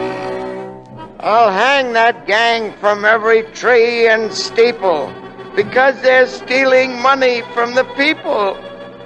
But Loganberry doesn't know the gang of crooks who got the dough have tricked Jim Taylor so he takes the rent. they set a trap.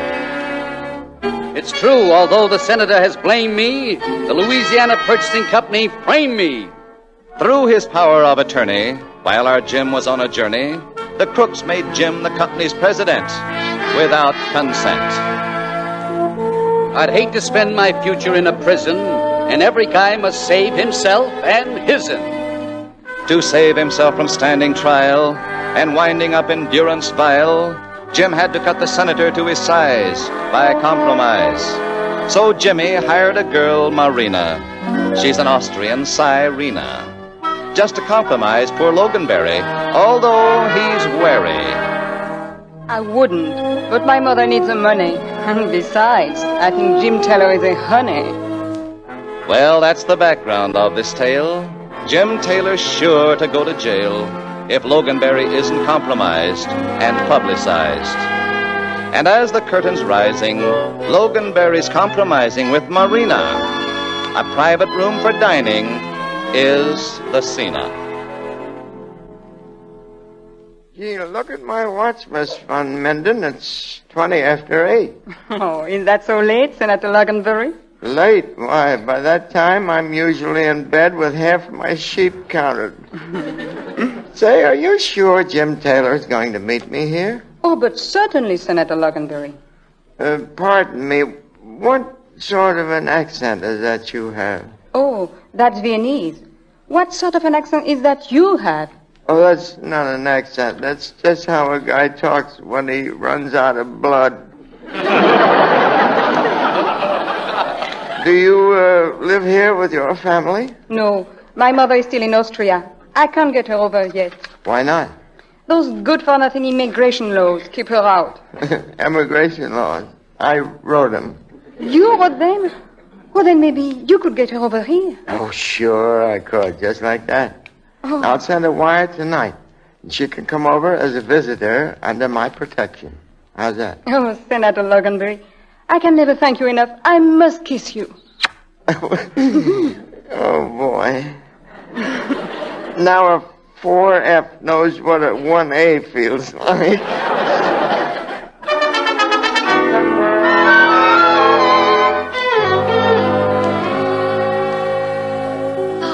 Everything is ready, Jimmy. Marina and Senator Loganberry are waiting for you in the special dining room. Is Marina making any progress with the senator, Madame Bordelais? Well, when I peeked in there a minute ago, she was kissing him. Who are these men with you, Jimmy? Oh, these fellas, they're some fellas who frame you. They're connected with the Louisiana Purchasing Company. Now listen, you guys understand everything? Why not? Simple enough.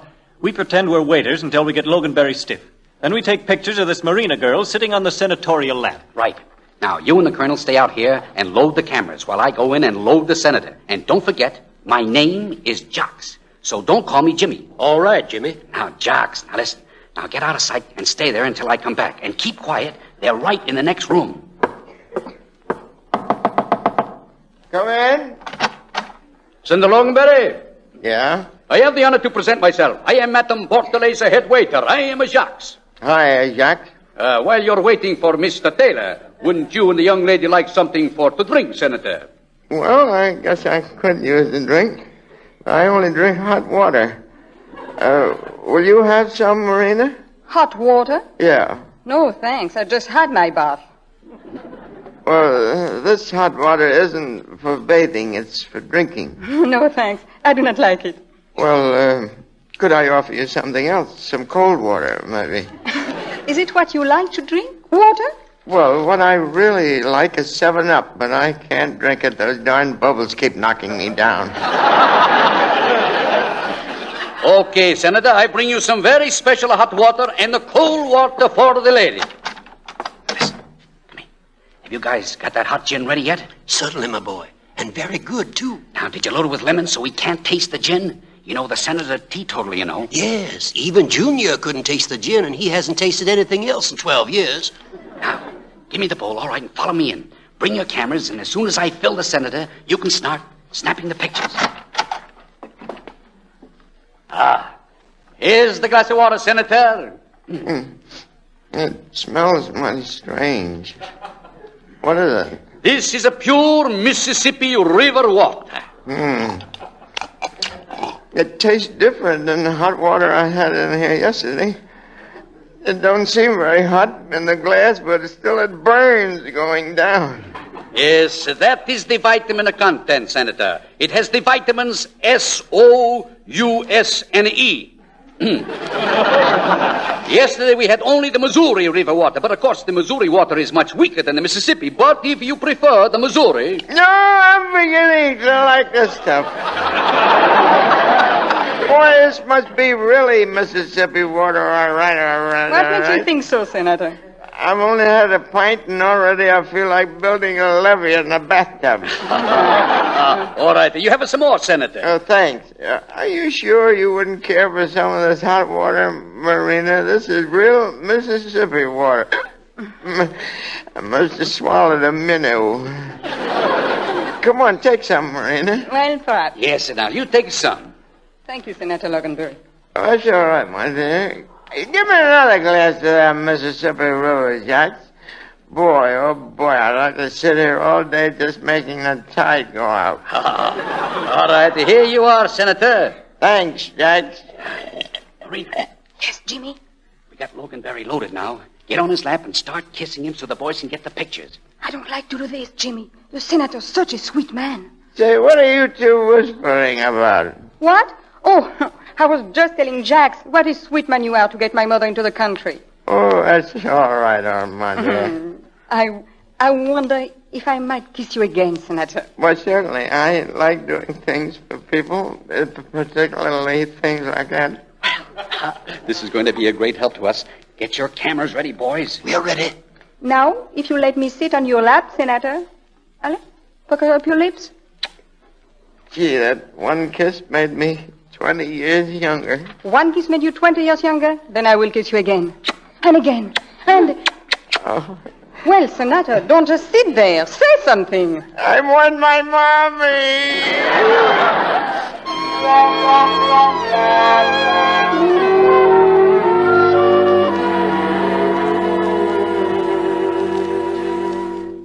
Oh, Jimmy, I feel so badly about those pictures we took of poor Senator Loganberry last night.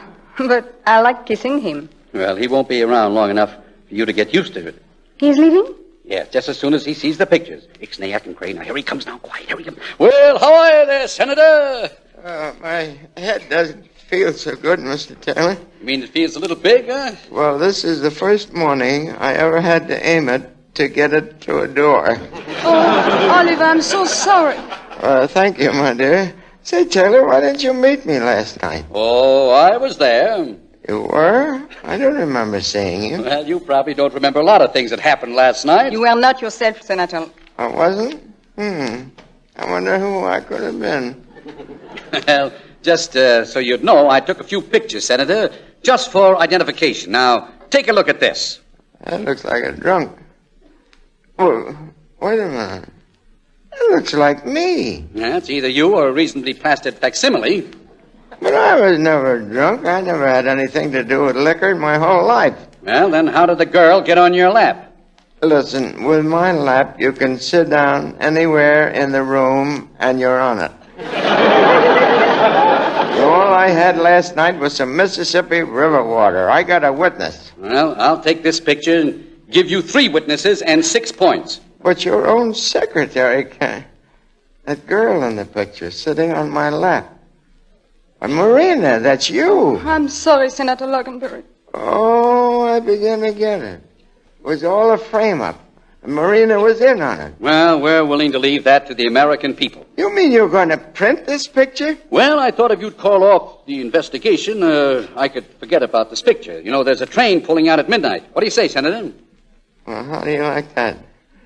Yesterday, I had some of that Mississippi River water. Today, my name is Mud. You're a pretty smart fellow, Mr. Taylor. No hard feelings, Senator? You're not mad? No, I never get mad at anything that happens in politics. I can't afford to. I'm a Republican. Wait a minute, Oliver. You have nothing to worry about. There is nothing wrong about that picture. What do you mean, nothing wrong? It'd ruin me financially. It'll ruin me politically. Besides, they took me with my awful left profile showing. But, Oliver... Anyway, Marina, you'll get your mother into the country. You're still going to bring her over? No, I wouldn't stop it now. That'd be pretty cheap revenge, wouldn't it? Oh, no wonder I love you. What? The senator and I made an engagement last night, and this picture shows us celebrating before the marriage.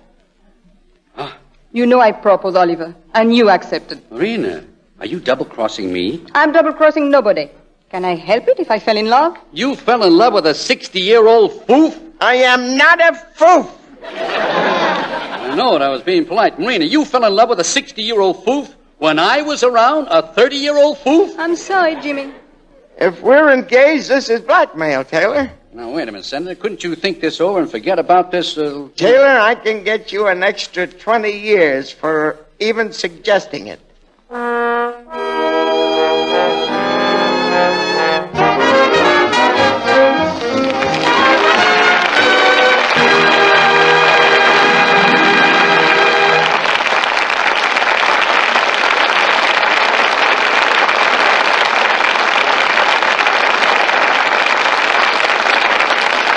And so the curtain falls on the first act of Louisiana Purchase, starring Victor Moore, Annabella, and William Gaxton.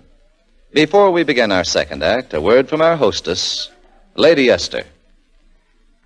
There's a famous doctor in New York, a psychiatrist, who says that lipstick is like laughter and face powder is like a tonic for the mind. He says that as a woman stands before her mirror applying cosmetics, and as she sees herself becoming more attractive, a change, actually a chemical change, takes place in her. Seeing herself look better makes her feel better. And so, concludes this doctor, who's made a life study of the human mind, using powder and makeup is good for a woman. Good for her in more ways than one. Now, if that's true of ordinary powder, it's especially true of Lady Esther face powder. Surveys show that more women use Lady Esther face powder than any other kind, because, they say, it's the most flattering powder they've ever used. But flattery is such a difficult word to explain. It's something you must see for yourself. Yes, you must see with your own eyes how Lady Esther face powder hides little lines and blemishes, actually covers up those tiny lines, and makes your skin look so much smoother and fresher.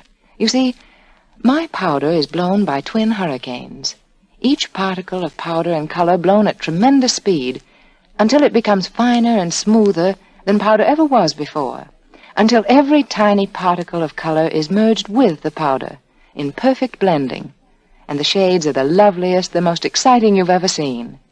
So if you want to see a real change in your appearance as you stand before your mirror, if you want to get a new lift out of the way you look, just try Lady Esther face powder.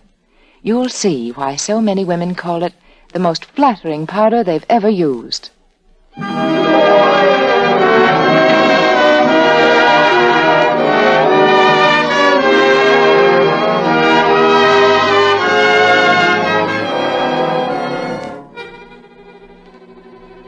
And now, the curtain is about to rise on the second act of Louisiana Purchase, starring Victor Moore as Senator Oliver P. Loganberry, Annabella as Marina von Minden, and William Gaxton as Jim Taylor.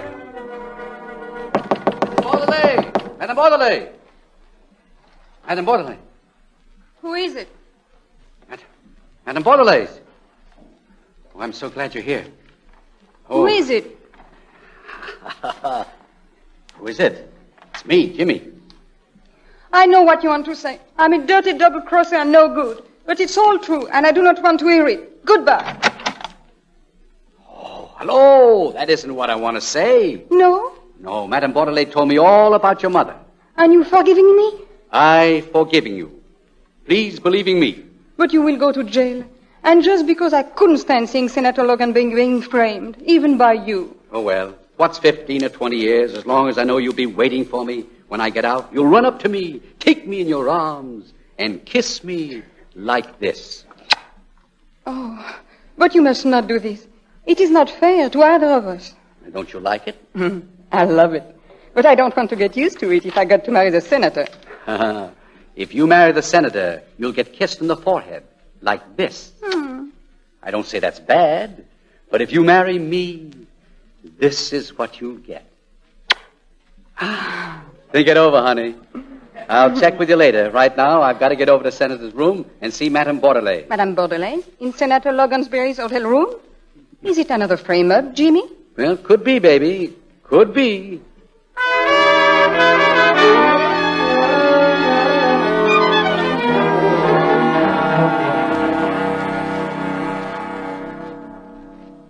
Well, Senator Loganberry, it looks pretty bad for you. Well, I didn't do anything, Mr. Taylor. I did absolutely nothing. This time, I didn't even drink Mississippi River water when I was doing it. Yet you admit Madame Bordelais was found here by the house detective. You know there's a federal law covering that. No, I helped pass it. Now, look, Senator, let's lay our cards on the table. After all, as a state representative, I can pull wires and straighten out this whole scandal. There's no scandal. Don't worry, there will be, unless you forget your investigation. Oh, I get it. This is another one of your frame-ups. Yes, Senator. Well, Mr. Taylor, just remember, you can fool all of the people some of the time. You can fool some of the people all of the time. But me, I'm always a sucker. Then you give up? Certainly not. This time your trick won't work because I'm going to marry Madame Bordelais and a wife can't testify against her husband. What? You can't do this to me? Can't I? I never passed a law prohibiting marriage.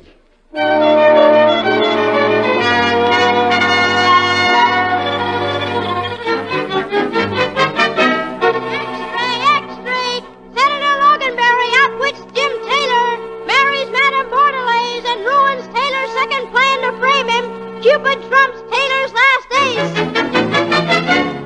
Senator Loganberry threatens complete expose of Louisiana Purchasing Company. Will leave with local bride for state capital immediately.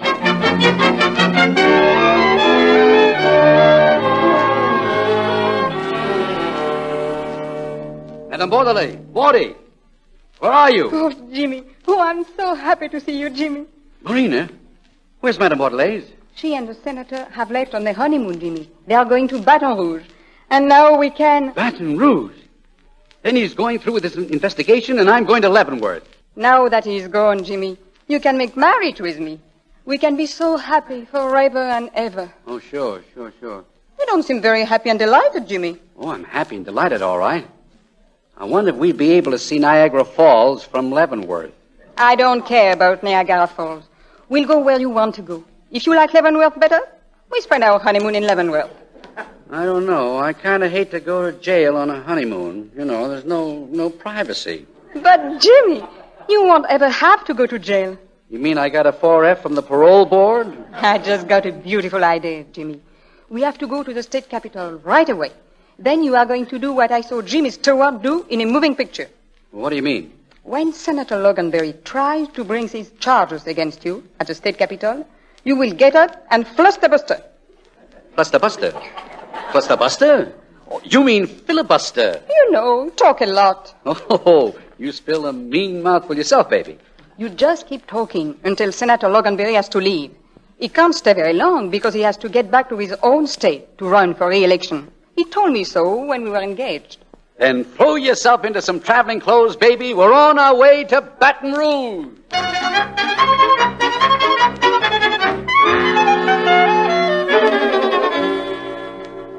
Hello, Mr. Taylor. Hello, Senator. I hardly expected to see you here in the State House without a couple of deputies dragging you along on your subpoena. Well, I think I've got an ace in the hole. Well, it better be a big ace because it's an awful big hole. Well, you won't know how big that hole really is, Senator, until you fall into it. Well, no matter who wins, Mr. Taylor, I still want to thank you for everything you did for me. After all, without you, I never would have been married. And Will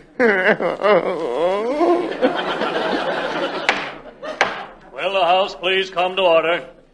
Next on our agenda, gentlemen, are certain charges brought against the Louisiana Purchasing Company and members of the local government. Charges brought by Senator Oliver P. Loganberry. Mr. Speaker!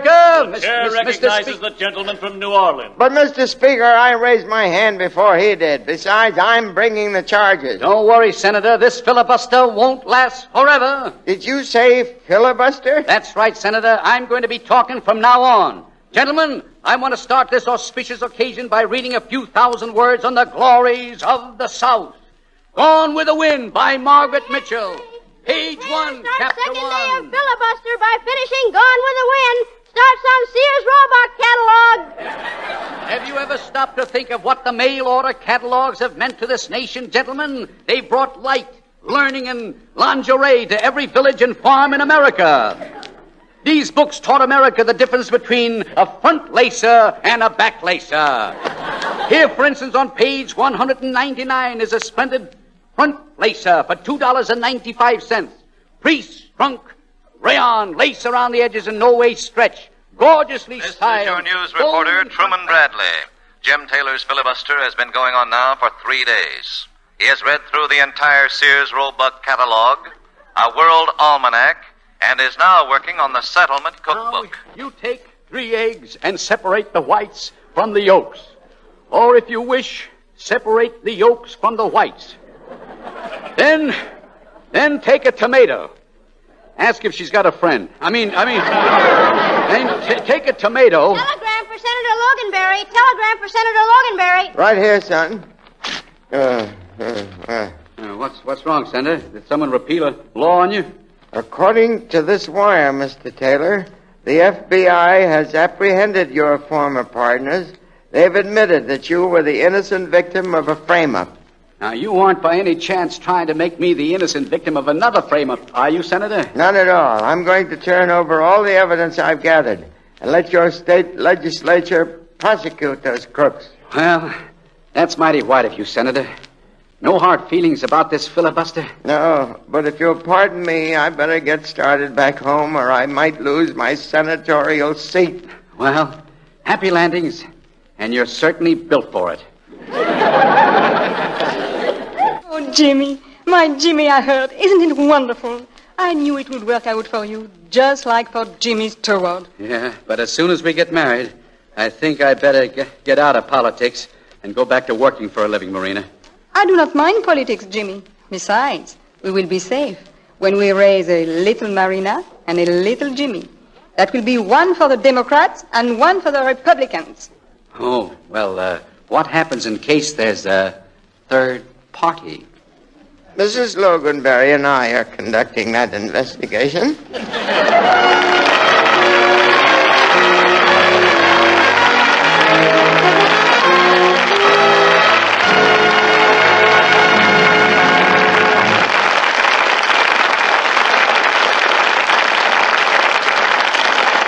Thank you, Victor Moore, Annabella, and William Gaxton, for your splendid performances in Paramount's Louisiana Purchase. Thank you, Mr. Bradley. It was fun to appear with Mr. Moore and Mr. Gaxton in Louisiana Purchase. It is always a pleasure to appear with the Lady Esther Screen Guild players, knowing that the benefits go to the Motion Picture Relief Fund, a charity in which we are all vitally interested. Now, I would like you to listen to a word from one of our best-known beauty authorities, Lady Esther. Thank you, Annabella. You know, the method I use to make Lady Esther face powder is so different from ordinary methods that the government has granted an exclusive patent on it. Most powder is just mixed and sifted. But with Lady Esther face powder, that's only the first step. I call my powder raw at that point, and I put it through a second blending, my patented twin hurricane blending. Now that's when the miracles start to happen. After those twin hurricanes get through with Lady Esther face powder, it's no longer just mere powder particles, but a smooth, flattering film of beauty on your skin. It's a new texture powder, and the very first time you try it, you'll see how it helps hide little lines and blemishes, how it makes your skin look fresher and often years younger. And be sure to notice this, too. Notice that the shades of Lady Esther face powder have a richness and warmth you just don't find in ordinary powder shades. That's because the color is blown in, not just mixed in. You just have no idea how many compliments you'll get on your skin the very first time you change from ordinary powder to flattering Lady Esther face powder.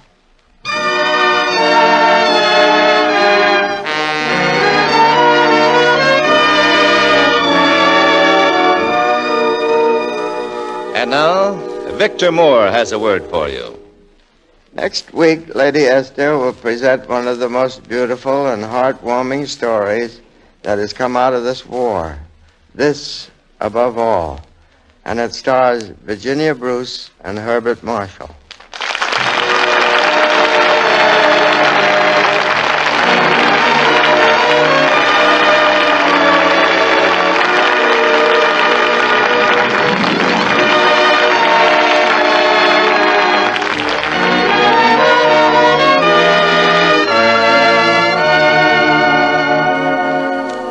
Next week, then, Lady Esther will present Herbert Marshall and Virginia Bruce in This Above All.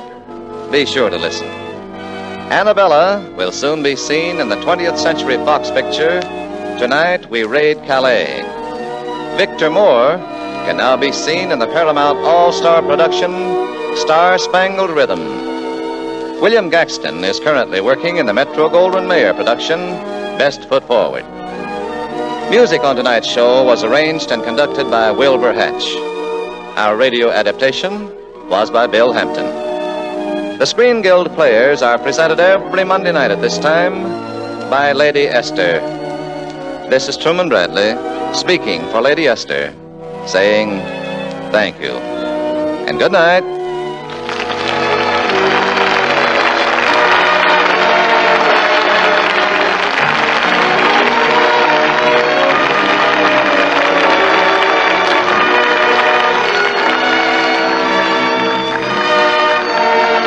This is the Columbia Broadcasting System.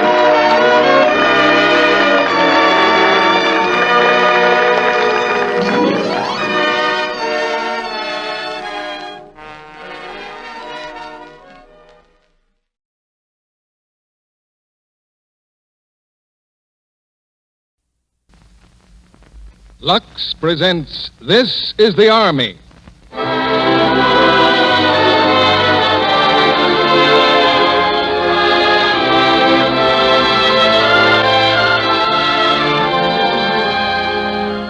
The Lux Radio Theater brings you Irving Berlin's This is the Army, with a cast of more than 200 soldiers.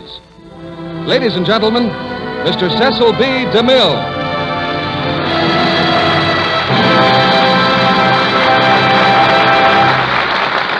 Greetings from Hollywood, ladies and gentlemen. Each Monday evening since the war began, we've invited men from the armed services to witness our programs here in the Lux Radio Theater. But tonight, the situation is reversed. We've invited the stars to come and meet the Army.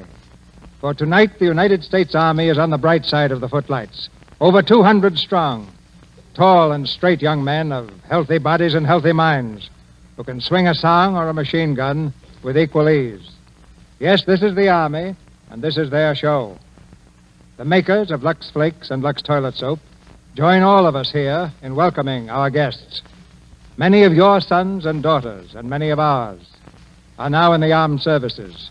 To them and to you, we send this hour of entertainment by the boys on the stage and the boys in the orchestra who take part in This is the Army.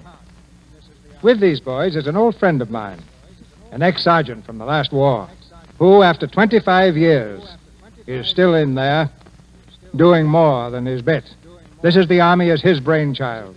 Born in the Army camps, grown to maturity on Broadway, and now striding like a giant across the breadth of the land.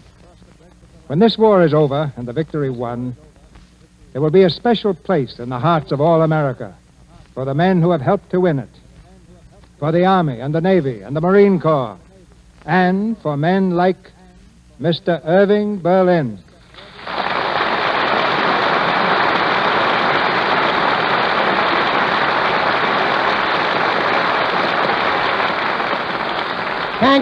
Thank you, Cecil. It's been a wonderful privilege to work with these boys and to get to know them. They're a fine bunch, and they're doing a swell job. And now, if you'll just give us the go-ahead, Cecil, we'll start shooting. Wait a minute, Irving. I'm not throwing cues here tonight. I'm going to join the audience as a spectator and a listener. Our stage belongs to you and the boys. Well, that's fine, Cecil. Speaking for the boys, I'm pretty sure they won't let you down. The Army never does. It seems to me, Irving, that I remember another fine bunch back in 1917. And another soldier show that you did called Yip, yip, yap, Hank. That's right, Cecil. The uniforms are changed, the songs are different, but it's still the same army and the same fighting spirit. And they look pretty competent as they marched in the stage door today. You bet. They're soldiers, Cecil. Make no mistake about that. They rehearsed and played this show at night, and they've drilled every day from New York to California. But they've learned something more than any Army routine and show business, something pretty priceless, which I think is best expressed by what one of our corporals said to me the other night after the show. He said, "You know, traveling with this show, I've seen our country for the first time. I've met our president, I've been in big towns and little towns, and I've met the people, big and little, who are this country. And now," he said, "now I know what we're fighting for." Well, Cecil, I guess we can turn these fighting men loose now. Get right up on the firing step, Irving. Thank you. Mr. DeMille, ladies and gentlemen, this is the Army.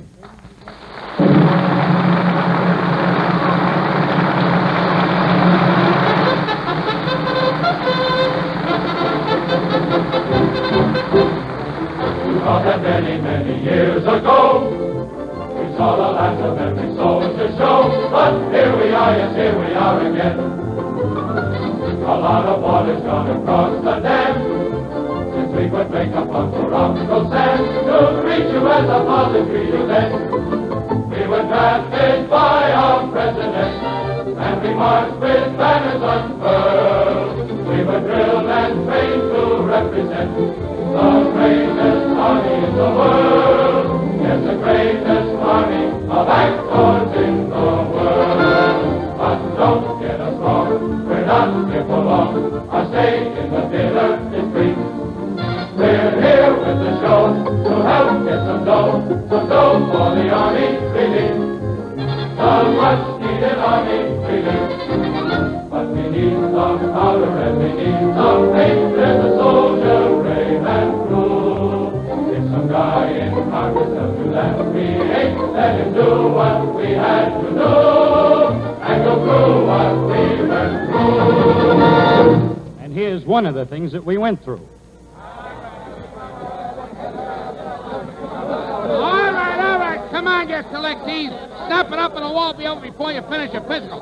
Get on line there! How do you like that? More physical. They gonna listen to my stomach again? Hey, Sergeant, can I go telephone my Get on girl? line and quiet! Quiet!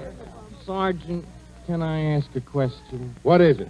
Well, for 3 days now, we've been getting inducted, standing on a line here and standing on a line there. Well, what of it? Sergeant, can I put my pants on now? No. But I haven't had them on since Tuesday. I'm chilly. You're never chilly around here. You're never cold and you're never hot. And you're never tired. You've been selected, see? You guys are in the army. We all have been selected from city and from farm. They asked us lots of questions. They jabbed us in the arm. We stood there at attention, our faces turning red. The sergeant looked us over, and this is what he said. This is the Army, Mr. Jones. No private rooms or telephones. You had your breakfast in bed before, but you won't have it there anymore.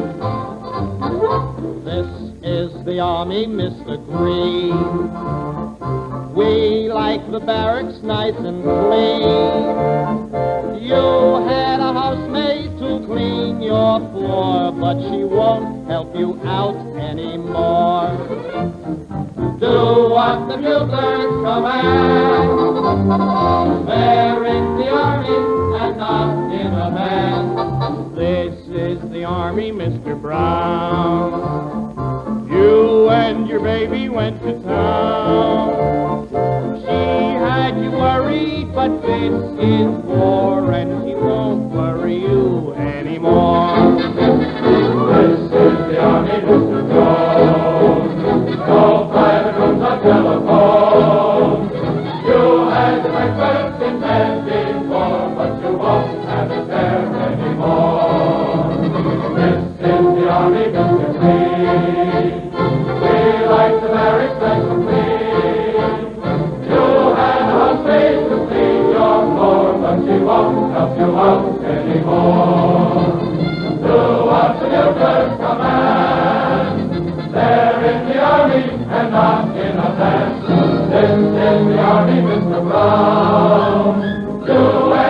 she went to town.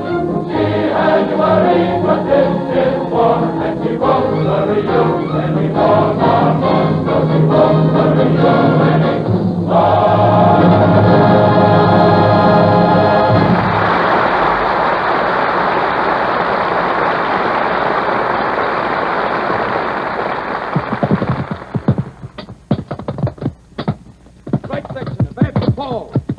Advance and fall. Come on, you men, fall.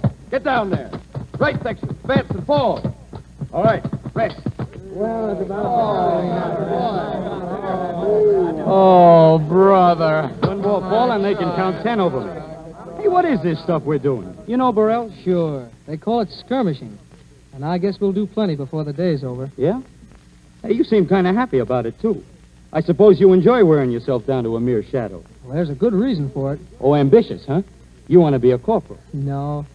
It's just that, well, getting good and tired. It has its points, you know. Sometimes I really want to get tired. You want to get... Oh, sure. Sure, Jimmy. Well, so long, Burrell. See you around the infirmary. You don't get it. I don't even want it.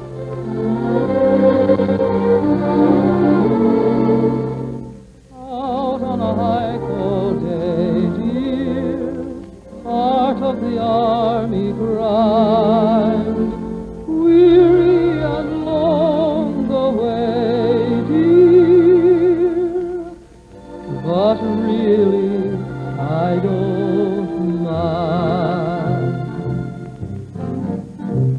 I'm getting tired so I can sleep. I want to sleep so I can dream. I want to dream so I can be with you. I've got your picture by my bed. 'Twill soon be placed beneath my head to keep me company the whole night through. For a little while, whatever befalls, I will see you smile, dear Reveille calls, dear Reveille calls. I hope you're tired enough to sleep, and please sleep long enough to dream, and look for me, for I'll be dreaming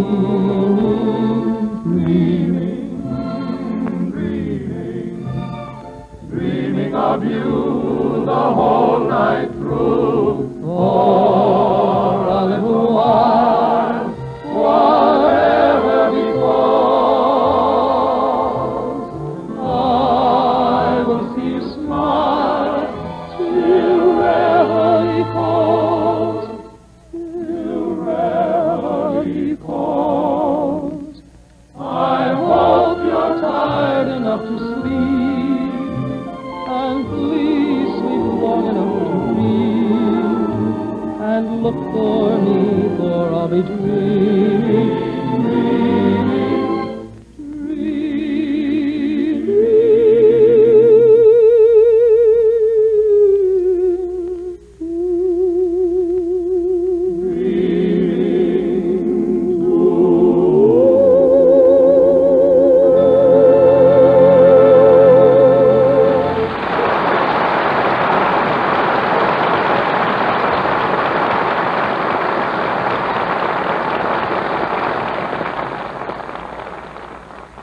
Sergeant Alan Manson, Sergeant of the New Guard reporting. Your orders are to take charge of this post and all government property in view. Old Guard, relieve. Sergeant Dick Burney, front and center. Well, here I am. Ooh. What's the matter? Look at all the civilians. Never mind that. What Tell a me, novelty Dick. nowadays. Tell me, Dick, how do you like the Army? Huh? I say, how do you like the Army? It's a military secret. Well, what's the matter with the Army? Well, it's a little too feminine. Feminine? Certainly, with all those women auxiliaries. Like the AWVS, the Red Cross, the Father Duffy Canteen, the spas, the waves, the wags, the woo-woos, the wow-wows, the... Oh, and not forgetting the WAACs.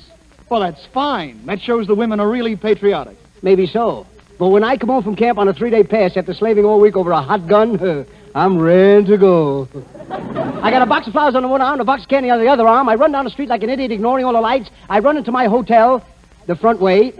And I run up the elevator. I knock on the bell, ring the door. The door opens, and there stands my beautiful wife. I look at her, and she looks at me. I look at her, and she looks at me. Why don't you kiss her? I can't. She's a first lieutenant. Oh, she's a whack. Yeah, what? I said she's a whack. That's beside the point. Hey, you know, the worst part of it is I got to get permission from the top sergeant to even talk to her. Well, what's tough about that? The top sergeant's my mother-in-law. But I'm going to get even. I'm going to take him out on a rifle range and show him how to use a rifle. You're going to show your wife how to shoot a rifle? My mother-in-law, too. Same bullet. Well, you have to be a marksman for that. Really? You see this medal? I was admiring it. That's being one of the best marksmen in the country. Oh, come now. What makes you think you're one of the best marksmen in the country? Well, I'll give you an instance. I like to hear an instance. The other day I went hunting in the woods. There in front of me I saw a big, beautiful tree. Seated on one limb of the tree were 14 birds. 14 birds? I looked at my rifle. I had only one bullet. Really? My, oh, my. Now, my objective was to get the 14 birds with the one bullet. Ah, that can't be done. I did it. How? I took my rifle, aimed, fired. The bullet split the limb. The 14 birds got their feet caught in the limb. I walked over, sawed off the limb, put it across my shoulder, walked home with the 14 birds, and it wasn't a good day for hunting that day either. What do you got to say to that? Mr. Anthony, you're not a hunter, you're a cockeyed liar. You want to hear some real shooting? Yes. Well, spread out, make it look like a regiment. Last week I was out in the woods hunting. There in front of me I saw a big, beautiful deer. I picked up my rifle, ready to fire when I heard noise on my right. What do you think it was? What? 500 wild ducks. I didn't want the deer, I wanted those ducks. I picked up my rifle, ready to fire when I heard noise on my left. What do you think it was? What? 500 wild geese. I didn't want the deer, I didn't want the ducks, I wanted those geese. I picked up my rifle, ready to fire when a snake about 5 feet long jumped right up in front of me. Boy, I changed my plans completely. I don't want the deer, I don't want the ducks, I don't want the geese, I want that snake. I picked up my rifle, aimed, fired. The barrel split in two. One barrel went to the right, killed 500 ducks. One barrel went to the left, killed 500 geese. The bullet went straight ahead, shot the deer. The ramrod of the gun went down the snake's throat, choked him to death. The rebound of the gun hit me in the shoulder. I fell over in the river, come up my boots full of fish. I stooped over to take a fish out of my boot, and what do you think happened? What? A button snapped off my pants and killed a rabbit, and it wasn't a good day for hunting that day either.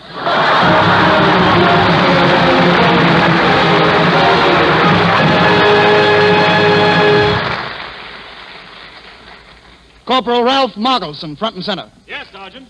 Special order from the War Department. You're hereby ordered to sing without further delay a song from the Army show of the last war, Yip Yip Yap Hank. Sign the General. P.S. Make this song Mandy, will you, fella?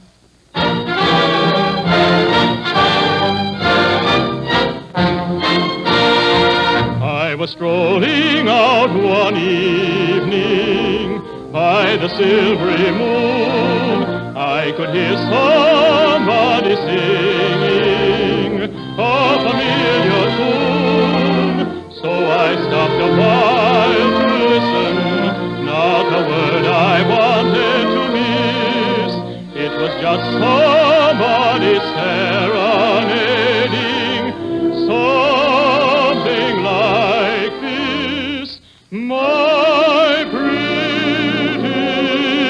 Mandy, there's a minister handing, and it sure would be dandy if we let him make a peace.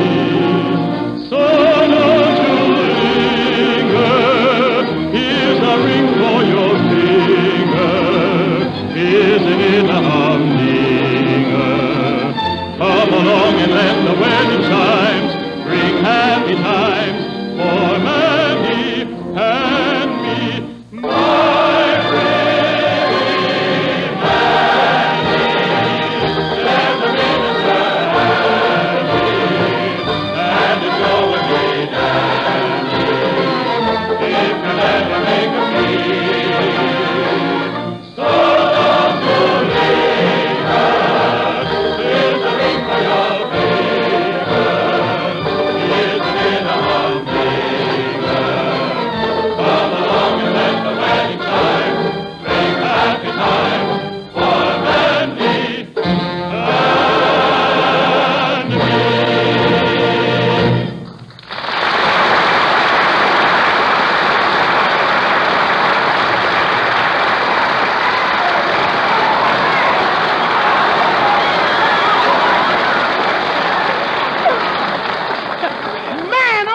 man, just look at that man. Is he sharp? I'm asking, is he sharp? Yes, he is. Cast your eye on that fly tie. It's all right. That's man in Harlem. Yes, sir. Where is he, man? Where is he? Right over there. Is he wearing one of them new zoot suits, you know, with the reed pleat and the drape shape? Drape shape? That ain't no style for Lenox Avenue no more, man. What? You mean the zoot suit is dead? And no more. Yeah.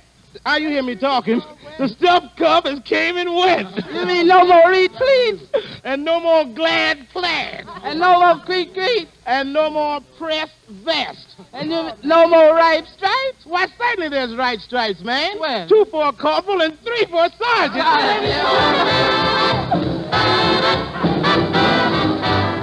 There's a change in fashion that shows in those Lenox Avenue clothes. Mr. Dude has disappeared with his flashy tie. You'll see in the Harlem Esquire what the well-dressed man will desire when he's strutting down the street with his pretty pie. Suntan, shade of cream, or an olive drab color scheme. That's what the well-dressed man in Harlem will wear.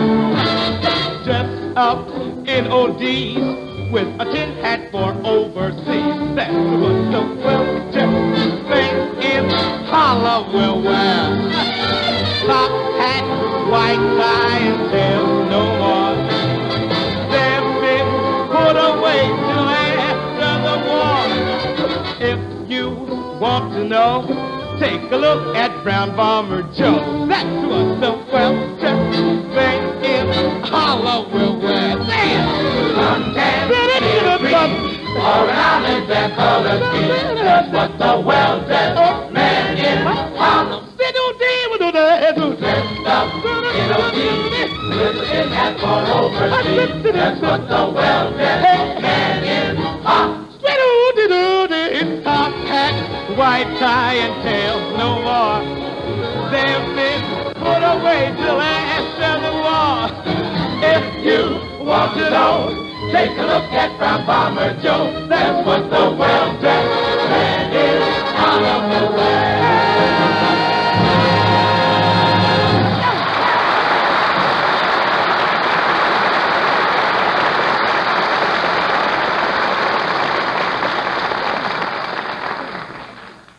Sergeant Phil Truex, Sergeant of the New Guard, reporting. Your orders are to take charge of this post and all government property in view.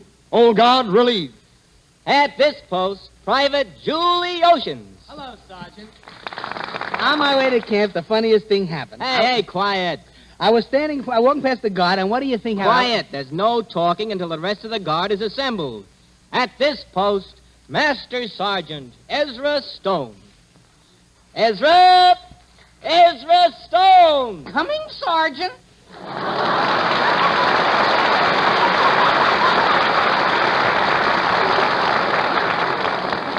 Well, Phil, how are you? Just fine, Ezra. It's swell having you with us. Why, it's sure good to see you, Phil. Hey, whose coat are you wearing? Oh, hello, Private Ocean. What do you mean, whose coat am I wearing? It's mine. Mine and my Uncle Sam's. It looks like it would fit your Uncle Sam better. All those stripes, are you really a master sergeant? Yeah, I just made it a couple of months ago. Congratulations. Thanks. Master sergeant. He's a round one, isn't he? Say, Phil, is that private allowed to talk that way about me? Why, certainly not. That's what I thought. No, sir. I'll take care of him. Private Oceans, attention. I'm listening. Assume the attitude of attention, Private. Look, Truex, this is my attitude. If you don't like it, do me something. Go ahead, break me. Well, come on, make me a civilian.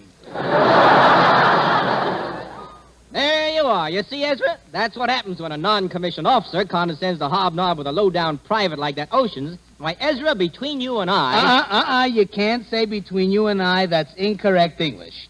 That's the time I caught you with your stripes down. You're such an illiterate. You've got to say between you and me because after the preposition, you must use the objective case, except when you got a degenerate noun. Why, you private? Sergeant. Private? Sergeant. Buck, private? Well, somebody's got to fight. Private Oceans, you're in the presence of non-commissioned officers. You're superior officers. And you're going to show a little respect. How long can he be a boy? Look here, Oceans, I'm a pretty even-tempered sort of a guy, but I resent your implications that I know nothing about soldiering. Ezra, just for fun, what do you say we put him through the Manual of Arms? Oh, Manual of Arms. That's easy. Oh, yeah? All right, Phil. Relieve your guard of his rifle. Go ahead. Oh, wait a minute. I never did it with a gun. You can get hurt that way. Let me have your rifle, guard. Here, Oceans, take that rifle. Okay. Hey, it's heavy, ain't it? All right, Oceans, what's that you've got in your hand? This is a long pistol. Anybody knows this is a gun? A gun that's a rifle, a Springfield rifle. Now, in military terms, describe that weapon. This is a Springfield rifle. It comes from Springfield. Springfield has a population of 7,430,000. Give me that rifle. This is the United States Army rifle, model 1903, caliber 30. It is an air-cooled, bolt-operated, clip-fed shoulder weapon. It has a muzzle velocity of 2,700 feet per second and is deadly within a range of 2 9/10 miles. The Army's made a man out of me, a man out of me, a man out of me. My mother and my father agree, the Army has made me a man. I used to sleep with brother, but now I sleep alone. I used to be a tenor, but now I'm a baritone. My girl said when she sat on my knee, the Army has made me a man. To look at me, you wouldn't think that I was once a skinny gink. The doctors thought I never would last. And I was always taking pills. I thought I had so many ills, but that is all a thing of the past. The Army made a man out of me, a man out of me, a man out of me. My mother and my father agree, the Army has made me a man. I used to sleep with brother, but now I sleep alone. I used to be a tenor, but now I'm a baritone. When she sat on my knee, the Army has made me a man. My mind was all confusion, but now my mind is cleared. My face was like a baby's, but now I can raise a beard. And I can drink a strong cup of tea. The Army, so we can camp and show. The Army, and he can sleep alone. The Army, and he's a baritone. The Army, the Army, the Army, the Army, the Army has made me a man.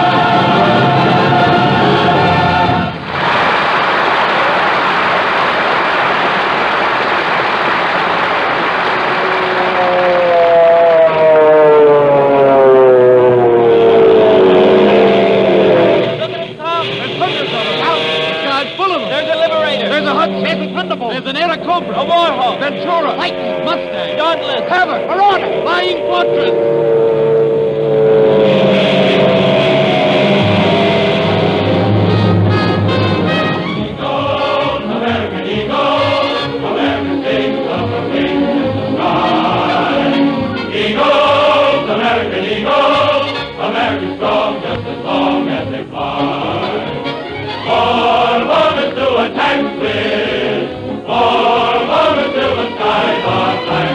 Eagles, American Eagles.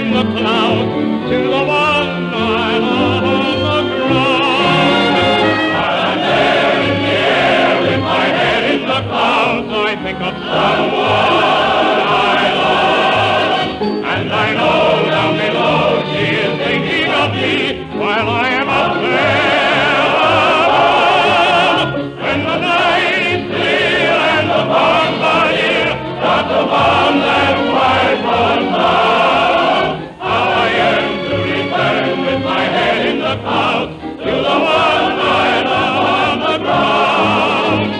Eagles, American eagles, American sings of the wings in the sky. Eagles, American eagles, American strong just as long as they fly. Give me some more bombers to attack with, more bombers till the skies are black with eagles. American eagles, America sings of her king in the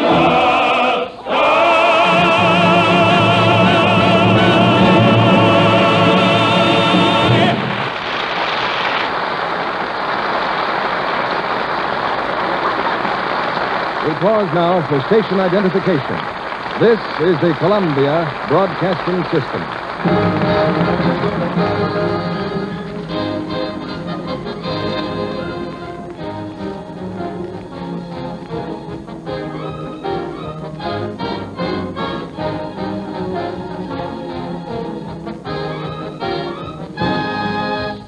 Yes, this is the Army. You've heard about the Army and Mr. Jones, but before the second act of our show, let's take a little time out to consider Mrs. Jones. She's on active service, too, these days on the home front, right in her own home. Now, it's 8:15 in the Jones household any weekday morning.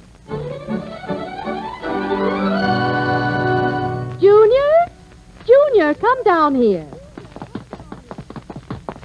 Oh, honestly, you'd be late to school every day if I didn't keep after you.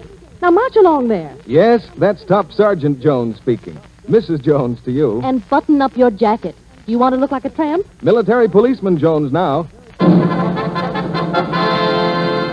Then, a little later in the morning, we have Quartermaster Jones taking care of the supply department. Pound of potatoes and a loaf of bread, a dozen oranges. I guess that's all today, thank you. And let me have the change in war stamps, please.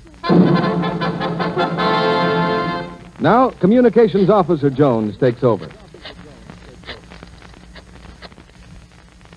Mary? Say, I just got a letter from Bill. He's getting a furlough.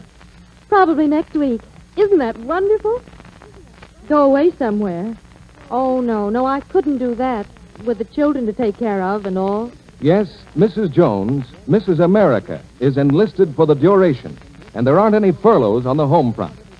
She's pretty modest about what she's doing, but Uncle Sam can depend on her to help in every way she can. One of her important jobs is that of conservation, which only she can do. She's saving, sharing, and doing without, so that Mr. Jones can have the things he needs. Now, it's here that Lux can help, in the job of conservation. And that's why we've worked to make Lux the very best and safest care for washables that we possibly can. It's helping Mrs. Jones to save the fabrics that are so much more precious now, because they're needed for so many purposes in war. Now, Mr. DeMille. Ladies and gentlemen, I hope you've been enjoying this as much as I have. The Army has taken over the Lux Radio Theater tonight, just as the Army is taking over in other theaters throughout the world, theaters of war.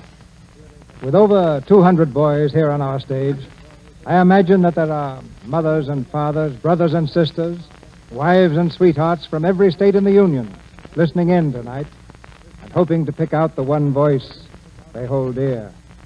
Well, we hope you can pick out that voice. But if you can't, and you're wondering how the boys are looking and how they are, let me tell you that they're 100%, every one of them, and raring to go as the curtain rises on the second act of Irving Berlin's This Is the Army.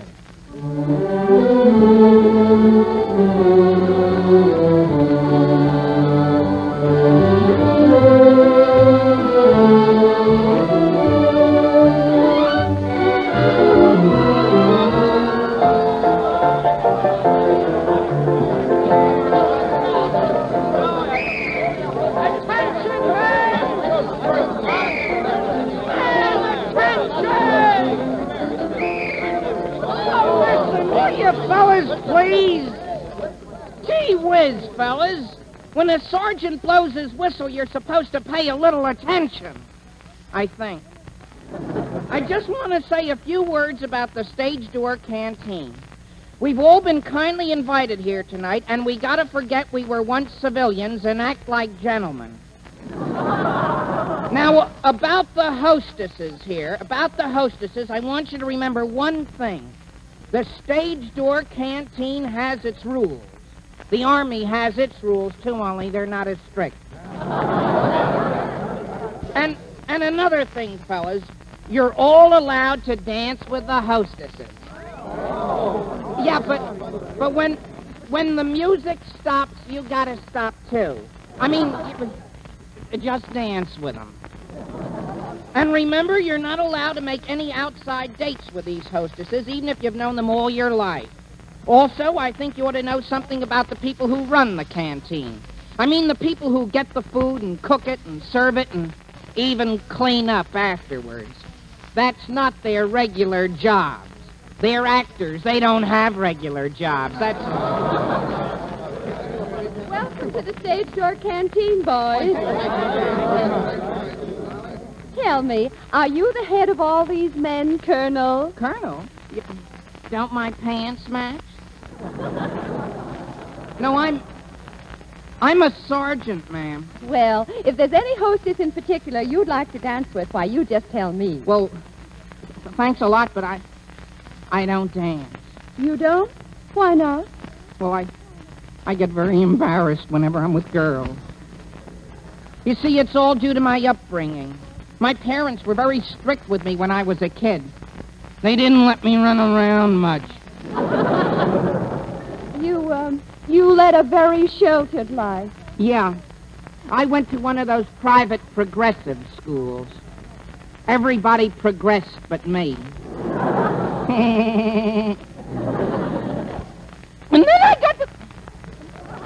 And then I got to that awkward age. You know, where you look kind of funny and you sound kind of funny and girls won't have anything to do with you. And... when is that? Well, it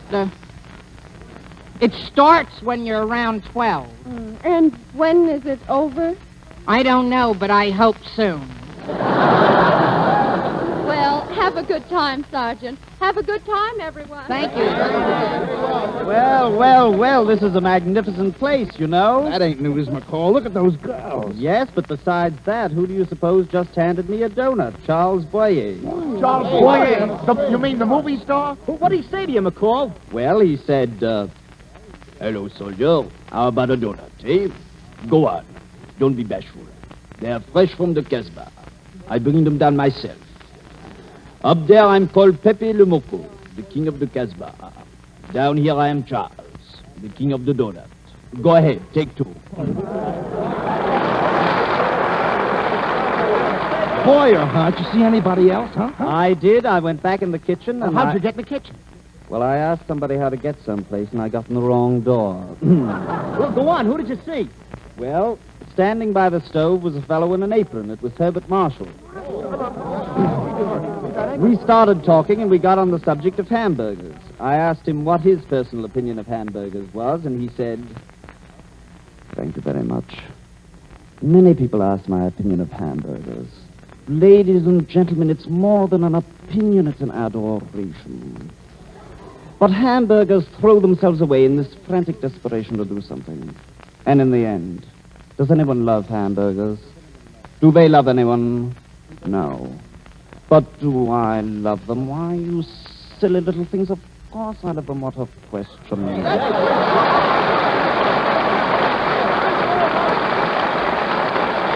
right, fellas, now spread out a little. Break it up, McDonald. Break it up. Break it up.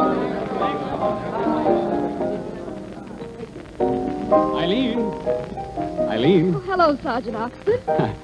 Well, I'm here again. Yes, so I see. Can you sit down a while? Gee, I'd like to, really. But, well, you know the rules. We're not allowed to spend too much time with any one person. You mean you don't want to sit down a little while? Oh, don't say that. Please don't say that. Oh, I know. I'm sorry. You've been swell to me, Eileen. No, I haven't. You know, it's funny. 2 nights ago, I'd never even seen you. And then last night, I felt I'd known you all my life. Did you? Oh, what's it going to be like tomorrow night? I don't know. I won't be here. You mean your leave is up? Yep, I'm sorry, Al. so am I. Look, can you get out of here for a few minutes? No, I can't. Oh, please, I just want to sit and talk for a while. We could go for a bus ride or anything. I can't. Please, I've got so much to say to you. Gee, I want to, honestly. Well, then come on. Eileen? Yes, in a minute. See? I can't. Just can't. All right. Can I write to you, Eileen? Oh, yes. Please write to me. Sure. Well, so long, Eileen. So long, soldier.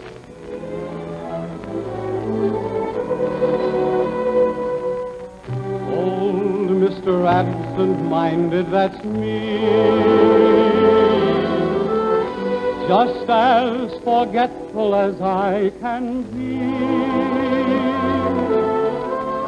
I've got the strangest sort of a mind. I'm always leaving something behind. I left my heart at the stage door canteen. I left it there with a girl named Eileen.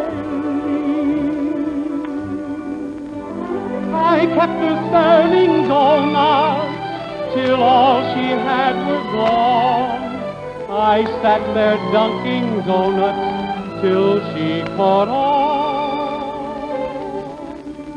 I must go back to the army routine. And every doughboy knows what that will mean. A soldier boy without a heart has 2 strikes on him from the start. And my heart at the stage door canteen. I left my heart at the stage door canteen. I left my heart. I left it there with a girl named Eileen. With a girl named Eileen. I kept her serving donuts till all she had were gone. I sat there dunking donuts till she caught on. I must go back to the army routine. The old army routine. And every doughboy knows what that will mean. You know what we mean by routine. A soldier boy without a heart has 2 strikes on him from the start. And my heart at the stage door canteen.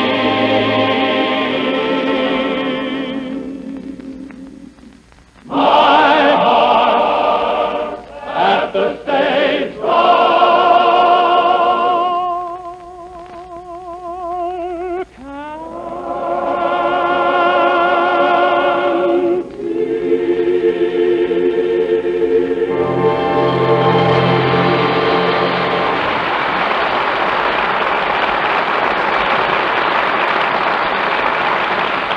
Now we go back 25 years to the time of the last war and the last army show. The cast, soldiers from the original company of Yip Yip Yapank. The scene, the parade ground at Camp Upton on Long Island. The time... Come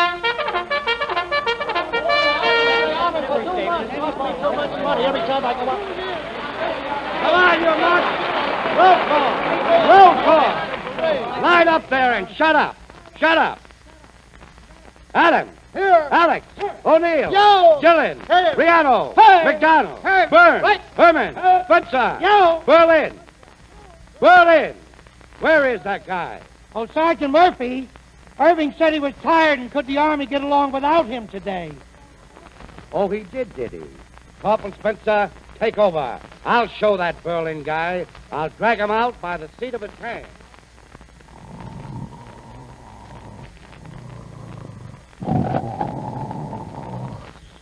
Oh, Private Berlin. Come on now, sleepyhead. Come on. Open up your little eyes. Get out of that bed.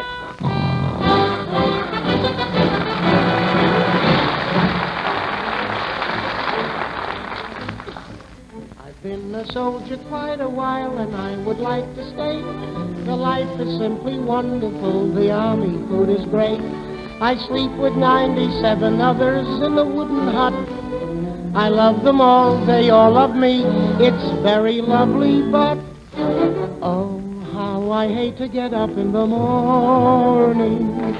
Oh, how I'd love to remain in bed. For the hardest blow of all is to hear the bugler call.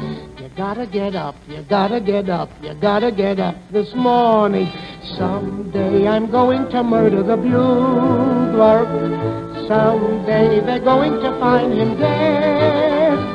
I'll amputate his reveille and step upon it heavily and spend the rest of my life in bed. Oh, how I hate to get up in the morning. Oh, how I love to remain in bed. For the heart is so needs to hear the bugle call. You gotta get up, you gotta get up, you gotta get up this morning. Someday I'm going to murder the bugler. Someday they're going to find him dead. And then I'll get that other pup, the guy who wakes the bugler up and spend the rest of my life in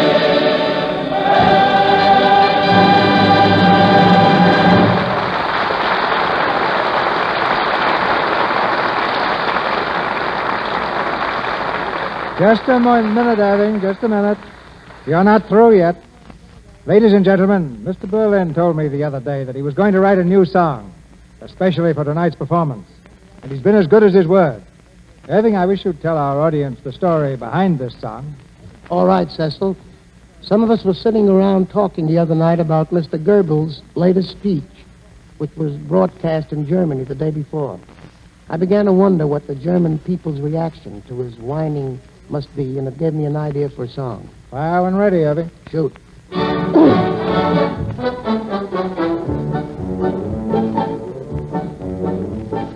Herr Dr. Goebbels is on the air today. Let's tune in and get Berlin and hear what he has to say. When the Russians push us back, we don't like it. In the winter they attack, we don't like it. When they called us ruthless murderers, we didn't make a fuss.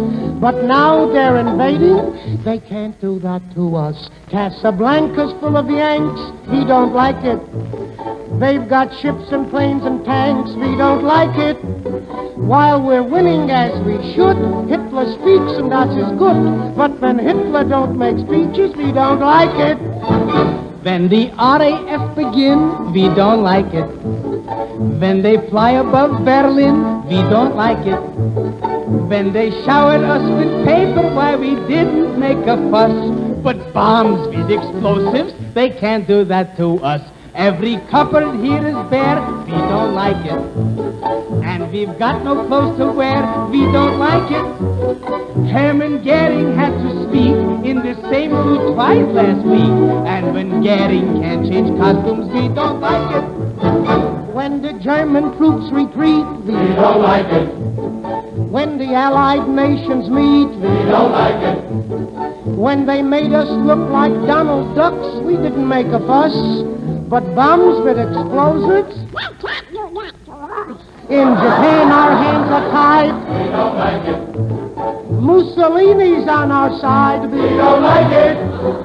And we cannot come to terms with the French, the dirty worms, for it seems the worms are turning. We don't like it. In the Russians push us back, we don't like it.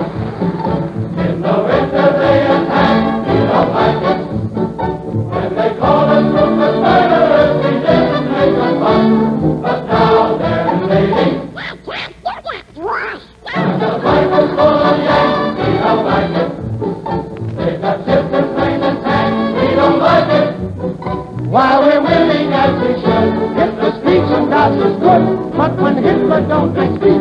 don't like it.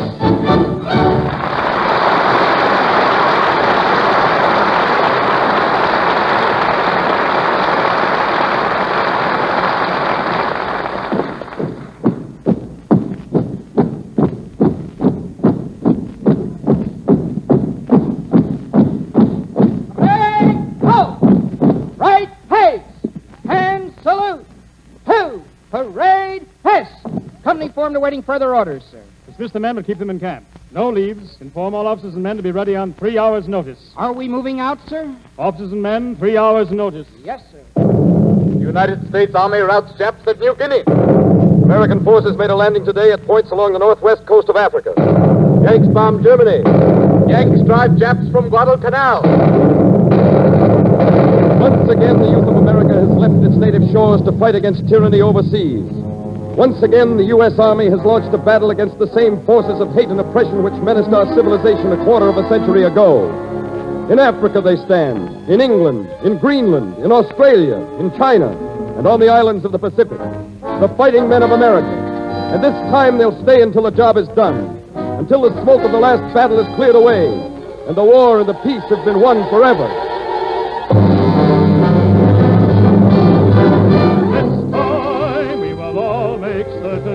This time is the last time. This time we will not take curtain till we bring it down in their own hometown. For this time we are out to finish the job we started then. Clean it up for all time this time, so we won't have to do it again.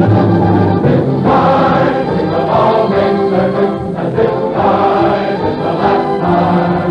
This time we will not take presents till we bring it down in their own hometown. For this time we are out to finish the job we started then. Bring it up for all time this time, so we won't have to do it again. We'll fight to the finish this time, then we'll never have to do it again.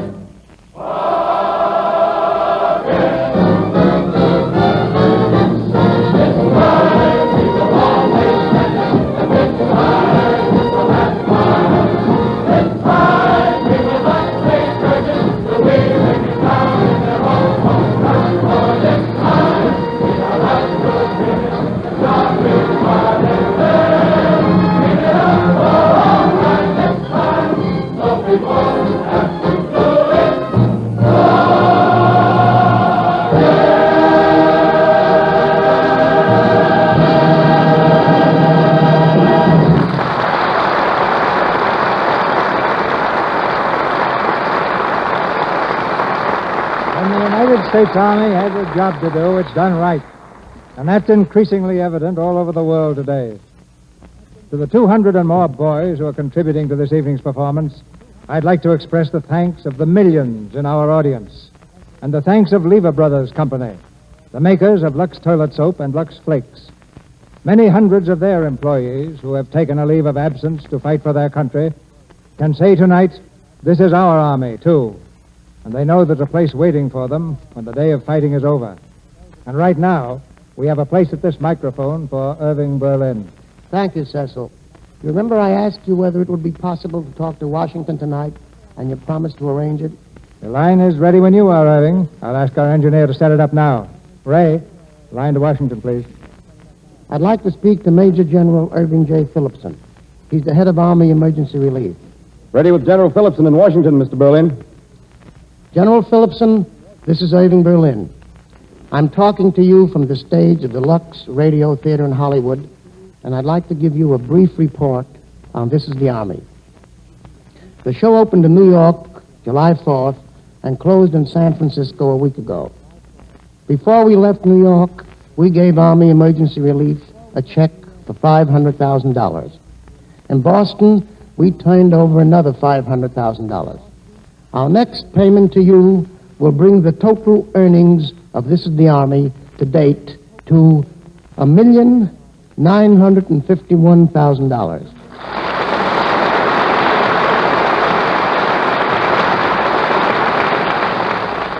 There is still some to come which hasn't reached us yet, and this also includes the generous payment for tonight's broadcast.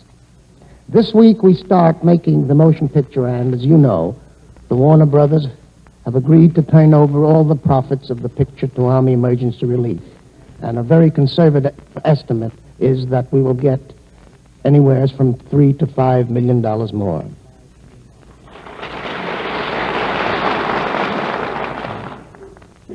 But I have more than dollars and cents to report, General. All the way across the country, we have given free performances to thousands of our armed forces at special matinees and base hospitals and camps. For instance, last week in San Francisco, we played 5 naval hospitals, and the Navy gave us an E Award pennant with a star.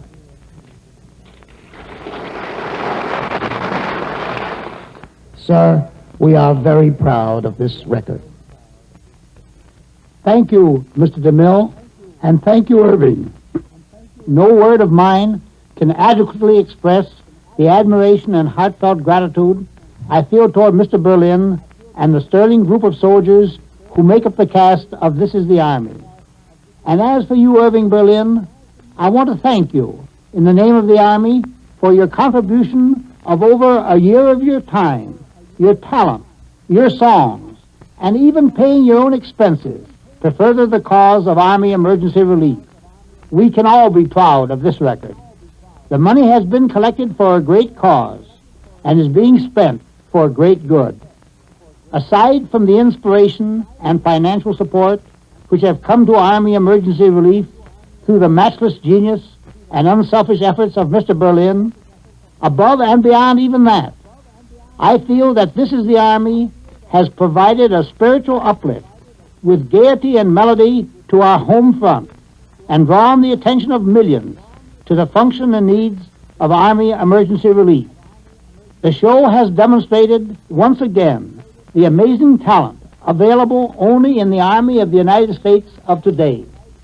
I like to think that the thousands and thousands of people who have seen This Is the Army left the theater not only humming snatches of I Left My Heart at the Stage Door Canteen, I'm Getting Tired So I Can Sleep, You're in the Army, Mr. Jones, and others equally tuneful, but convinced that we now have an Army that can well afford to take time out, assemble a group of fighting men for a relatively short period, and have them bring to the heart of America the spirit and tempo in which its Army carries on. And now in closing, men and women of the Army and members of this great radio audience, a tribute to the most generous of friends. I give you Irving Berlin, a great American.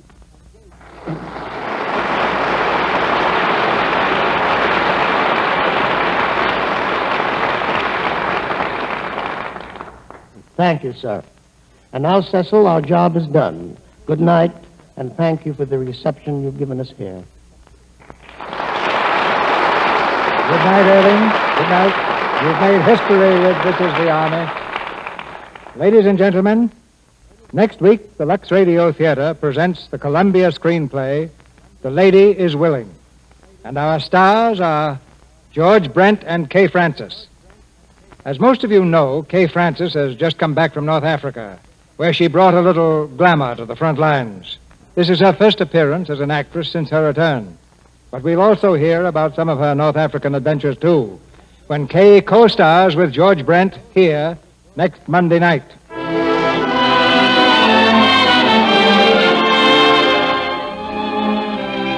Our sponsors, the makers of Lux Flakes and Lux Toilet Soap, join me in inviting you to be with us again next Monday night when the Lux Radio Theater presents George Brent and Kay Francis in The Lady Is Willing. This is Cecil B. DeMille saying good night to you from Hollywood.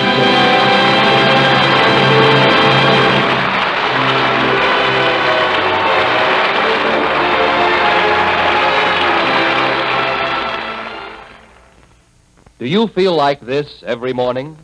Oh, how I hate to get up in the morning. If you're tired, Uh-huh. low in resistance, vitamin deficient, try Tasty Vim tablets. Vim supply all the essential vitamins and minerals. Get that Vim's feeling.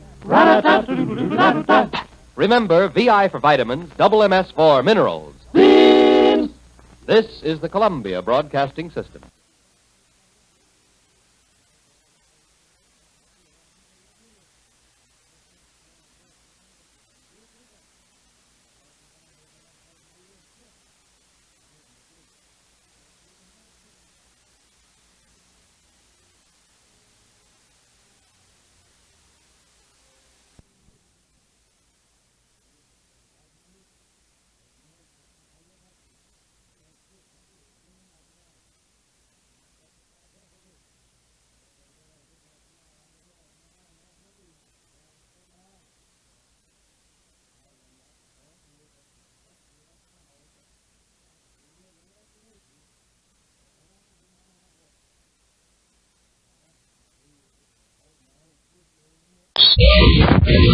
World News Today, brought to you by Continental Radio and Television Corporation, makers of Admiral Radio, America's smart set. By shortwave broadcast, direct from important overseas stations, as well as the leading news centers of our own country, CBS correspondents are waiting to bring you a complete report from the world's political and battle fronts. But first, here's Doug Edwards with a summary of headline news as received in New York.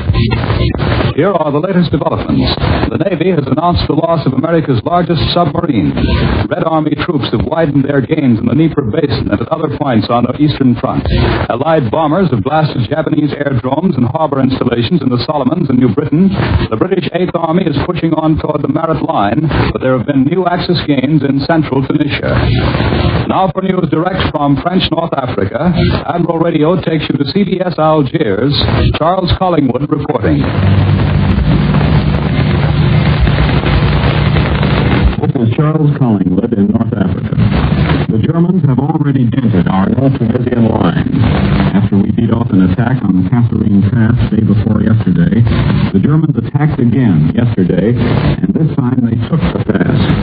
Today's communique speaks of local enemy gains in this area, but we know they have the pass. Heavy fighting is still going on, and British armored forces have moved down to reinforce the American units in the Kasserine area. It is just possible that the Germans may not be able to hold on to their new gains. We can't tell until we know the result of today's fighting. At the moment, all we know is that the Germans have the Kasserine Pass. Yesterday, General Bergeret, the number 2 man in the French African government, told correspondents out here some facts on the number of political prisoners still in African camps. I think many people were surprised to learn that there are still 734 French communists in concentration camps here. Some of these are local communists, but most of them were arrested 3.5 years ago in France when Russia was in uneasy alliance with Germany. They were brought over here in 1940 after the fall of France. By far the most notable of these French communists were 27 deputies, representatives properly and popularly elected to the French Chamber of Deputies, which is equivalent to our Congress. When those 27 were arrested, it was a sensation which shook all France. In the years that have passed, France and the world forgot about the 27 until we arrived in North Africa and found them still in jail outside of Algiers. A couple of weeks ago, the communist deputies were released, and last week I had a talk with some of their numbers. They were a little gray, a little blank from their years in prison. They'd been out a week, but they said they still got sick when they ate a heavy meal. They were a little bewildered at the new shape of things that had come about while they had been away, and they were searching desperately for some part to play in this new world. Mido, a gray-headed old union leader, a little seedy from prison life, kept saying, there must be some way we can help the Allies. All we want to do is beat Germany. And Rocher, who was a quiet, thoughtful man, said, after all, we represent thousands of people in France. They elected us. They still believe in us. They are worried and confused by what's happening. Why can't we go to the radio and talk to them and tell them that they must continue to believe in the Allies, that only one thing counts, and that is that Germany must be beaten? The communist deputy sat in my hotel room talking like that for a long time. It was a pathetic interview. After 3.5 years, they'd come out of prison into a world that seemed full of hope, but there was nothing for them to do in that world. Or if there was, no one would let them do it. This is Charles Collingwood, returning you to New York. More news in just a moment. But first, here's Warren Sweeney with a word from Admiral Radio. From all battlefronts, land, sea, and air, from all quarters of the globe, comes news of American fighting men in action. And with every dispatch, Admiral workers receive fresh inspiration. Admiral workers are producing radios for American fighting men. Radios which are now on the fighting fronts, welding forces together, helping units and men work as a team.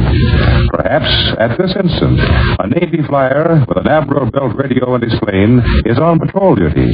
He spots a Nazi submarine. He radios a report to his base. A destroyer, summoned by radio, speeds out to sea. It locates the submarine's exact position by means of a radio device. And when the submarine is sunk, the destroyer reports to its commander by radio. Admiral is building all types of radios used in such action as this, the best radios in the world. For neither our Army or Navy will accept anything less than the best. Both the Army and Navy know only too well this coordinated action of planes, ships, men, and weapons depends upon radio, and both insist upon getting the best radio equipment. Admiral will build such equipment to the limit of its capacity, and keep on doing so until this war is won. After that, Admiral radios will again be made for the American home, each one worthy of carrying on the tradition that an Admiral is America's smart set. Now here once again is Doug Edwards. Across the Atlantic, the British people are watching developments in India, where Mohandas Gandhi's condition grows worse. For a report on this news and other developments, Admiral Radio takes you now to CBS London. John Daly reporting. There are no new reports in London on Gandhi's fast, other than that his condition is growing more serious.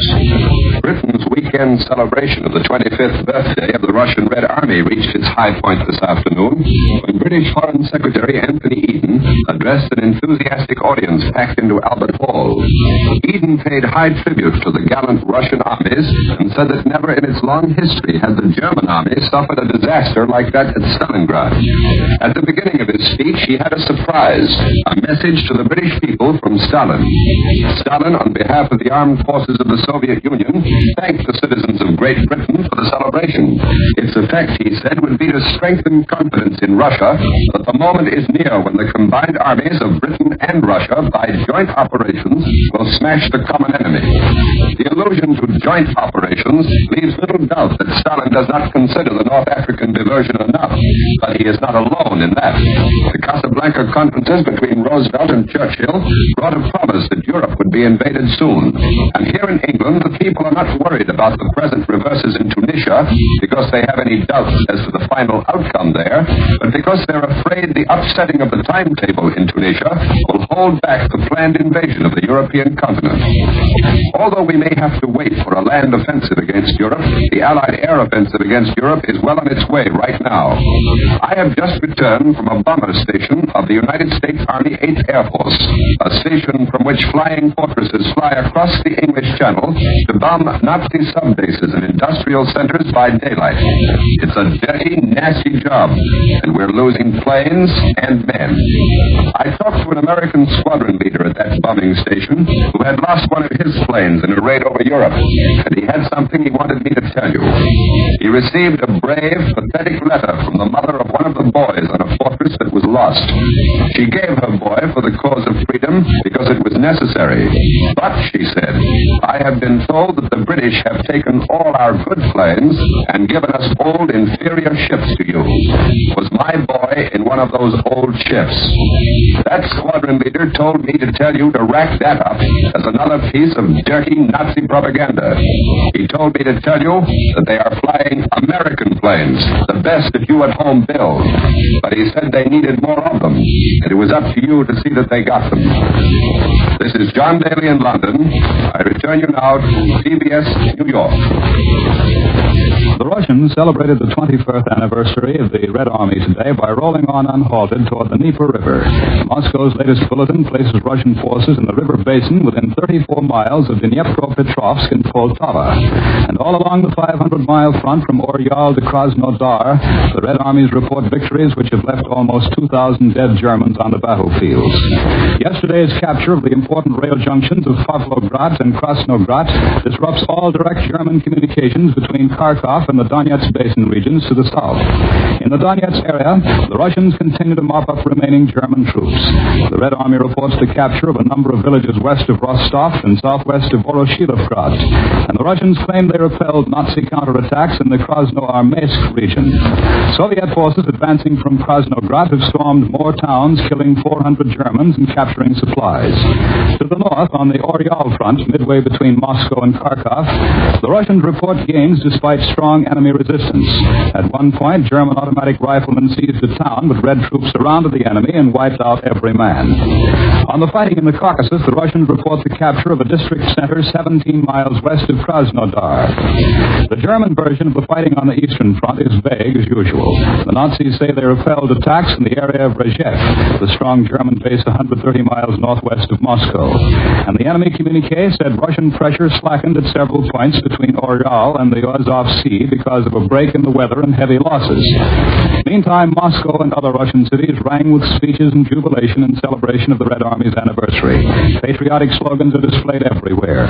A typical one says, "Hail to the victory of the Anglo-Soviet-American alliance over the base enemies of humanity, the German fascist enslavers." Back in this country, most of us have given little attention to our Coast Guard, despite its day and night alert. For an on-the-spot account of these activities, Admiral Radio takes you now to a Coast Guard patrol boat in Lower New York Bay. Bill Slocum, Jr. reporting. Old New York's grimy streets and depressing masses of skyscrapers loom only a few short miles from me now, and they're the most beautiful thing I have ever seen in all this world. Say what you want about them, they do not bounce, and this overgrown canoe the Coast Guard calls a patrol boat combines the worst features of an airplane and a submarine. Actually, the little beast moves with considerable speed, and when it does, there isn't too much unpleasantness. But it is on anchorage patrol in the busiest harbor in the world, and that means every so often it sidles up to a freighter and waddles around while expert Coast Guardsmen make quite sure the freighter is where it belongs and is doing nothing it shouldn't do. Whether there are hundreds of boats in the harbor or whether there is a dozen is a little matter the censors feel should be a secret between them, myself, and the thousands who travel in ferries. But as anybody who lives in a harbor town can tell you, as dusk falls, sometimes you'll see the harbor fill. When dawn comes, it is practically empty. And another convoy of death and destruction for the Axis and food and warmth for the Allies is on its way. It's the job of the Coast Guard Harbor Patrol to see to it that these freighters, many of them Liberty ships, take on their precious cargo without interference as they clear this harbor in as much secrecy as possible. These Coast Guardsmen are a combination seagoing policemen and firemen. They ferret all over the waterfront on foot, in boats, in jeeps, and in airplanes. And if they see anything amiss, they're all trained to nip it in the bud and keep damage to a minimum. The boat I'm on is on anchorage patrol. There are other Coast Guard units who see that only accredited citizens are given access to the waterfront. Others keep their eyes open for fire hazards. And they're all better than expert hands at mob and riot control. We're going to hear this crew in action shortly, I'm sure, because we're bearing down now on a big freighter, swinging at anchor and loaded to the gunwales with, shall we say, general cargo. I'd like to give you a picture of this harbor when it's filled, and that doesn't mean it's filled now, nor does it mean it's empty. The last time I was out, the Richelieu was laying sleek and trim amidst a couple of hundred travel-stained freighters, some shiny new Liberties, other rugged old tramps, all of them low in the water and with cargoes piled high on their deck, all of them with life rafts, and all of them armed fore and aft.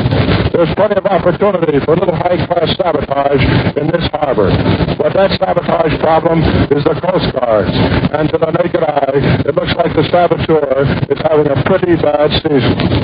We're coming up under the nose of a freighter now. Let's see how it works out. Check this, please.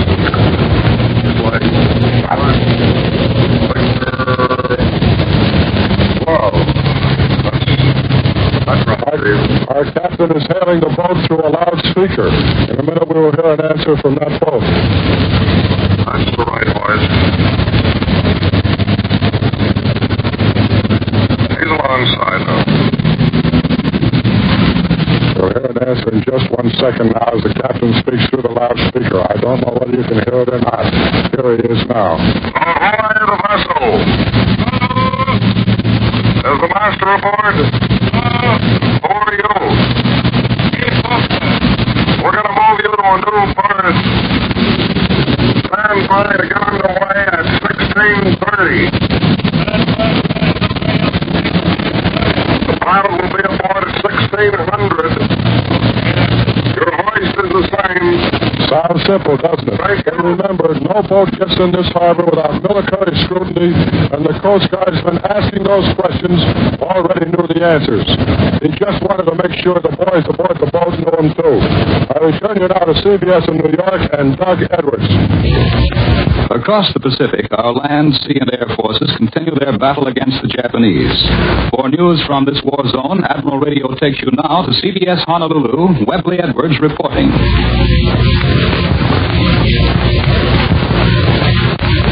There is a significance in the Navy's report of an attack on Attu Island by surface ships that may be missed by the casual observer. Attu Island is at the tip of the Aleutian Peninsula, which juts in a long line of islands to the southwest of Alaska. It comes to mind that that's up north somewhere. That's true, it is up north. But the Aleutians are very definitely a part of our Pacific front against Japan. They are the right end of our line, so to speak, just as Guadalcanal is our left end. The center of this long Pacific line has been static since the Japs attempted to punch through Midway to Hawaii and were rolled back. Then the forces of Admiral Chester W. Nimitz made a hazardous but successful attack at the left end in the Solomons. Guadalcanal is now fully occupied and is a strong point for our forces. And now this weekend, Pacific Fleet units have gone into action at the other end of the line up north. There's been previous action in the Aleutians. There was an attack up there on Jap installations at Kiska by our surface ships in August of 1942. But this is the first shelling of Jap installations on Attu Island, which is 300 miles west of Kiska and more than 600 miles west of Dutch River, Alaska. Attu is 1,800 miles west of the meridian and goes through Hawaii, although well north of it. But this is the main significance. Attu is less than 800 miles in a direct line west to Asiatic land, Kamchatka, and Kamchatka borders on the Jap-owned Kuril Islands, which extend some 800 miles southwesterly to Japan proper. This is the furthest west our surface ships have struck. It indicates that the Pacific Fleet is not only willing to take offensive action in enemy-controlled waters, but also able to do so. This Pacific reporter is no Pollyanna. I've been pretty pessimistic at times in reporting from this area for the last 14 months. There's been tremendous obstacles for our Pacific Fleet to overcome since its first attacking task force went out and hit the Japs in the Gilbert and Marshall Islands a little over a year ago. This Pacific War has been called a holding operation with a kick in it, and aptly. But the kick is beginning to develop. The offensive spirit has developed rapidly since Midway last June. Our fleet in the Solomons tried to provoke a decisive battle with the Japs down there the other day, but the Japs were cagey. They did not choose to fight. They will have to fight before very long because the fleet will see to it that they do. When that fight comes, we will be hurt. You cannot fight battles like these in the Pacific without losing men and ships. But the Japs will be hurt worse. The men in the Pacific Fleet will bet you on that. This is Webley Edwards at Pearl Harbor. We'll return you to CBS in New York.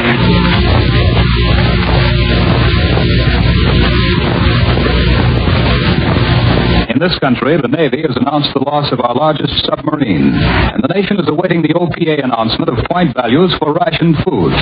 For these developments, Admiral Radio takes you now to CBS Washington, Lee White reporting.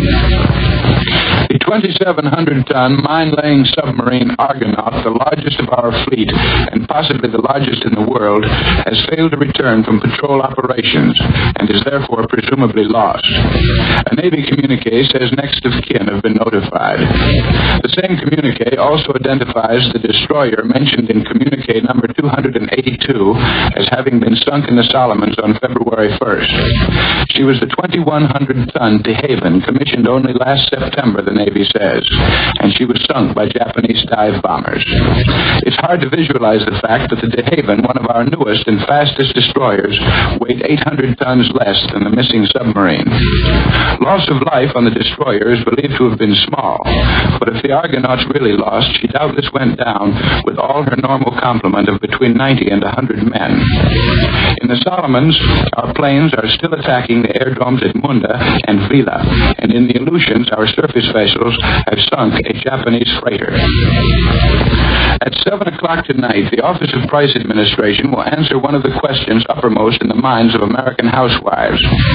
How many cans of food will be available per person under the new rationing program?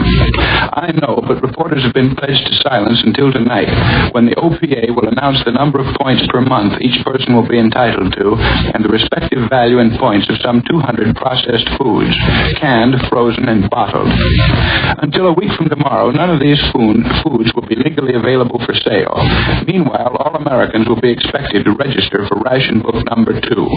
I now return you to CBS New York and Doug Edwards. This week, the magazine editor and publisher reported that casualties among American correspondents in this war have been proportionately 4 times greater than among our armed forces, and the greater part of these reporter casualties have occurred in the Southwest Pacific. Here in New York is CBS correspondent William J. Dunn, just back from 2 years on the battlefronts in the Far East and the Southwest Pacific. Tell us, Bill, just how do you war correspondents operate out there? The correspondents who are now working in the Southwest Pacific, and this goes for the South Pacific too, are a pretty great bunch of fellows on the whole. Even the loss of such men as Mel Jacoby, Barney Darnton, and Jack Singer fails to flag their enthusiastic desire to get in wherever the action is. Proof of this can be found in the stringent regulations General McCarthy's public relations officers have had to put into effect to keep the entire press corps from moving in a body to any front that might open. Vern Hoagland of the Associated Press is typical. Vern, you'll remember, had to make a parachute jump from a plane over New Guinea last August. It took him 41 days to find help. 41 days during which he wandered the jungles and the mountains almost without food and with very little water. Yet the first time I saw Vern after he left the hospital, he told me his one desire was to get back to New Guinea, and he did. The boys who do get to the fronts have very few advantages over the fighting men. They eat the same food, they drink the same chlorinated swamp water, they wade through mud and sleep on the ground, and they often get shot at. These boys have one inviolable rule at the front, a rule which requires the newcomer to dig his own foxhole as soon as he arrives. In a hot, steamy jungle with nothing but a small spade to use, that in itself is an all-day job, particularly for those of us who happen to tip the scales above the 200 mark. I think it's rather indicative of the attitude of these fellows that you never hear any complaints from them when they're actually up in the danger zone. When they get back to Port Moresby, where living conditions are glorious by comparison with the jungles, then they open up with a barrage of howls that are as loud as they are meaningless. Incidentally, one of the first things I learned in New Guinea is that any correspondent returning to press headquarters at Moresby from the jungles is expected to take a bath, and fast. In the early days of the Boona campaign, some of the boys had a tendency to come out of the jungle clad in uniform coating of green dungarees and mud. Having lived in this outfit for weeks, they sometimes fail to realize its possibilities and rested a bit before changing. The entire press corps combines today to prevent any such oversight by the returning correspondent. That was CBS correspondent William J. Dunn, who has just returned from Australia. Now, here's a message from our sponsor. Admiral dealers have requested that we ask you to be patient when your radio requires service. Every effort is being made to put all radios brought to Admiral dealers in tip-top shape.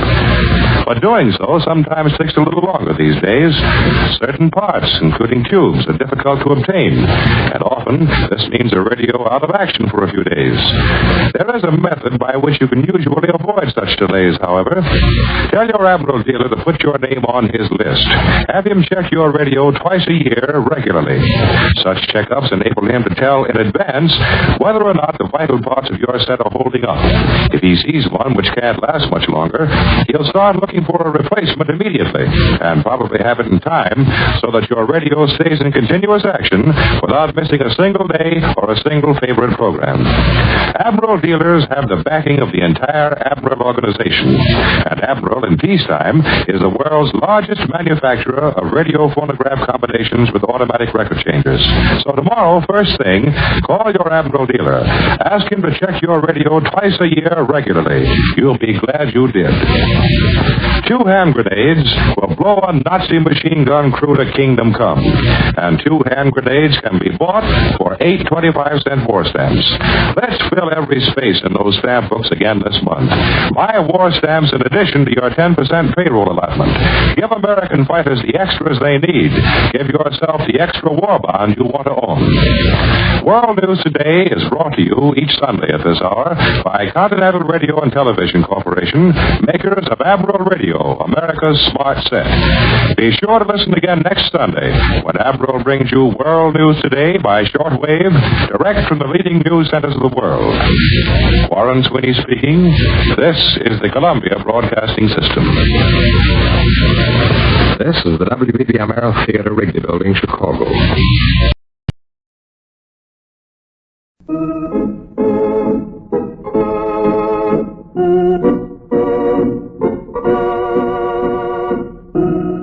Adventures in Research.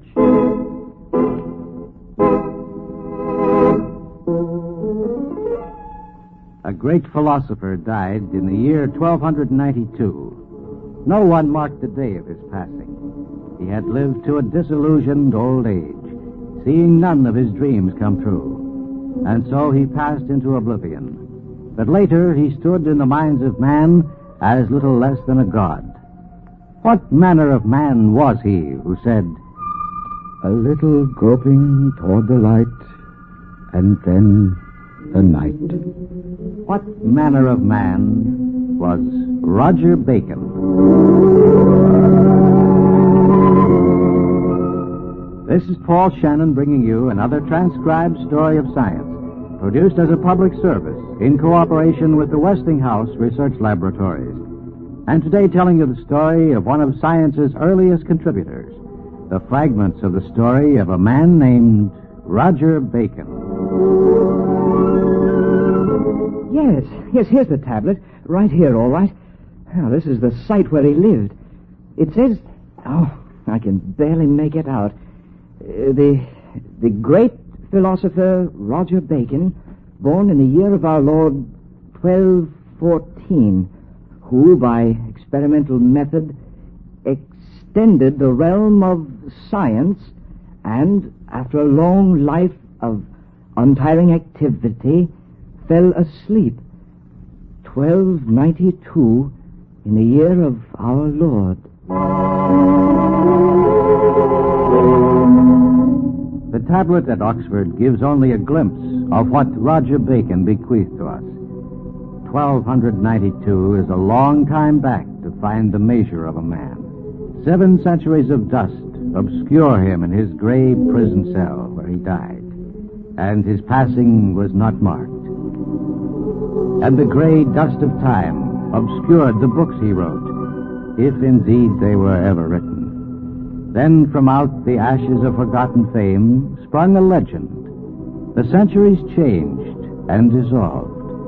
Words were whispered, legends of great books hidden away, and a name began to take form as the centuries passed. Roger Bacon became a world of legend. Oh, Friar Roger called Bacon. Didst thou know he built a bridge by the natural condensation of air? Aye, he built a bridge 30 miles long over the sea from England to France. Oh, and what happened to it? He passed over it safely, this bridge of air, he and all his retinue. A most remarkable bridge. Hast thou seen it? Alas, no. For Friar Roger destroyed it again by rarefying the air. A most remarkable man. But that is nothing compared to what else he has done. There is nothing in the world the man could not do. A magician of white arts he was. Roger Bacon was dead 200 years. Tis said that Friar Bacon had two most wonderful mirrors that he built. Two wonderful mirrors? By one of them, he could light a candle at any hour, day or night. Ah, a man among men. To light a candle by a mirror. That is not all. With the other mirror... Yes, the other mirror? In the other mirror, he could see what people were doing in any part of the world. See people in it? Verily, this Friar Bacon was a man among men. Roger Bacon was dead 250 years. And this man Bacon fashioned a head of brass that sat upon his table, and from it he could obtain the answer to any question he asked. And Roger Bacon was dead 300 years. Today, Bacon is dead more than 650 years. Can we now see the man, not the forgotten old prisoner who died unlamented, nor the near genius with a head of brass, but the real Roger Bacon? Little is known about the external events of his life, but we now can reconstruct the summary of his internal life, his ideas. He attended the University of Oxford, where he heard such things as, "Yes, scholars, we must do as Aristotle had done. He combined the study of physics, biology, and mathematics into a universal system of logic, upon which all human knowledge is based." Aristotle, dead some 15 centuries. Yet, Bacon must do as Aristotle had done. But Aristotle lacked the necessary instruments to verify his scientific doctrines. Can we not progress beyond what Aristotle knew and thought? Bacon was almost 30 now, and his philosophy had begun to crystallize. So he left his role of teacher of philosophy and turned to his religion for his science. He became a Franciscan friar. But in the 13th century, science was at twilight of mysticism and guesswork. No one had made the experiments to discover what was and what was not. All this Roger Bacon undertook. What others have striven to see dimly and blindly, like bats at twilight, I investigate in the full light of day. My lord, constantly there are visitors to Friar Roger, and such visitors. Whence come they? Where does he find them? And more, what business hath he with such? Today there were tillers of soil and rag pickers, and old women, plowmen, and soldiers. Yesterday there were barbers and Bacon had chosen the whole world as his province. There was nothing known to the laymen, old women, soldiers, and plowmen of which he was ignorant. He worked with minerals and metals and made weapons of war. He studied agriculture and rainfall. He made notes of remedies and charms employed by old gossips. He studied the books of magicians that he might expose their mystic tricks. Nothing that deserved inquiry escaped him. And the world and his friends might ask, "But, Friar Roger, of what good is it to cram your head with the gossip of the kitchen, to study the earth in the field neath the plow, turn your mind to better things?" To what better things? The world is my subject, good Edmund, and I have learned much. Suppose I should tell you that the calendar is wrong. Calendar? Wrong? Nonsense. Suppose I tell you that one might construct with glass an aid to the eyes. Oh, what fancy is this, pray? The laws of optics. It would be practical, I believe, to construct some sort of glasses to be placed before the eyes, and the aged and those with weak eyes would find it helpful. And those stones on the table, are they to see with also? Stones? Oh, magnets. I have been studying the characteristics of the magnetic field. Pray tell me, Friar Roger, is there nothing you have not learned? It is a wide world, Edmund, and there are many laws. I believe I have come upon certain of them, but I am not sure. 'Tis senseless to speak. No more senseless than what I have already heard. I believe I have come upon certain laws whereby a child might appear to be a giant and a man as a mountain. Thus a small army might appear very large, and thus we could cause the sun and the moon and stars in appearance to descend here below. Cease! You speak blasphemy, or are you bereft of your senses? I will listen to no more. The moon descending, a man appearing as a mountain? What is this? What is this? What it was, of course, was the telescope. Friar Roger hadn't discovered it, but he had come tantalizingly close, and he came even closer to other discoveries. In his manuscripts, there is a strange cipher, a secret message, a discovery he guarded carefully, so carefully he could not trust it in print. A momentous thing to indeed be so protected. The coded message has been deciphered and read at last, and the peculiar note by Bacon read, I have produced an explosion that outroared the thunder, and a flash that exceeded the brilliance of lightning. What Bacon had discovered was gunpowder. But the 13th century was not ready for such knowledge, nor prepared for such a man. So Roger Bacon was put into prison, a dark little cell that was to be his home for 14 years. But with his parchment and quill, Bacon continued his study. His spirit would not be quenched. And after his daily diet of bread and water, he would write. As for wealth, the true man of science neither receives it nor seeks it. If he frequented kings and princes, he would easily find those who would bestow on him honors and wealth. But that would hinder him from pursuing the great experiments in which he delights. In his pursuit of knowledge, the philosopher can remove even the walls of his cell and stretch them to the outermost limits of the world. Yet perhaps all was not lost.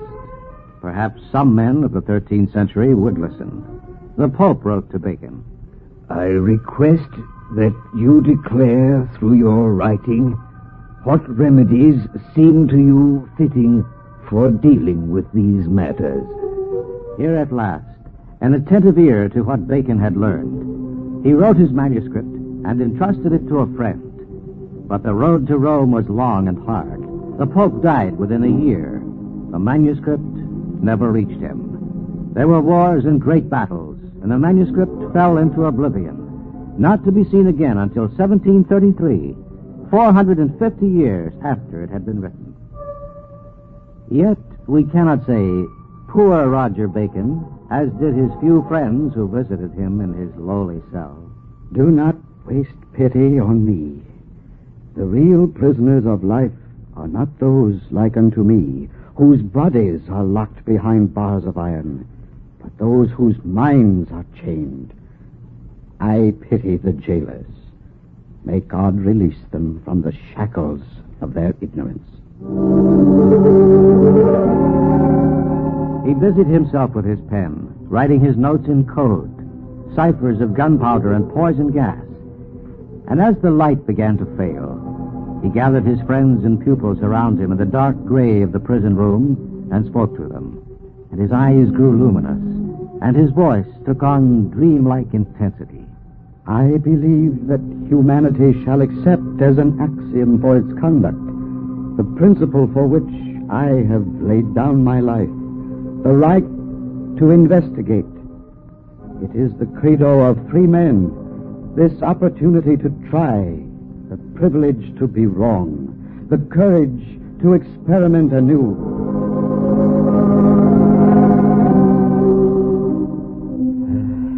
It is the end of the quest. I am not yet 80.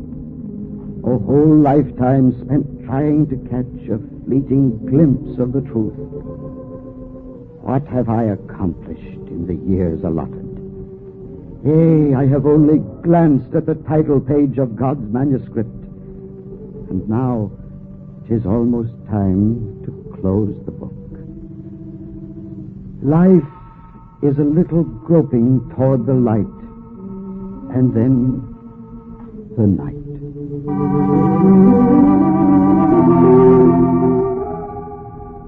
Such was Roger Bacon, the first modern man of science.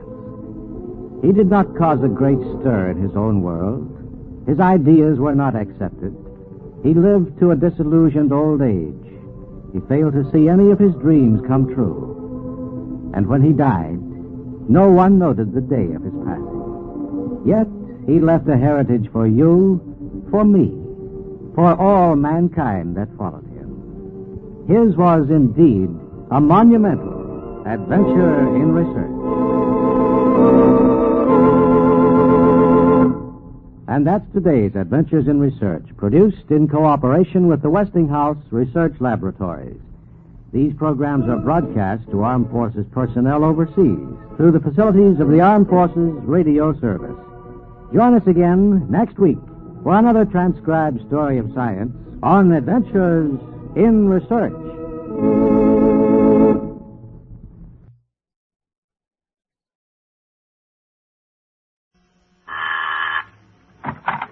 Well, hello. Come right in. Oh, George, we've got company.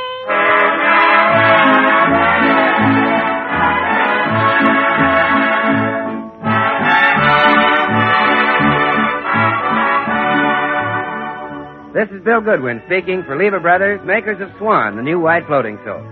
Well, it's Tuesday night again. Time for another pleasant visit with George Burns and Gracie Allen. Their guests, the Arkansas traveler Bob Burns, Jimmy Cash, and Paul Whiteman and his music.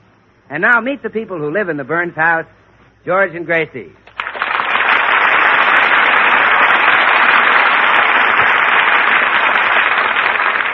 Well, the Burnses are getting ready to leave for New York to entertain the soldiers in some of our Eastern Army camps.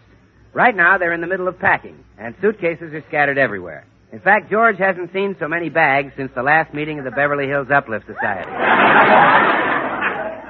Gracie, we're only going to be in New York 3 weeks. Do we need all these suitcases? Yes, dear. Now, this little bag has things we'll need on the train, like toothbrushes, your razor, my cold cream and perfume, your long underwear, my hand lotion. Wait a minute. I won't need my long underwear on the train. Oh, well, I just put that on top so the bottles won't rattle around and get broken. Look, honey, I'll be embarrassed. Every time we want to get something out of the bag, we'll have to drag out my long underwear. No, we won't. Your underwear has the cutest little door right in the back. Never mind. Gracie, the long underwear, out. Take it out. Out? Out. Now, what did you pack in the trunk? Oh, let's see now. In the trunk, I have your suit, my dresses, Blanche Morton's trombone, your shoes. Blanche Morton's trombone? Yes. We're taking that to New York? Uh-huh. Blanche gave it to me along with a book of instructions. Oh, fine. I can't sleep on the train anyway, so at night I'll just practice on the trombone. And envy all you lucky people who can sleep. Oh, yes. I must thank Blanche for that. Oh, don't thank Blanche. Thank her husband. He made her get rid of it. It almost gave him pneumonia.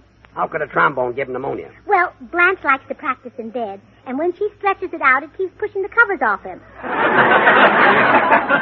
The trombone comes out of the bag. Out? Out. Oh, my darling little ducky. Are you happy you're going to New York, Herman? Well, that's nice. You've never been on a train before, Herman. How do you think you'll sleep? Well, I hope you do. We'll fix a nice little bed for you in the baggage car. What? You sleep in the baggage car. Oh, I'm sorry, darling. But there are only 2 berths. I sleep in one and your daddy sleeps... Oh, George. Oh, no, I don't sleep in the baggage car. You shouldn't take that silly duck with us anyway. Go on. Boys. Now come upstairs with me, Herman. I'll pack your rubber fish. Yeah, go on.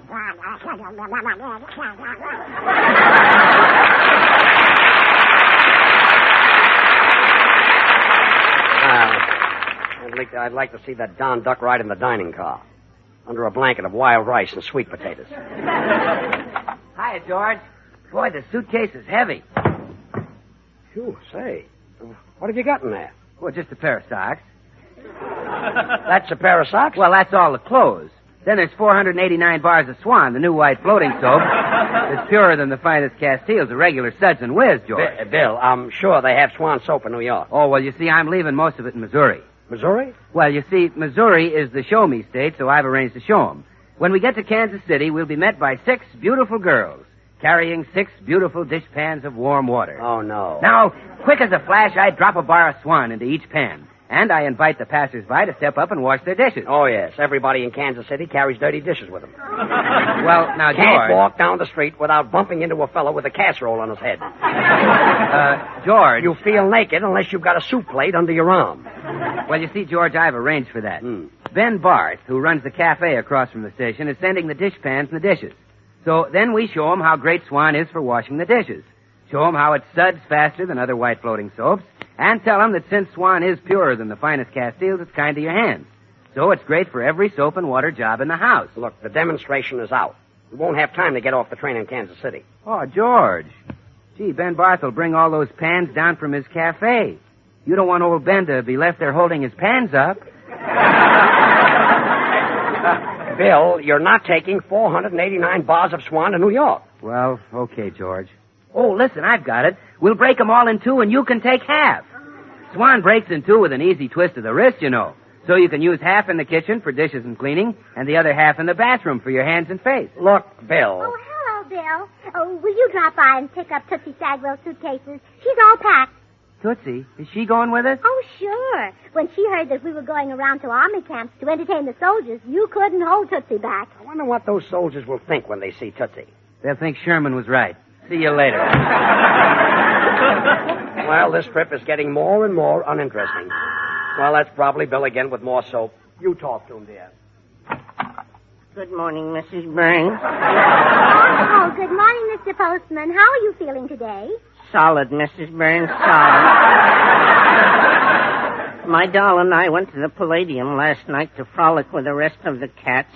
Really? Yes, now I'm a hep jack from away back. Well, I'm certainly surprised. I've never thought of you as a jitterbug. Oh, I've got rhythm. Mr. Pine, I find. Well, that's very pretty. Thank you. Well, have you got any mail for me this morning? Yes, there's a letter here for your husband. I guess it's a fan letter. It's addressed to Mr. Burns, the radio comedian. Oh, thank you. Goodbye, Mr. Postman. Goodbye, Mrs. Burns. Remember, keep smiling.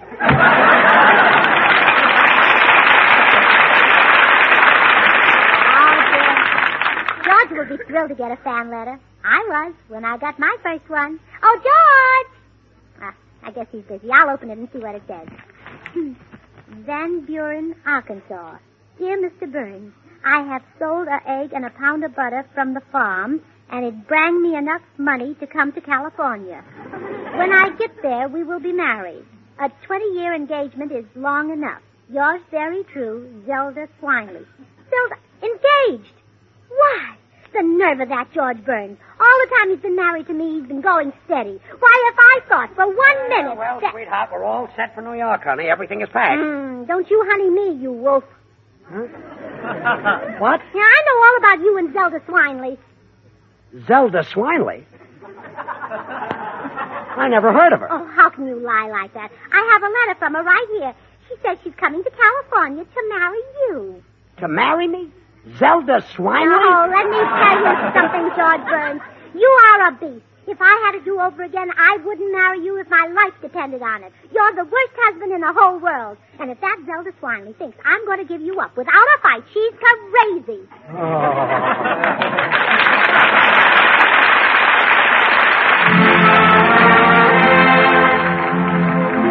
This is Paul White. A dozen years ago, everyone was singing a tune called As Time Goes By. And now it's the theme song of Warner Brothers' great picture, Casablanca. And everyone's singing it again, including the 6 hits and a miss.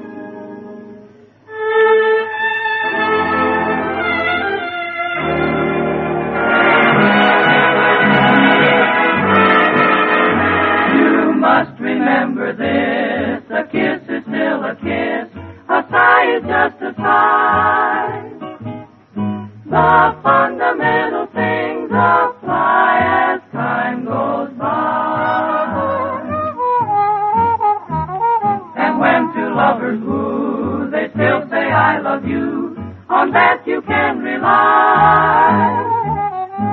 no matter what the future brings as time goes by. Moonlight and love songs never out of date, heart full of passion, jealousy and hate. Woman needs man and man must have his mate, that no one can deny. It's still the same old story, a fight for love and glory, a case of do or die. The world will always welcome lovers as time goes by.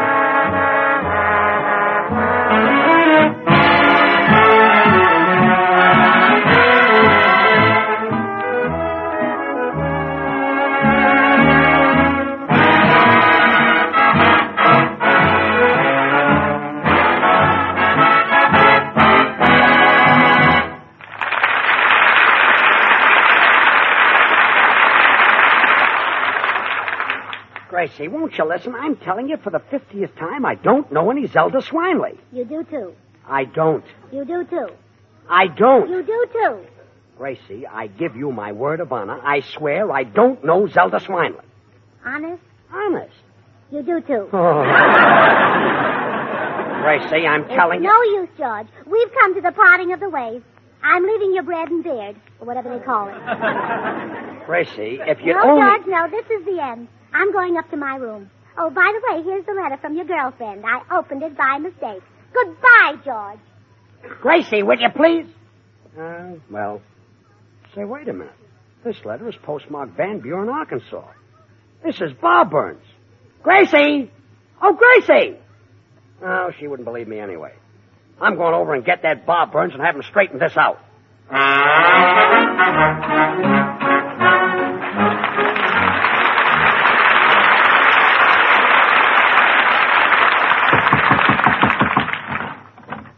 Well, if it ain't my old friend George Burns. Gee, I'm glad you're home, Bob. Come on in, George. What's on your mind?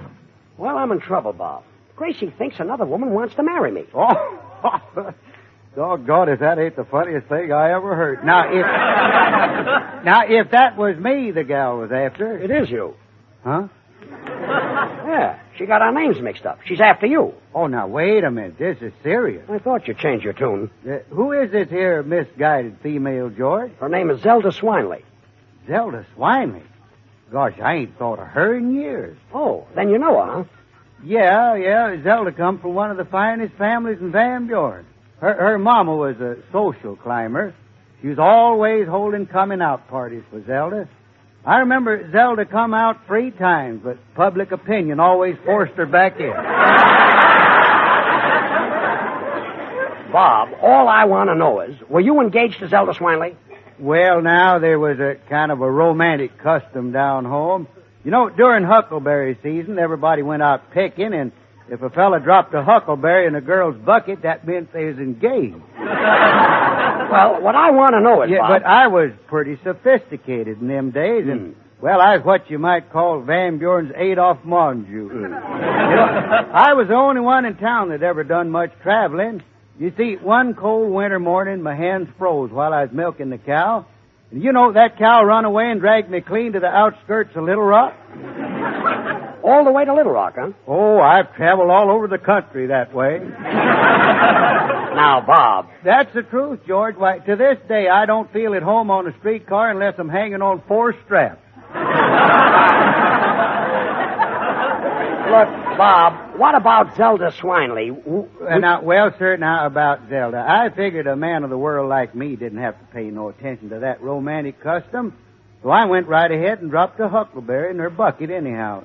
That's all there ever was between us. Well, okay. Now listen to me. Gracie thinks Zelda is my girl, and you've got to come over and straighten me out. Well, gosh, George, why didn't you say so sooner? You just been standing there like a dummy. Yeah, I'm a big tongue-tied dope. Well, get your hat, Bob. Poor Gracie is probably having hysterics by now all alone in that house.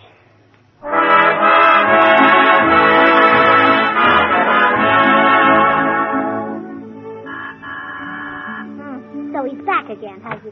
Well, yes, miss? Is this here the place where Mr. Burns lives at? Well, yes. Won't you come in? Well, I guess I better introduce myself to you, ma'am. My name is Zelda Swineley. You see, yes. I know who you are. You are the other woman. No, I ain't, lady. I'm me. I mean that you and I are rivals, Zelda. You see, we both want the same man. You mean you're fixing to marry Mr. Burns, too? Oh, I'm not fixing. I'm fixed.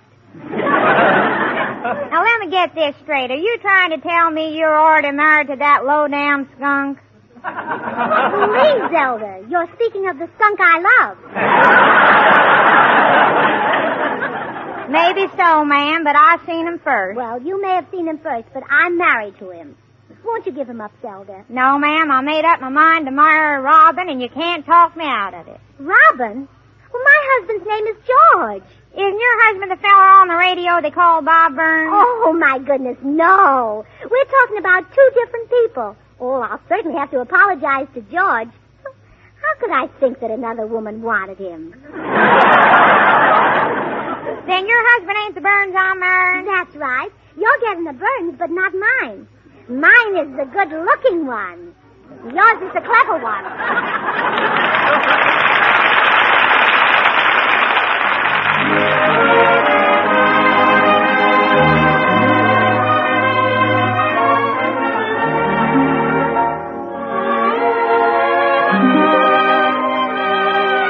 Here's Jimmy Cash with an up-and-coming tune, Roseanne of Charing Cross.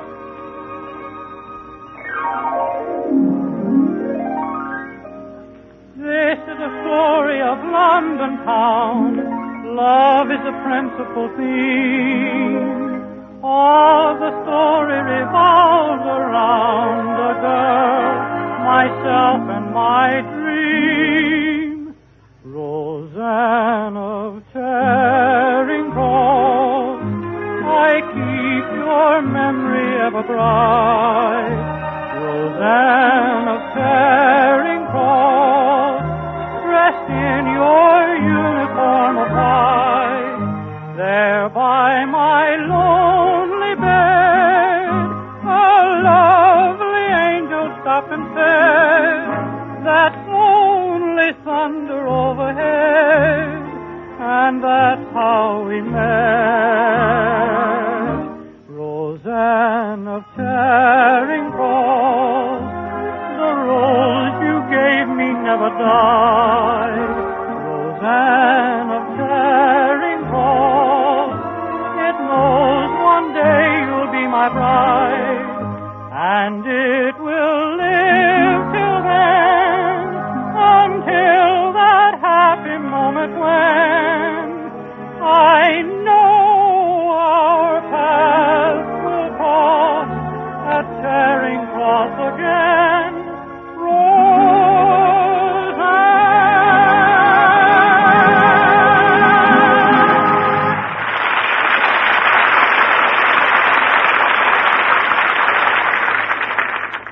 So don't you worry your head about it, Zelda. I'll get that Bob Burns over here and see to it personally that you have a lovely wedding. You sure are a kind-hearted woman, Mrs. Burns. Oh, well, it's really nothing. Women should help each other whenever they can. You know what I always say? Judy's sister and the O'Grady lady are under the Colonel's skin. That's mighty clever saying, I reckon. Well, I'll get right on the telephone. Oh, wait. My husband's coming up the walk now, and Bob Burns is with him. Oh, be still my heart. Can I see him too, Mrs. Burns? Oh, no, Zelda, no. Not before the wedding. Well, how come not? Why, it's bad luck. On the day I married George, my mother told me I'd have bad luck if I saw him before the wedding. What did she say after the wedding? Well, what should I do? Oh, well, you hide in the other room, and the minute he's ready to marry you, I'll call you. All right, ma'am. My, isn't this romantic? I feel just like Cupid, only better dressed. Gracie, I brought Bob Burns over to clear up that Zelda Swiney situation. Go ahead, Bob. Well, you see, Gracie, George ain't to blame because... Oh, I know that, Bob. You're the man Zelda's going to marry. Gracie, Bob hasn't seen Zelda for 20 years. Yeah, you see, Gracie, things are done different down in Arkansas than they are in Hollywood. Down in Arkansas, people get married who don't hardly know each other. But here in Hollywood, well, I guess it ain't so different after all. I'll bet you're anxious for the wedding after being engaged for 20 years. Engaged? Oh, now, wait a minute, Gracie. All I ever done was drop a huckleberry in Zelda's bucket. Well, now, don't be nervous at the wedding, Bob. Of course, most men are. But they ain't going to be. George was shaking so much that his garter came undone right in the middle of the ceremony. And he had to hook it back on. Well, Gracie, And when we left the church, he didn't realize he'd hooked it on the wrong leg until he dragged a bridesmaid halfway up the aisle. Gracie, Bob is not interested, and we're leaving for New York in an hour. I envy you getting married, Bob. Yeah, but I ain't Honeymoons are so romantic. I'll never forget mine. We went to our hotel, and for 3 hours, George sat on one side of the room, and I sat on the other. Look, you don't have to. Finally, he looked at his wristwatch, and it was 12 o'clock. And he got up, and he walked over to me, and he said, Gracie, we shouldn't behave like strangers. How about a game of checkers?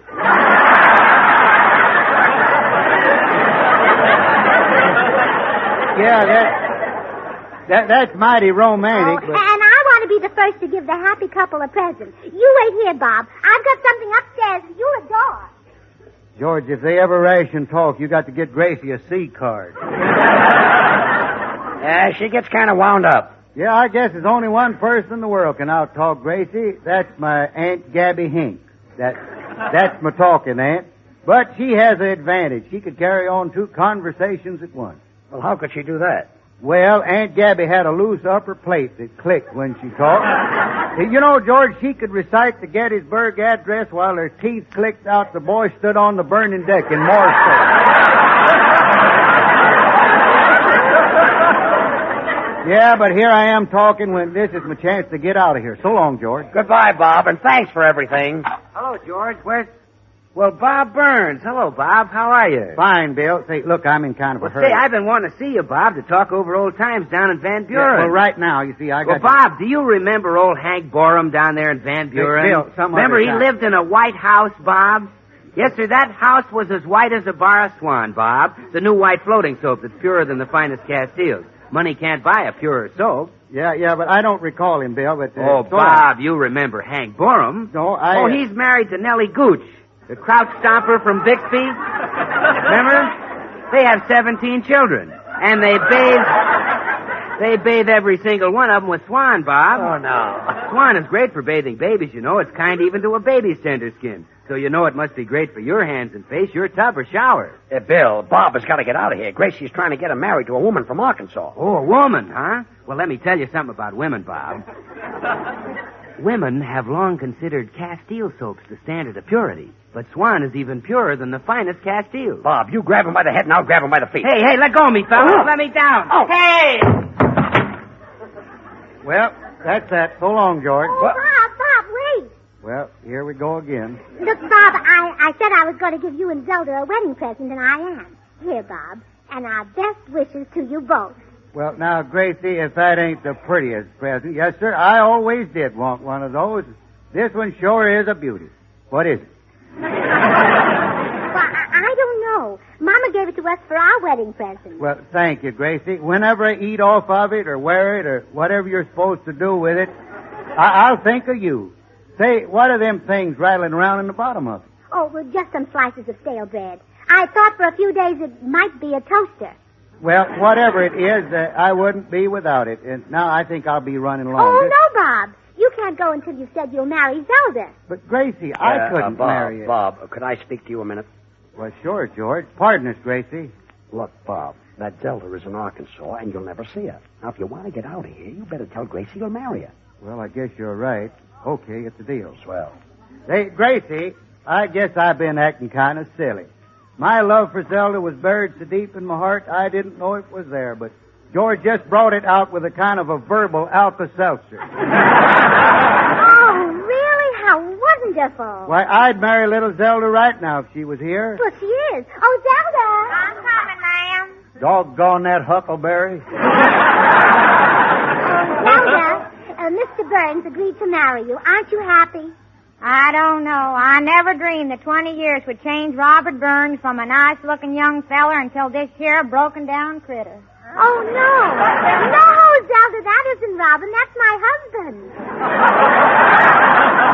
You mean to tell me that this other feller's Bob Burns? Well, yes, of course. Well, in that case, I'd rather have your husband. Oh, Zelda.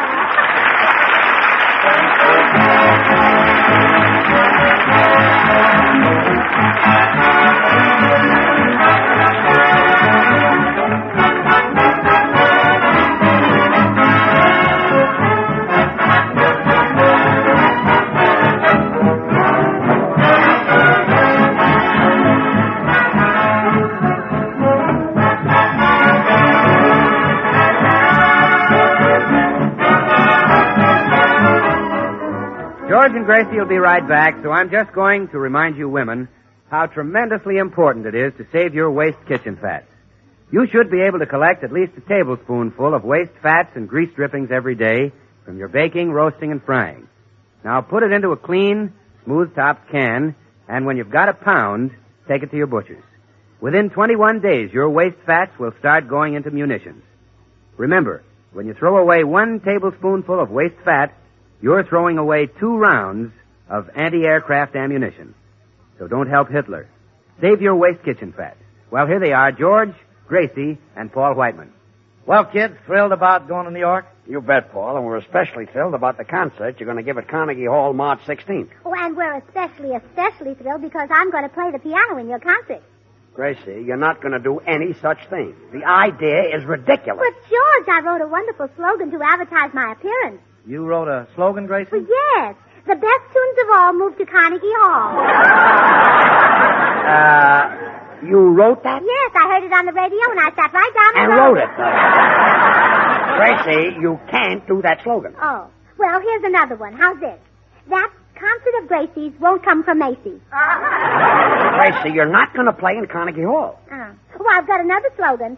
She won't play the cymbals on the 3rd floor at Gimbel's. Gracie. And here's another one. Good night, will play, folks. and that Good ain't night. me. Hey, hey.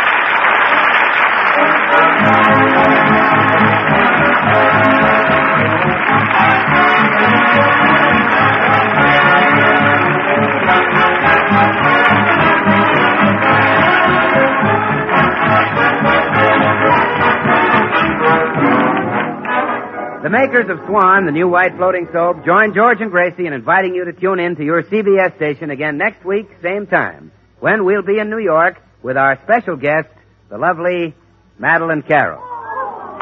Now remember, George Burns and Gracie Allen, CBS next Tuesday night. And don't forget to listen to Swan's other show, Tommy Riggs and Betty Lou, over another network next Friday night. And now till next week, this is Bill Goodwin saying, see you in New York, and well, Swan, how about you? This is the Columbia Broadcasting System. The Johnson Wax Program with Fibber, McGee, and Molly.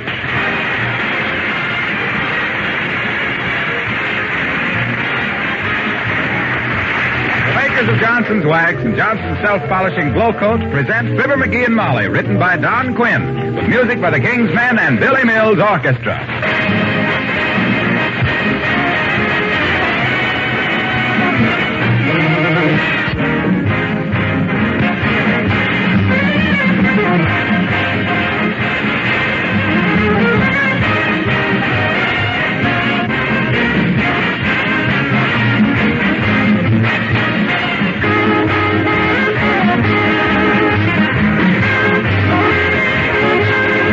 Here's one simple sentence that's worth repeating over and over again. To take better care of your things, try waxing them.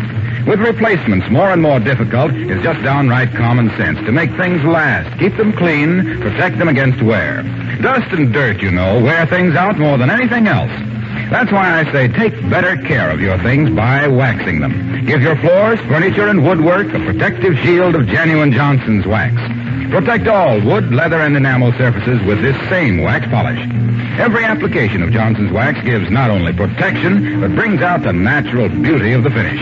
Floors that are regularly waxed grow lovelier every year, and they never need expensive refinishing. There are 100 extra labor-saving uses in your home for genuine Johnson's wax, which you can buy from your dealer in one of 3 forms: paste, liquid, or cream.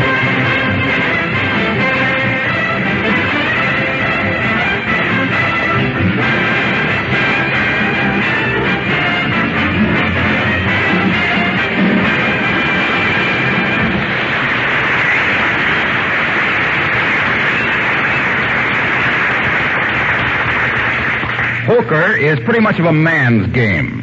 Trying to get out of the house for an evening to play poker is also a man's game. And here, taking a hand in it, we find Fibber McGee of Fibber McGee and Molly.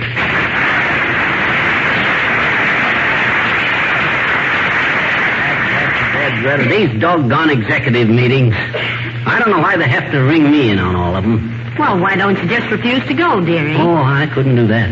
I can't let them down. They're depending on me. Oh. Look, why don't you go to a movie or something? I don't know how late I'll be out. You know how these things are. Oh, I don't think there's anything I want to see, McGee. What's at the Bijou? A couple of guys I never heard of. Saw their names out in front of the theater today. I thought I knew everybody in vaudeville, too. What are their names? Matt Daly and Pop Tritus. Oh. Why don't you go see him? No, I don't believe I will, McGee, but I'll tell you what I will do. Huh, what? I'll come with you.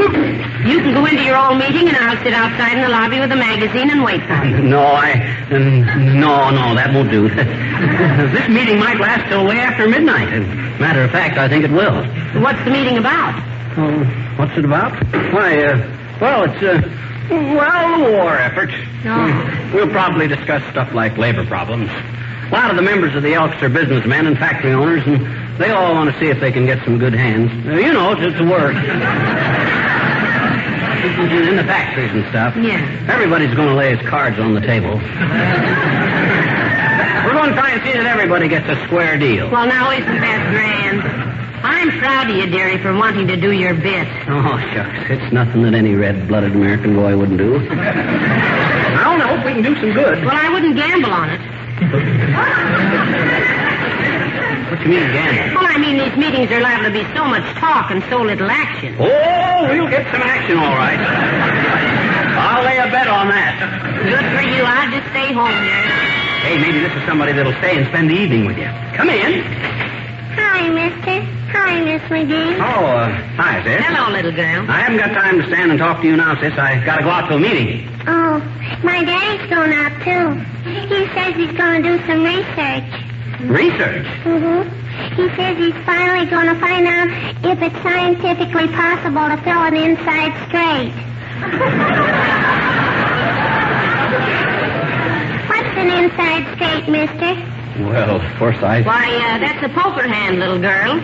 And if it'll save your father any trouble, you can tell him he can only fill one once in 13,789 draws. Well, I didn't know you knew so much about poker, Molly. Why, I love to play poker, dearie. And I think it's pretty selfish of the men to want to play by themselves all the time. Yes, I imagine... My daddy says women clear up the game. Oh. Yeah. He says they always want to play fancy poker games like grocery store and baseball and duck on a rock. Duck on a rock? That's a new one on me, sis. What kind of poker game is that? Everything wild but the ace of spades.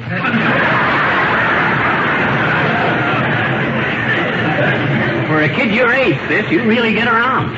Well, gee, my daddy plays cards all the time, I bet you. Oh. He's always making excuses to get out of the house so he can play poker. He does, huh? Imagine that.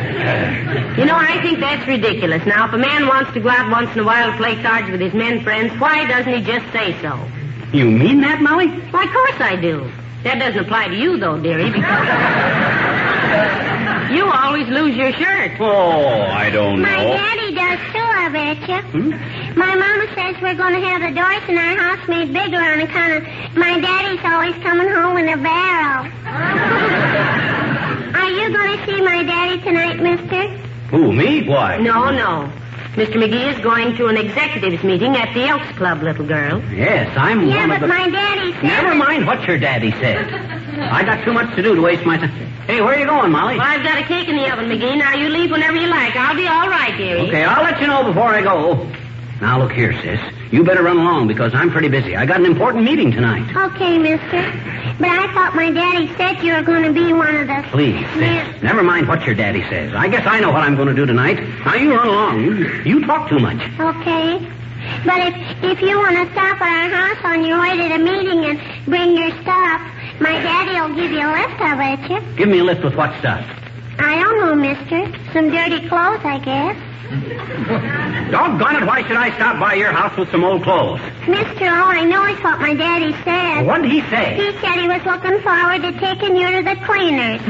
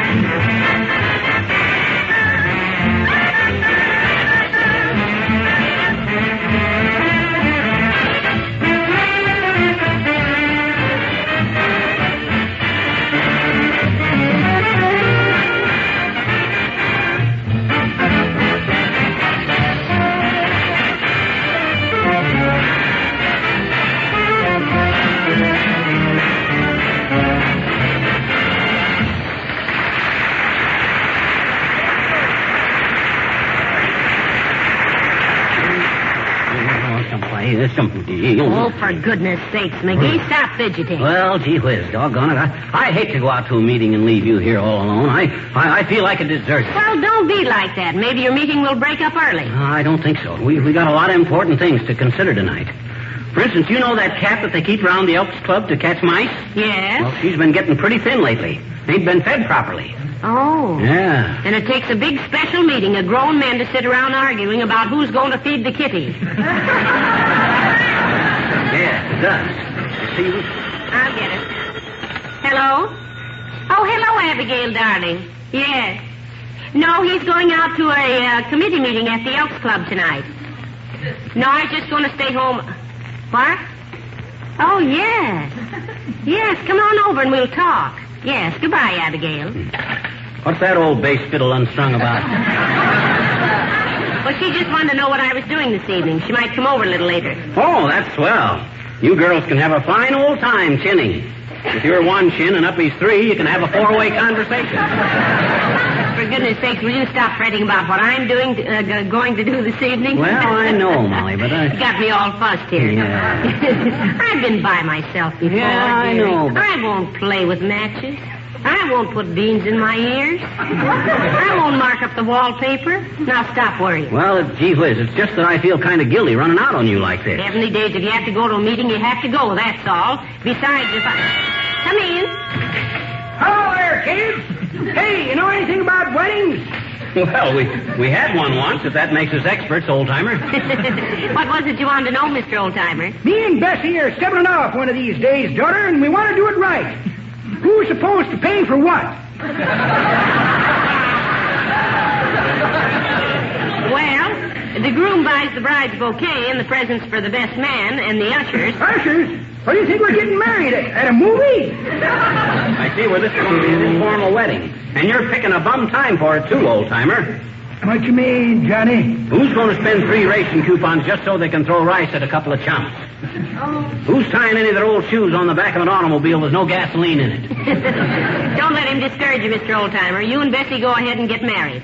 Where's it going to be? At the bride's home? That good etiquette? Why, sure it is. On account of so often the groom is living at the YMCA. Then you'll want about 4 ushers, 4 bridesmaids, 2 flower girls, a maid of honor, a best man, and a ring bearer. Yeah, gonna be kind of hard to handle, daughter. Why? Bessie and her old man live in a trailer. Guess maybe we better just sneak out to a justice of peace someplace. Oh, I wish we could be there as witnesses. You gotta have witnesses? Why, certainly. Why not? Mm-hmm. What if you want to get out of it later? Won't witnesses be kind of embarrassing? Now, don't talk like that. Aren't you and Bessie in love with each other? Oh, daughter, every time I see Bessie, my heart goes bumpity, bumpity, bump. I get short of breath. My hands tremble. My mouth gets dry. Hey, is that love or am I smoking too much?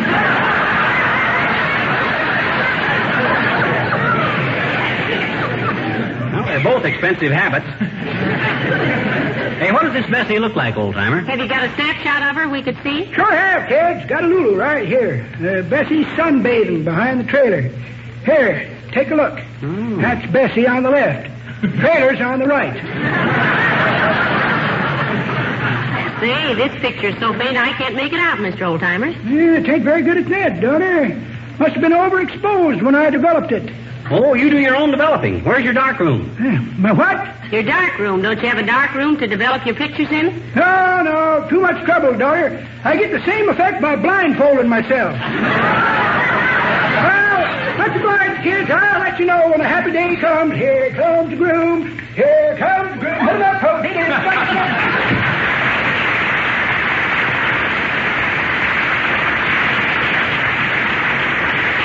That old footer. Oh, my gosh, I almost forgot. Hey, Molly, where's the checkbook? It's in my purse, dearie. What do you want the checkbook for? Oh, well, something might come up at the meeting tonight where I might need a few bucks. You know, a donation to some charity or something. Besides, the stakes are usually pretty high. Steaks? What steaks? Oh, I mean, if the meeting lasts too long, sometimes we send out for hamburger steaks. And if we don't have enough chips, potato chips, well, gee whiz, I want to pay my share. All the other fellas are... Hello, folks. Hello, Mr. Wilcox. Hi, Junior. What can we do for you? I just want to remind you, Fibber, about that poker... Oh, yes, about that poker. yeah. Well, the blacksmith says he'll have it ready about the first of the week. What? Yeah. You see, Molly, the last time I was over to Wilcox's house, I tried to fix the fire in the fireplace and bent the poker all out of shape. Guess I don't know my own strength. Teach me a good lesson. Yes, sir, it surely will. Say, what are you getting so red in the face about, McGee? What's a little poker between friends? That's what I say. He'll pay for it, won't you, Fibber? Well, I usually do. Why, certainly I'll pay for it. Say, are you going to the executives' meeting at the Elks Club tonight, Mr. Wilcox? What executive? You know, Junior, the annual, the meeting that was scheduled for the big meeting. Oh! No, I don't think I can attend a committee meeting tonight. Oh. I've got to meet an old auntie tonight. Oh. Isn't that nice? Say, if you're coming near here, Mr. Wilcox, bring her in. I'll give you some coffee and cake. What's your auntie's name? Philpott. She's one of the... Doggone it, Junior. What are you standing around here for, gabbing about your relatives? Don't try to cover up with a lot of idle conversation. Cover up what, McGee? Well, gee whiz, we know what he's here for. Why don't you get at it? He ain't fooling anybody. Okay, pal. You asked for it. Let's have it. Give your kitchen linoleum a new deal with Johnson's self-polish and glow coat next time you have a full house for a card party. Enjoy that royal flush of pride you'll get from a clean, sparkling kitchen's floor. See how easily spots and footprints wipe right off a glow-coated linoleum. How much more sanitary your kitchen is with the floor surface wax-sealed against dust and dirt. If you spill something off a tray, it can't raise the deuce with your linoleum. Because Glow Coat is aces in protection. Get a container of Johnson's self-polishing Glow Coat today. It's your dealer's choice. So long, folks. I'll see you.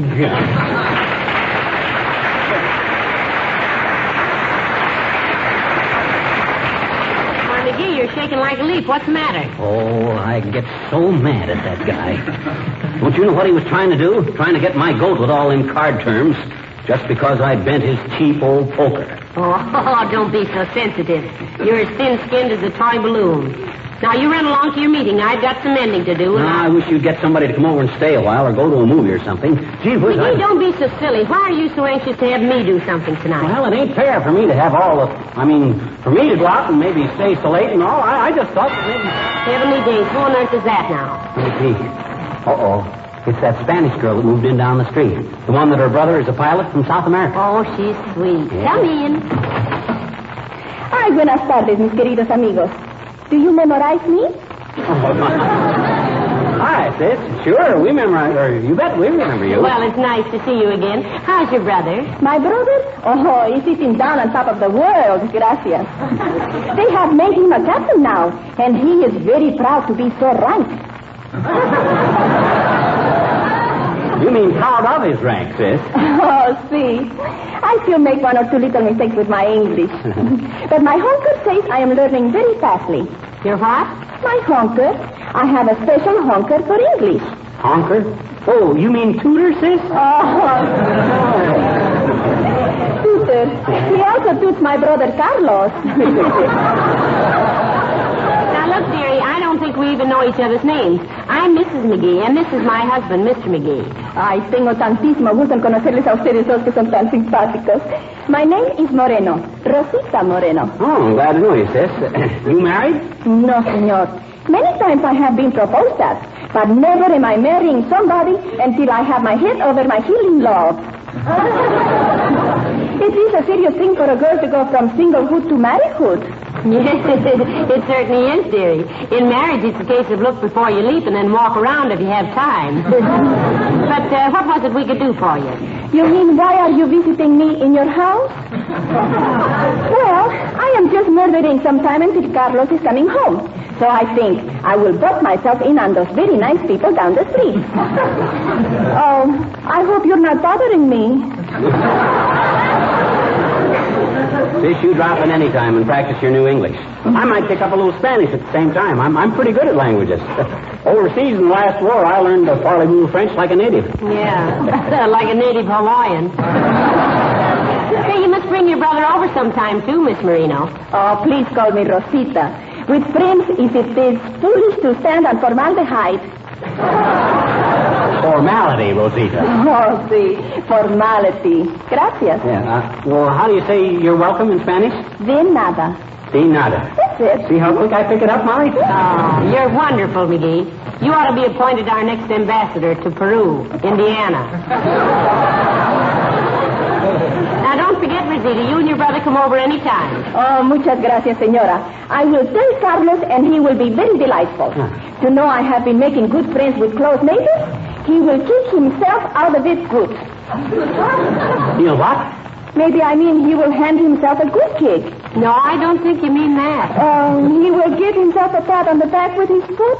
No, that isn't exactly... Oh, I know. He will get out of it big with a kick. Oh, do you mean he'll get a big kick out of it? Oh, sí. Ay, pero qué tonta soy. Qué cabeza tengo. Bueno, ya me voy. Muchísimas gracias por todo y hasta mañana, amigos.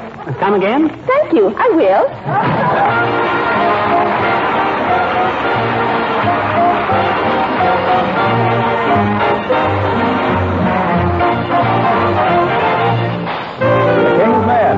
Murder, he says.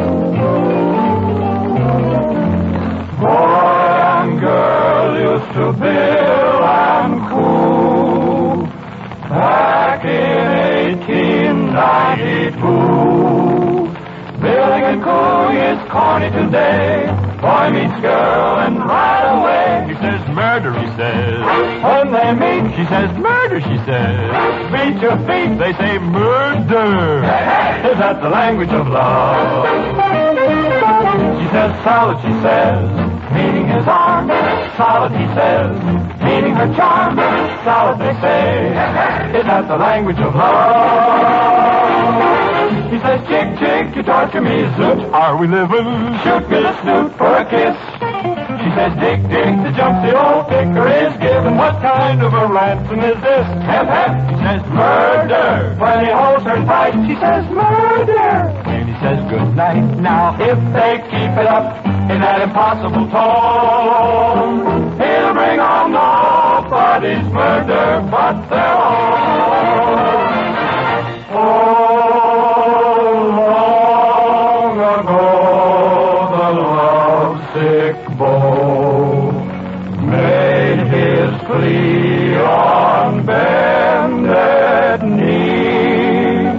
Nowadays, in other ways, a zoot suitor in love's pursuit. He says, Jackson, he says, shoot me the rights. Jackson, he says, make with the spikes. Jackson, he says, now who the heck is Jackson? He says, hep, hep, with helium, babe, now we're cooking. And other things to wit. Quote, get in the grooveroo, jump where you're looking, unquote. His uppers don't fit. He says, murder, not a date. Jackson, big engagement, solid man. I'd like to catch him alone. I'd make that murder he talks about exclusively his own.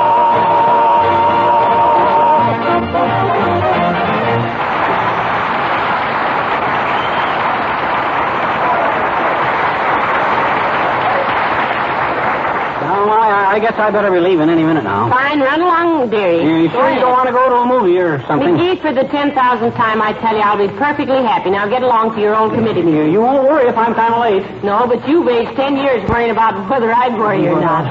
Get along with you. Okay, but gee, I wish you'd just... Oh, dear, now who? Come in. Hello, Mrs. McGee. Hello, Mr. Wimple. Hi, Wimp, old bruiser. How are you, Mr. Wimple? Oh, healing up nicely, thank you, Mr. Wimple. I just met a friend of Mr. McGee's, and I promised him I'd remind Mr. McGee of the date he had tonight. Oh, yeah, sure. Date with the executive committee at the Elks. Sure. Well, thanks, Wimp. Much obliged. Well, how's everything going with your physical culture work? Just splendidly, Mr. McGee. See how I'm filling out? Oh, that reminds me, dearie. Our laundry bag didn't come back this week. Where do you work out with your gymnastics, Mr. Wimple? Oh, I fixed up a dandy little gym down in our coal bin, Mrs. McGee. Makes it kind of tough when you fall off a trapeze or something, don't it, Wimp? Oh, no, it's soft coal. Oh. That's nice, but that isn't a very healthy place to exercise. I should say not, Wimp. You gotta have fresh air. Work out in your bedroom or someplace. Open the window and take great, big, deep breaths, like this.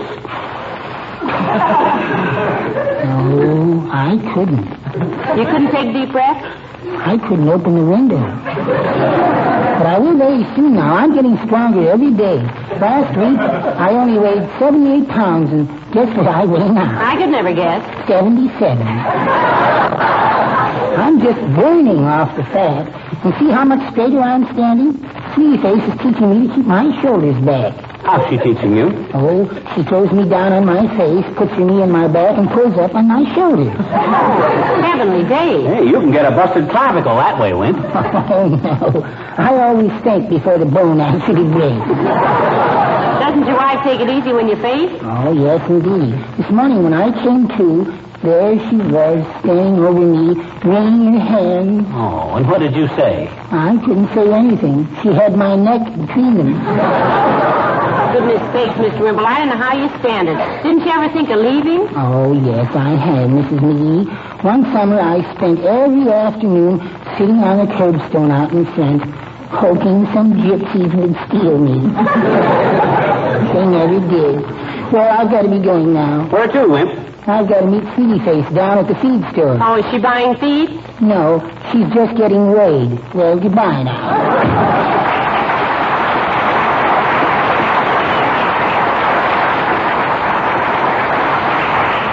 More people come in to remind you of that committee meeting, McGee. Must be very important. Oh, it is, and I better be getting down there, too. I got a superstition about being there for the first hand. First hand? I want first-hand information about... For goodness sakes, come in. Oh, hello, Abigail. How do you do, Mr. McGee and Mr. McGee? Hi, Effie, glad to see you. Wiggle out of the minx and fling the body on a stool. Slip your shoes off, too, if you like. Only 3 pair a year, you know. You're pretty heavy on them. Thank thank you. You girls will excuse me if I duck along, won't you? I got an important committee meeting at the Elks, Uppy. Go right along, Miss McGee. I have managed to struggle through 23 hours and 55 minutes of the day without your magnetic personality. I think I shall survive the other 5 minutes. Thank you. Hey, are you sure it's okay with you, Molly, if I don't get home very early? These meetings are after... No. Now run along and don't come home till you get good and ready. I'll be perfectly all right. Okay, well, so long, Uppy. Good evening, Miss McGee. And, I almost forgot. You didn't give me the checkbook, Molly. I haven't time to look for it now, dearie. Oh, well, okay. Well, so long, Molly. See you later. McGee, you didn't kiss me goodbye. Huh? Goodbye. I'll see you later. Well, come, my dear. We shall have to hurry. We're 10 minutes late now. Where is the bingo game tonight, Abigail? That's latest news. You'd better bring about $5. I lost $3.75 the last time. Well, I've got the checkbook in my purse. Where's my hat? Oh, here it is. I'm ready, Abigail. I've been looking forward to this ever since you called me up. But how about Mr. McGee? Will his committee meeting take long? Committee meeting my clavicle. He's headed for a poker game, Abigail. I've been trying to get him out of here for an hour. Come on, let's go then.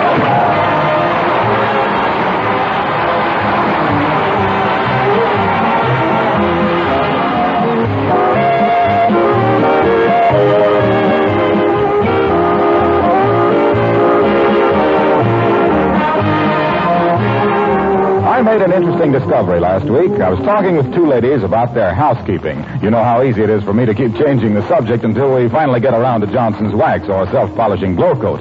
Well, it seems that both of these women had been using Johnson's glow coat on their linoleum floors for a long time and were enthusiastic about it. They knew it saved them hours of work, kept their floors beautiful, and protected them against wear. But they didn't realize that the regular use of glow coat actually makes linoleum wear 6 to 10 times longer. In fact, the primary reason for using glow coat or Johnson's paste or liquid wax is this protection it gives to floor surfaces. The beauty that goes with it is like a special dividend. And right now, when we need to make our things last, it's important to keep all linoleum protected regularly with Johnson's self-polishing glow coat. The floor polish that shines as it dries without rubbing or buffing.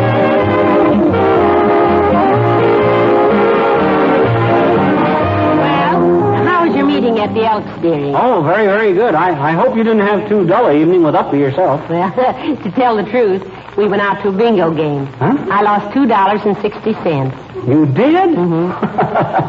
Well, to tell the truth, I was playing poker. I won $12. Well, while we're telling the truth, I knew you were playing poker. What? What was the idea of kidding me along? Well, I knew you'd have more fun if you thought you were getting away with something.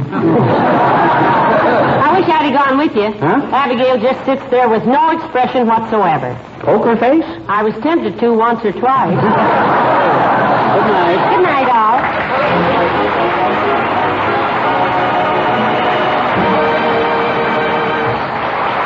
The characters of the old-timer and Wallace Winkle heard on this program were played by Bill Thompson. This is Harlow Wilcox, speaking for the makers of Johnson's Wax Finishes for Home and Industry, inviting you to be with us again next Tuesday night. Good night. This program has reached you from Hollywood. This is the National Broadcasting Company.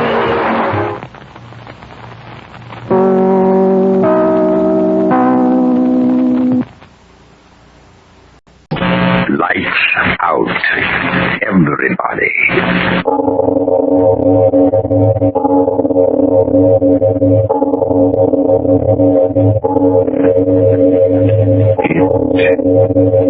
It is later than you think.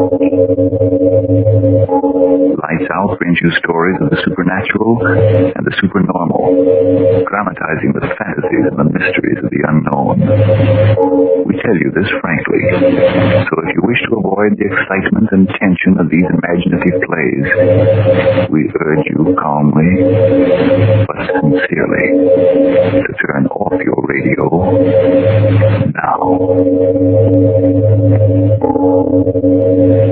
This is Arch Obler. Tonight we tell you a story about two gentlemen of the German army, the Nazi army. The scene is a bombing plane flying over England.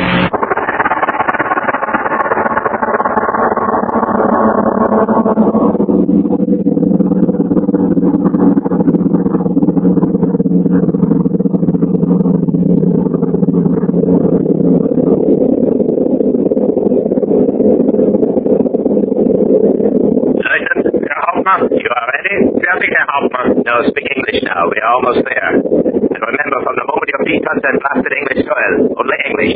Yes, Captain. Now, check your equipment. Parachute, rucksack, gun, all in order, sir. We should be there in a few moments. Now, remember, if for any reason I do not get to our point of rendezvous, or if I'm not there when you get there, you are to wait 2 hours, and then go on alone to Melford and carry out our orders. Understood? Yes, Captain. Pilot! Ja, Herr Hauptmann. Wir sind da. 2 Minuten mehr. Also, Bomben heute verlassen. Bis dann, Herr Hauptmann.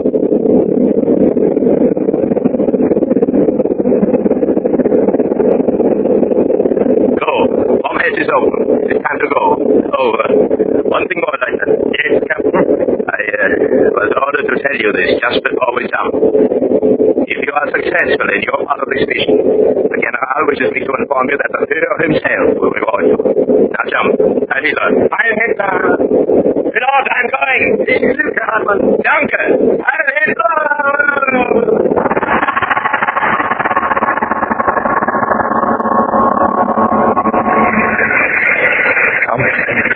Mehr kalt ist. Oh, Captain. You all right, sir? Oh, Captain, you fool. His name is Edward. This is Thomas. Understood? Yes, Edward. Oh, you are hurt. My foot twisted when I landed. Oh, thanks, you're dead. Are you going to tell me what to do? Oh, no, sir. Give me your arm. Yes, sir. Yes, Edward. Half a kilometer down the road is the house. In the morning, Fairclough will meet us there. But your foot. My foot will be all right.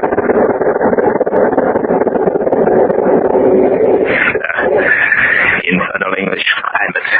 Faster, my dear Thomas. The Englishmen have work to do.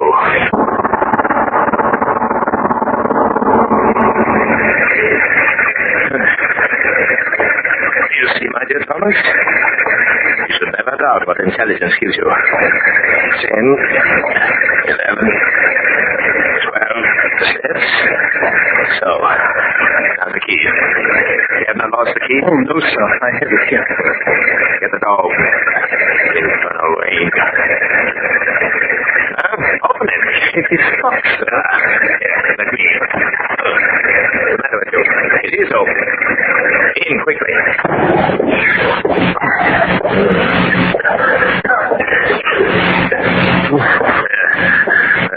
Now we can turn on our lights. These British, how well they built old piles of masonry. Come, we will build a fire and make ourselves quite comfortable until Fairclough arrives in the morning. Yes, Edward. There is no longer any danger of our being observed. Yes, Captain.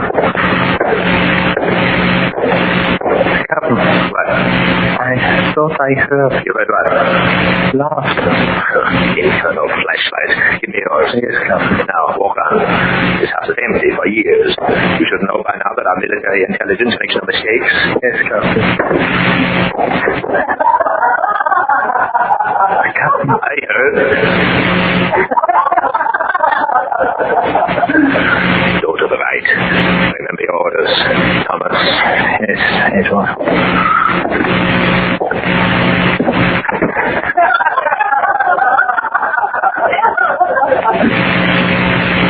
Good evening, gentlemen. Won't you come in by the fire? Yes, thank you. Come, Thomas. My name is Burley. I am Edward Cooper. My friend Thomas Davies and I got lost in the rain. We thought this house was quite deserted. Deserted? Not for 500 years. Oh, may I present Lady Burley? How do you do? How do you do? My great aunt, Mrs. Westram. How do you do? Now, William, they can meet the rest of the family later. If someone gives them a drink, they're soaked to the skin. Here you are, gentlemen. Oh, yes, gentlemen, my son-in-law, John Pearson. How do you do? How do you do? Drink them while they're hot, gentlemen. Thank you. Really, you gentlemen should get out of your wet things. Would you like to go up? No, thank you. We're quite all right.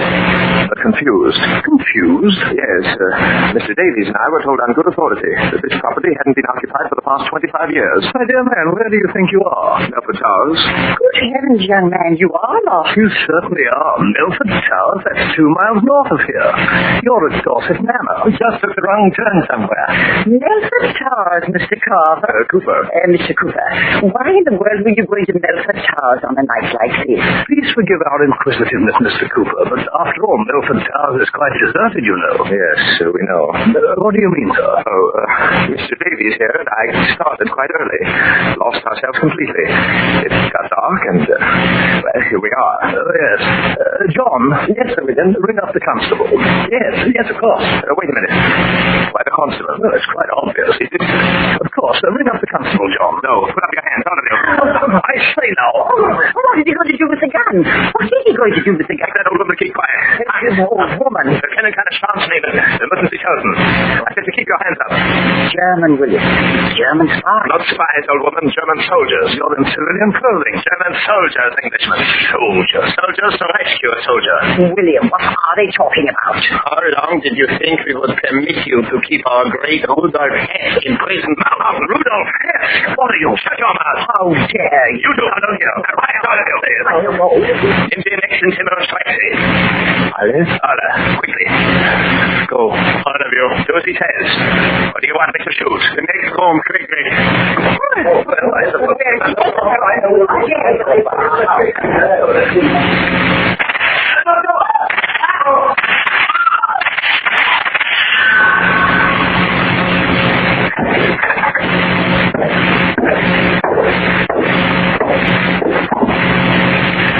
Well, Lieutenant, we are all dead here, Captain.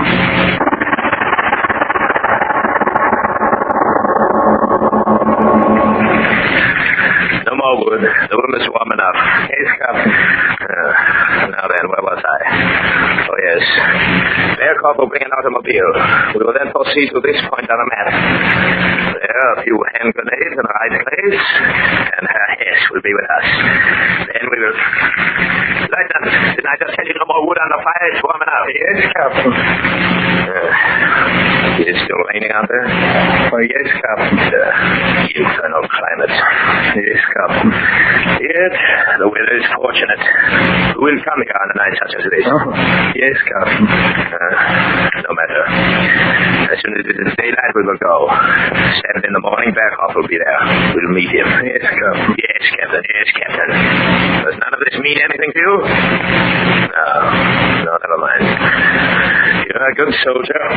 You believe. You obey. Always, Herr Captain. I too. So we will win. Always. Yes, Captain. It will be most satisfactory, Lieutenant, to tell about this little adventure when we get home. To come right in under the noses of the British and... What are you listening to? I don't know, sir. There's nothing. Leave a God, man. Why do you stand there with your head twisted like an old woman waiting for you? Be still. In the next room. We will find out. And you told me there was no one left. There was no one.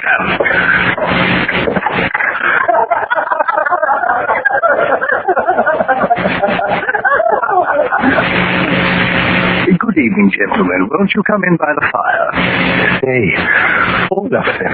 My name is Burley. May I present Lady Burley? How do you do? Shot him. You said you shot him. My great aunt, Mrs. Weston. How do you do? Now, William, they can be the rest of the family later. Someone give them a drink there, soaked to the skin. I did kill him. You dirty liar. Here you are, gentlemen. Your drink. No, you blasted Englanders. What is this trick? Oh, yes, gentlemen. My son-in-law, John Pierce. Stop talking. This time you will die.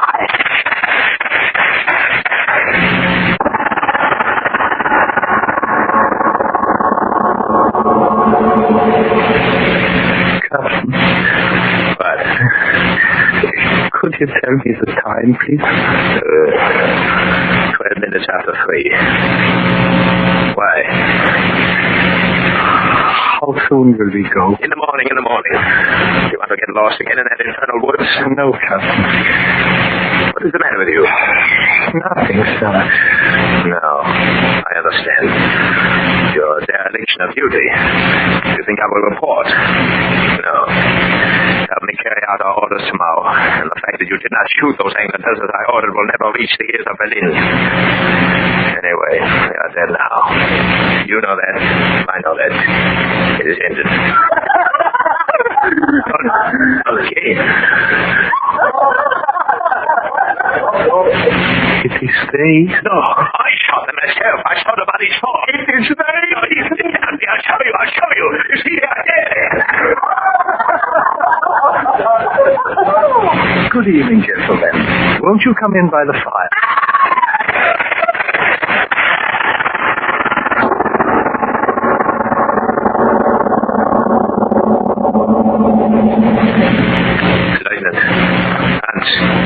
Lieutenant, I'm talking to you. How's you sit? I should say something. I order you to say something. There's nothing to say, sir. Well, you can speak.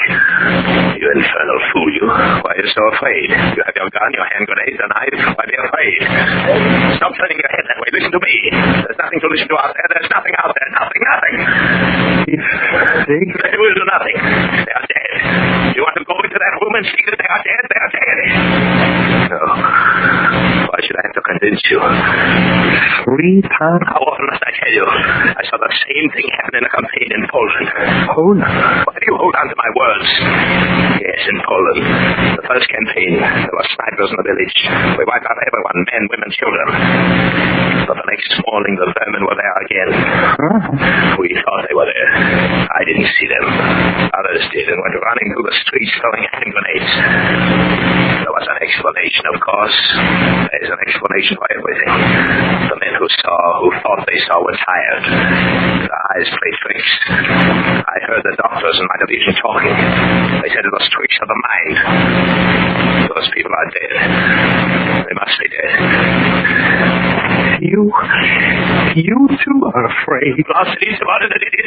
How dare you? I'm not afraid. I'm afraid of nothing. If they would only come. I believe in the Führer and his destiny. I can never be afraid.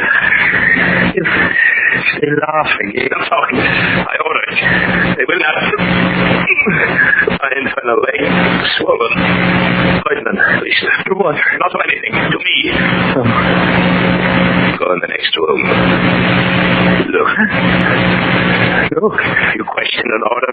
You said they were dead this time. Why look it? I order you to go. Do not just sit there. Tell me what you're thinking. Tell me. I'm thinking that maybe this is what I've always been afraid of. In Czechoslovakia, in Holland, in Belgium, in France. This is what I always was afraid of. What? Someday I would wait for them. Then I commanded a firing squad in Slovakia. We shot women. What have got to do with this? In Belgium, too.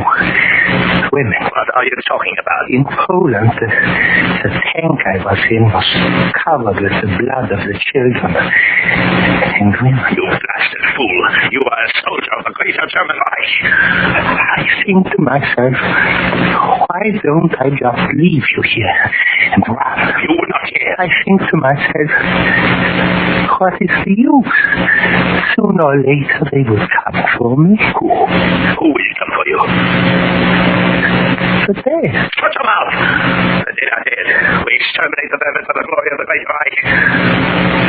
I always suspected you, Hans Miller, you weak-minded fool. I explained everything to you. Hallucination, always hallucination.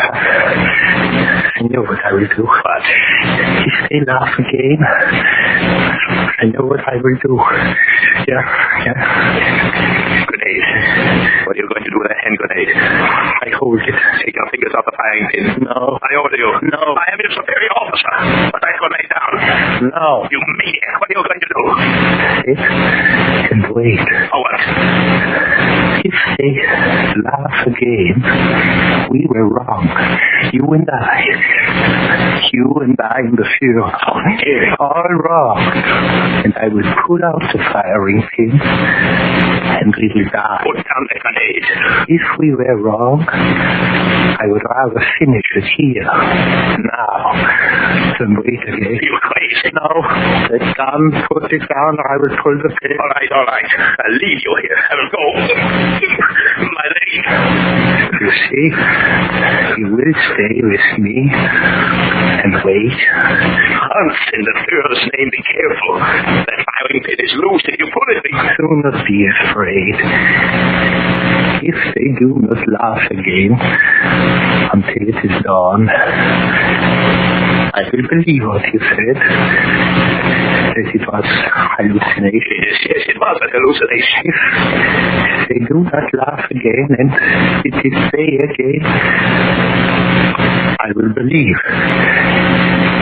If they do not laugh again.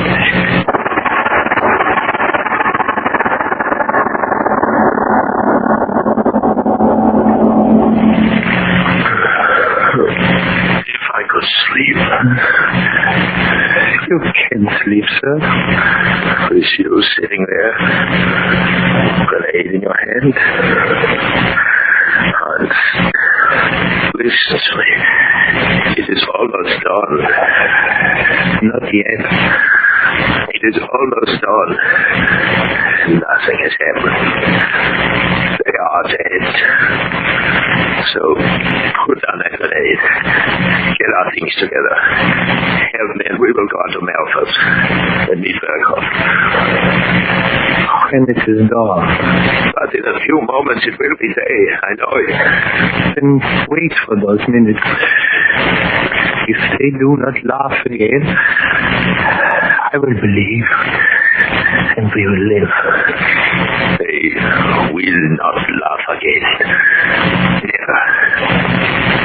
Look. On the wall. Light. The sun. Day. Look, quiet. I was right. And the bill. Right. No one can stop us. We are the chosen. Put down the grenade, Hans, and listen. Listen. To what? To what? I saw that I said. Listen! Listen to them! The dead come back to repay us for what we've done. No! Don't pull the trigger and stop them! Wait, now pull me! I'll show you they're dead! Somebody else in there! I'll show you!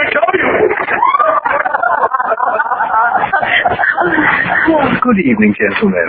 Won't you come in by the... You see, it's been dead! You were wrong! Oh, the grenade! No!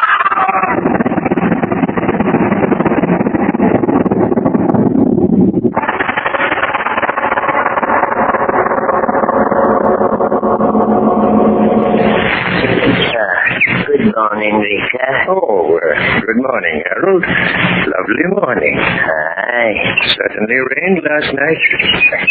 That's thunder. What brings you out so early, Harold? Oh, me old woman told me she had an explosion or something just at daybreak, so I come over. Explosion? Aye. She must have dreamt it. Birds singing in the morning? No explosion here. Aye. But I do wish they'd tear down these old ruins. It does no good leaving them stand there to remind us that Sir William and all his family were killed by a German air bomb 3 years ago. 3 years ago last night.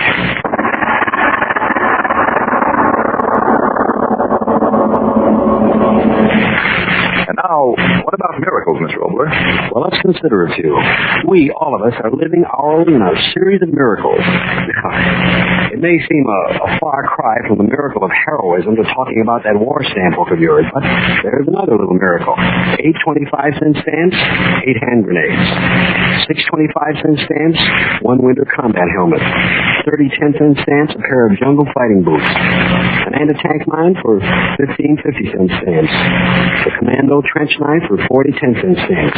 Every empty space you fill in with your stamp album adds to the rain of steel going into the camps of the enemy.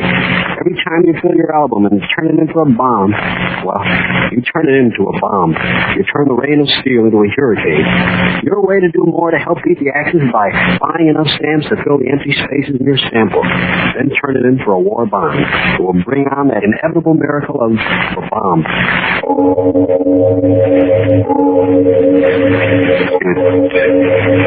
It is later than you think.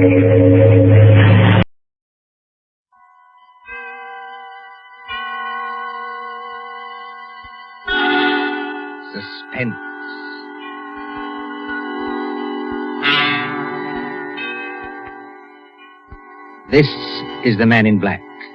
Here again to introduce Columbia's program, Suspense. Two of Hollywood's most deft players are with us tonight. Miss Geraldine Fitzgerald and Sir Cedric Hardwick. Miss Fitzgerald and Sir Cedric are here to match wits in a suspenseful tale by John Dixon Carr called Will You Walk Into My Parlor? If you've been with us on these Tuesday nights, you will know that suspense is compounded of mystery and suspicion and dangerous adventure. In this series are tales calculated to intrigue you, to stir your nerves, to offer you a precarious situation, and then withhold the solution until the last possible moment. And so with Will You Walk Into My Parlor? And the performances of Geraldine Fitzgerald and Sir Cedric Hardwick, we again hope to keep you in suspense. Just how far does any man trust his wife, or his fiancée either, for that matter?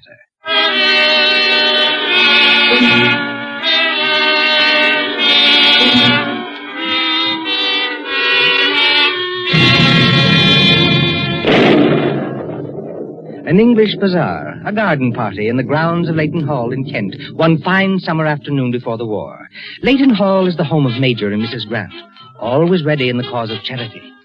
There's the stern red brick of the hall rising above oak trees, against green lawns are the stalls and the swings and the roundabouts and the coconut shies.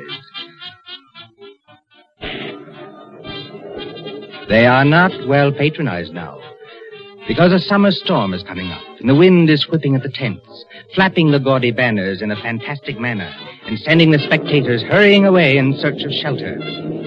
But over in a far corner is the fortune-teller's tent, gaudy in purple and gold, yet with more than just a suggestion of mystery. Beside it is a miniature shooting gallery, presided over by Major Grant himself. Near the center of the bazaar is the bandstand, where the village musicians play lustily to keep the patronizers from leaving. But as the wind rises, it seems that only two of them are oblivious to the coming storm, for they are in love.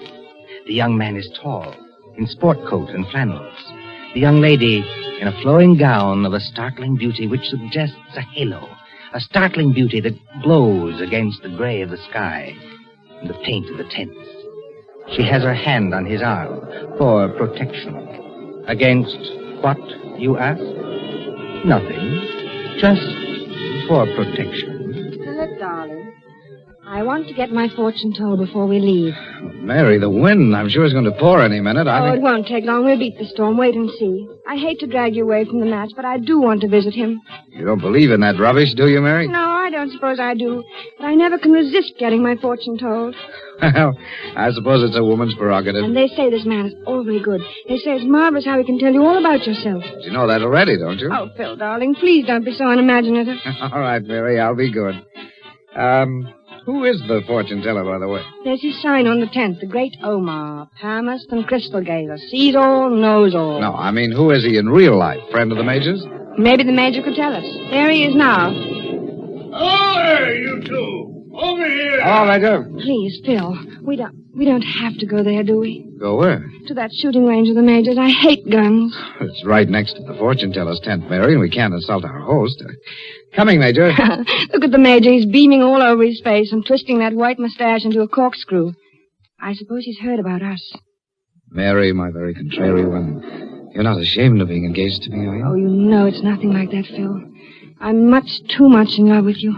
Only all the old cats in the village are probably saying awful things about me. Now, what the devil could they be saying about... Mary Sherwood, Phil Lester. Hello, Major Grant. Oh, you young rascals, you young so-and-sos. Give me a hand, each of you, and many congratulations. Thank you. Thank you very much, Major. We feel rather pleased about it ourselves. At least I do. And you, young woman, you come over here, and then you'll have every one of us Britishers at your feet. What do you do but snare a fellow American when he's helpless and away from home? And do I love being snared? Yes, old girl, it looks as though you had your man where you wanted him. Now tell me your secret. Are you a demon in disguise? Please, Major Grant. It's an awfully good disguise, if she is. Please, Major. Please, Phil. Why, is anything wrong? No, nothing, but it's getting dark and the wind's rising. It's going to pour any minute now. A moment before you were the one who said not to worry. Oh, that won't matter, my girl. The show's nearly over anyway. We did pretty well, if I do say so myself. We came over here really to see the fortune teller. If you don't mind letting go of my hand. No, you don't, my girl. Not a bit of it. You won't let me go? Not until you patronize this charity. As a preparation of polishing off your husband after marriage, why not try a few rounds with a rifle? Show us what kind of a shot you are. No, please. Now, here's a neat little model, Winchester 61. 22 caliber. Yeah, try it. I know it's stupid and silly of me, and it's not the rifle, really. It's anything to do with death. Death? I mean, anything that suggests death. Ever since I was a child, I've never even been able to look at a dead person in a coffin. It scares me. Mary, a dead... Nobody's going to get killed, darling. You just fire away and see if you can hit the target. Yeah, here. All right, if you insist, Yeah, well, watch out! Bullseye, you've hit the electric light in the roof. You're not supposed to aim at that. I'm so sorry. Look here, speaking of dying, if that's your style of target shooting, darned if I'm not going to crawl out from under this counter and stand behind her. Here, make way. It isn't funny, Phil. I'm sorry, but I can't go on with this. Here's the rifle. All right, here I am. Sorry, Mary. If I'd known it was going to affect you like this, Oh, it's all right. I tell you what, you run along and see the fortune teller, my dear. Come with me, Phil, won't you? He'll only admit one at a time. Well, why don't you go ahead, darling? I'll wait for you here. All right, dear. You know, Major, I am an idiot for upsetting her. You're a very lucky young fellow, my lad. I hope you realize that. Oh, I realize it, all right. I hope this fortune teller doesn't keep her in there very long. Yeah? Why? Look at the sky. It's getting black as pitch. If you're not careful, this wind is going to blow all your tents into the next county. Well, these tents are pretty securely pegged, young fellow. I think we can risk it. It's so dark that... Wait a minute, look there. Yeah, where? The fortune teller's tent. He's got a light inside, and you can see his shadow against the tent. It's like a shadow screen. Look, sir. There's Mary going in. Now she's sitting down across the table from him. I say, young fellow, do you happen to know who the fortune teller really is? No, as a matter of fact, I was going to ask you. Well, I'll tell you a little secret. He's a detective inspector from Scotland Yard. A what? A detective inspector from Scotland Yard. He came down here on business, forged half-crowns or something. So the chief constable and I asked him to be our fortune teller.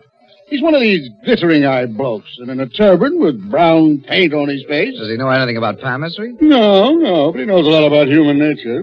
That, my lad, is Inspector Brandon. He's a specialist in poison cases. They say he never forgets a face. Wait a minute. Why, is anything wrong? What's he saying to Mary?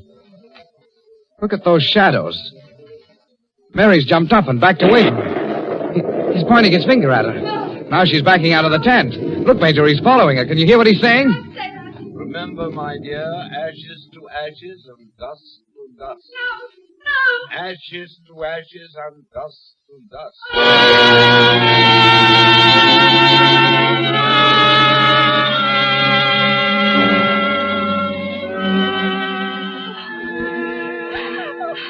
Mary, darling, get hold of yourself. Mary. Darling, you shouldn't get all upset over that fortune-telling lingo. What's wrong with you? What was he saying to you? Saying to me? Nothing at all, really. Only the usual thing about a happy life and a little illness, but nothing serious. Then why were you so frightened? Frightened? But I wasn't frightened. Oh, no, Mary. I'm sorry. I saw your shadow on the wall of that tent, and I heard you shrieking. I think I'll go in and get my fortune told and see what all this is about. Phil, you mustn't. Why not? I felt a drop of rain on my head. It's going to pour down in a second. Hadn't we better run for the house? Well, you go on up to the house, Mary. Oh, Phil, I don't want to be by myself. All right, then, dear. There's the Major. Here, give him this gun, will you? I'll be with you in a moment. I'm going to see that faker. Fortune teller. May I come in? You may. Please to enter. Thank you. Sit down in the chair opposite to me. First tell me the date of your birth, then look at the crystal on the table in front of you. Just a minute, Inspector Brandon. Do you mind if we drop the mumbo-jumbo? Well, as a matter of fact, I'd like to drop it. It's been a bit of a strain talking like Hamlet's ghost. Well, what's on your mind? Well, maybe it's only the heat or my own nerves, but... What were you saying to Miss Sherwood? Miss who? The young lady who was just in here, my fiancée. What's wrong? Why did you jump like that? Did you say fiancé? Of course, why not? Now, look here, Mr... Oh, my name is Lester, Philip Lester. And what did you say her name is? Mary Sherwood. Here, what's all this mystery? Tell me, Mr. Lester, has she lived here in the village for very long? No, only about 6 months. And how long have you been engaged to her? Believe me, I have a reason for asking that. How long have you been engaged? Well, it'll be a week tomorrow, but... Week tomorrow? Has she by any chance invited you to dinner at her house tomorrow night? Dinner? Has she? Yes, as a matter of fact, she has, but I don't see... You know who this Mary Sherwood really is? No? Well, I'll tell you. She's... Inspector Brandon. Never stand with your shadow against the light. You're hit. Here's Mr. Brent, I'm terribly sorry, but Phil shouldn't have given me this dreadful rifle to hold. All I did was touch the trigger by accident. I hope I haven't hit anything. In the quiet village of Sutton, later that same night, after the unfortunate accident that couldn't be helped, a rather white-faced young man, Philip Lester, slips down the road, pauses in front of the door to the inn, starts to enter, and then changes his mind. He looks over his shoulder and then walks around the building, being very careful to stay within its shadow. He slips in through the side door and makes sure that no one sees him as he makes his way quietly up the stairs to a darkened passageway outside the bedrooms, glances at the number on the first door, and then hurries down the hall. Stops in front of room 27. Yes? Come in. Inspector Brandon, I thought... Close it quickly. Yes, sir. You're sitting up. And taking nourishment, thank you. Excuse me, Inspector, but I heard you were still unconscious and not expected to live. Yes, that was the report that I asked Dr. Stiles to give out. But why? I had my reasons, Mr. Lester.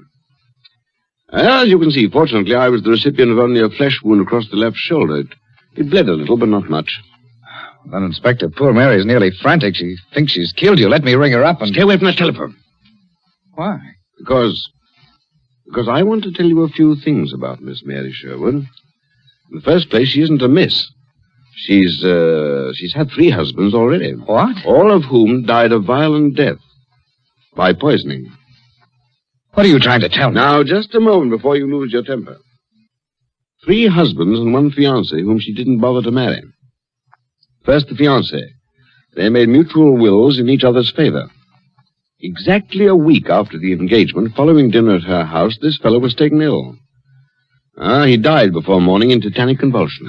Inspector, that's ridiculous. Mary, why, she's so young and innocent. Young, perhaps, but... I don't believe it. Don't take my word for it. I've sent Sergeant Lambert to London for the file. You can see photographs and fingerprints. I still don't believe it. Then tell me, Mr. Lester. You're quite a wealthy man, aren't you? Yes, I'm fairly well off. Have you and this woman made a will in each other's favor? Mary wouldn't need to do that. She's got plenty of money and a collection of jewels worth I don't know how much. I quite agree, but you haven't answered my question. Have you made a will in each other's favor? Yes. Well, whose suggestion was that? Yours or hers? I don't remember. We started talking and agreed it would be a sensible idea. But it shocked you a little, didn't it? Now, you wondered why it was necessary. Inspector, a minute ago you were talking about photographs and fingerprints. Well? You don't mean Mary's been on trial? She has been on trial 3 times. Yes, 3 times, and under 3 different names. But she was acquitted. Yes, because she had a cast-iron alibi. There, you see. Wait. She was acquitted simply because the prosecution couldn't show how the poison was administered.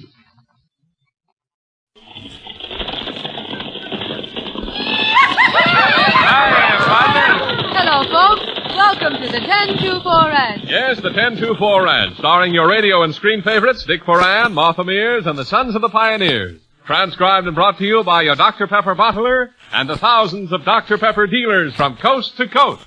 And here's our 10-2-4 Ranch hands, the Sons of the Pioneers, to sing for you.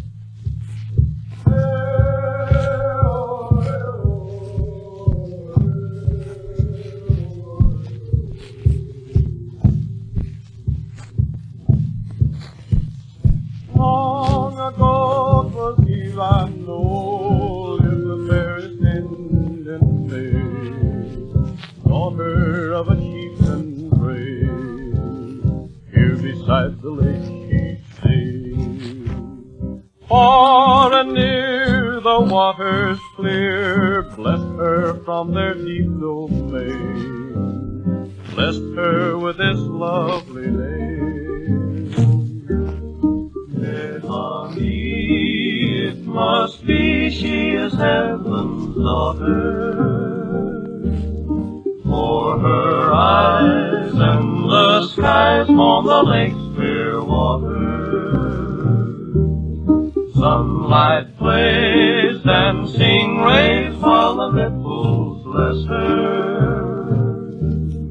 On the shore evermore where the waves caress her.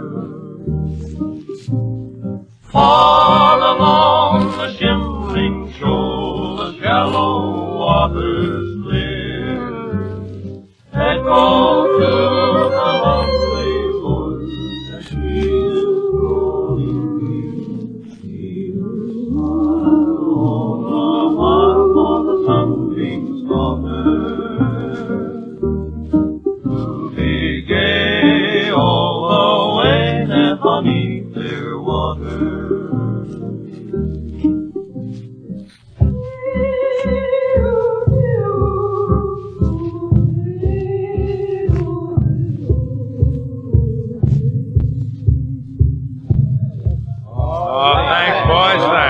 Really one of my favorites. And now, let's hear from Art Gilmore some comments on true gentility. It's all yours, Colonel Gilmore. Thanks, Dick Ferran. You know, the Negroes have a word for people of refinement and culture. No higher compliment can be paid a family than to be known as quality folks. Quality folks need not be rich, nor prominent, nor talented, but they are always proud, well-bred, kindly, courteous, genteel. With them, hospitality is a tradition, and good taste an inherent trait.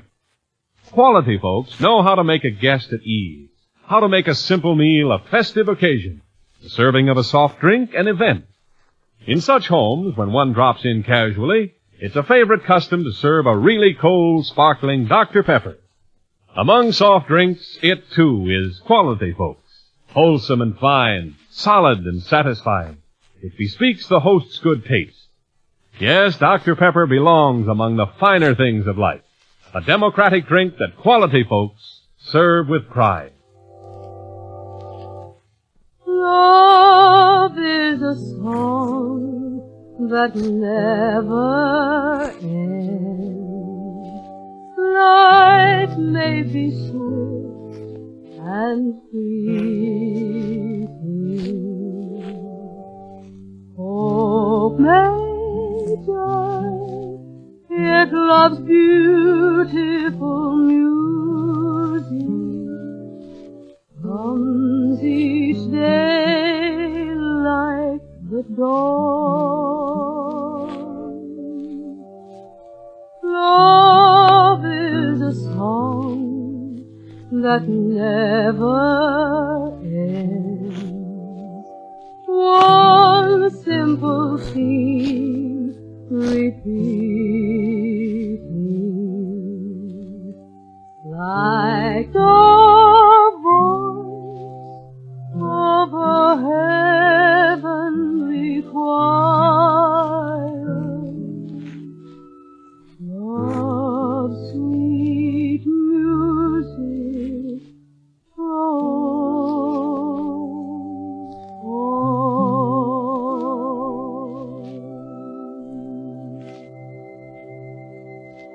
Oh, Sam, Miss Peggy, that was lovely. Miss Peggy, that was just plumb beautiful.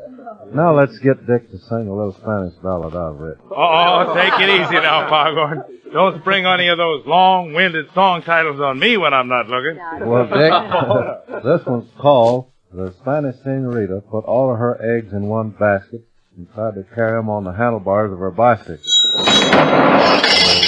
Spanish omelet. Oh, no, you don't, Foghorn. But would you settle for Lorita? You bet we will, Dick. Bring her on. Yeah, bring her on. Oh, my lovely Lorita, with your cheeks like a rose, you're the sweetest Chiquita, fairest flower that grows. And some dreams you'll always love light aglow, with all others forsaken, would you dare answer no? I love your eyes, they remind me of paradise, and with a sigh, you confirm what your lips deny, but you'll be my Loretta when love opens the door, and you'll be my Loretta forevermore. I love your eyes, they remind me of paradise, and with a sigh, you confirm what your lips deny, but you'll be my Loretta when love opens the door, and you'll be my Loretta forever.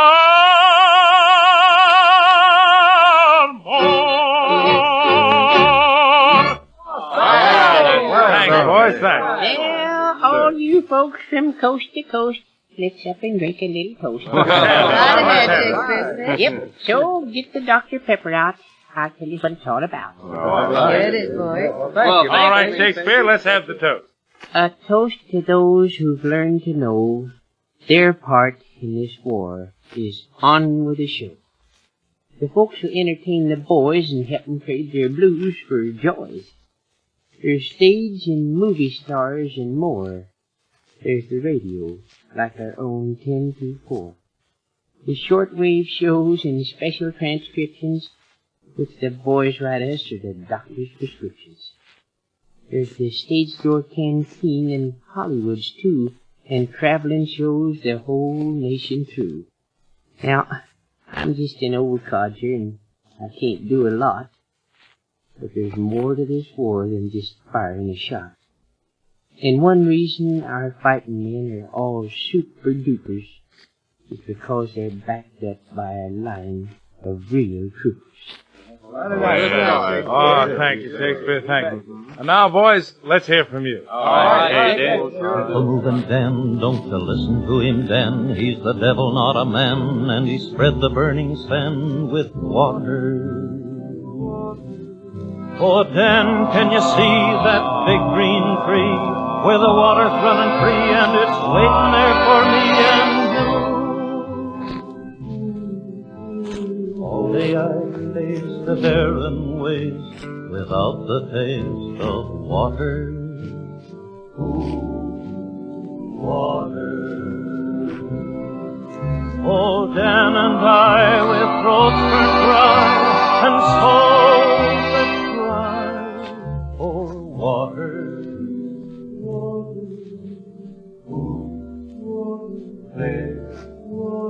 Water.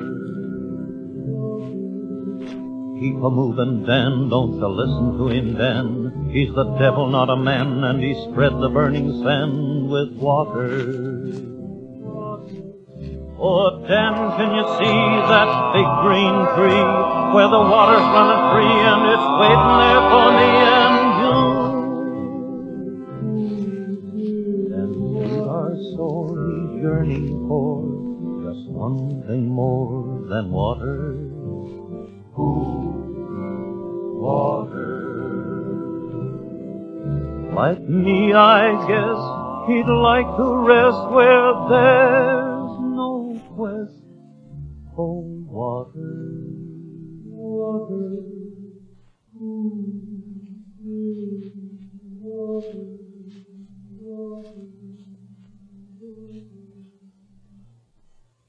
Oh, thanks, boys, thanks.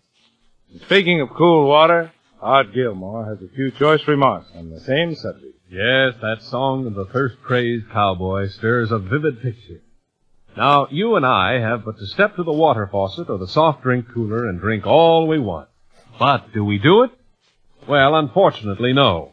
In winter especially, you drink mostly when your mouth feels dry. The body may be dry when the mouth doesn't seem so. Your body needs lots of water in winter as well as in summer. about 3 quarts or 6 big glasses a day. If you're careless and negligent about taking your full quota of water, try the 10, 2, and 4 o'clock Dr. Pepper system. Soon you'll get so your time out for a drink will be anticipated with real pleasure. Drink water that tempts your taste. Dr. Pepper is pure and delicious, and its energy lift is a real aid to your feeling of physical and mental well-being. I belong to the rain. There's a song in my heart. The rolling prairie and the sky above starts me dreaming of the one I love tonight. Let me ride through the night where the blue shadows fall. I'll sing a song to the distant hills, hear my answer when the echo fills the night. I'm satisfied to dream and drift along and join the lonely coyote in his mournful song. I belong to the rain. There's a song in my heart. I'll spread my blanket where the doggies lie, tell my troubles to the prairie sky. Ooh,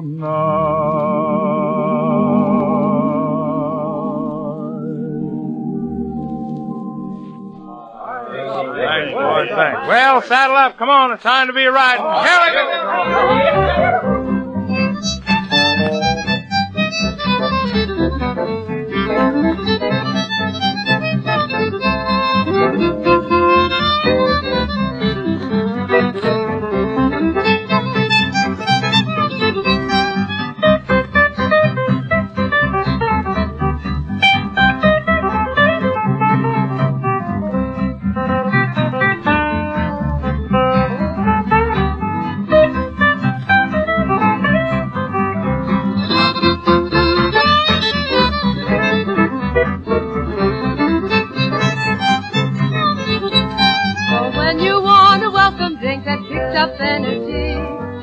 And you'll sing along with me. Drink Dr. Pepper and you'll enjoy life more.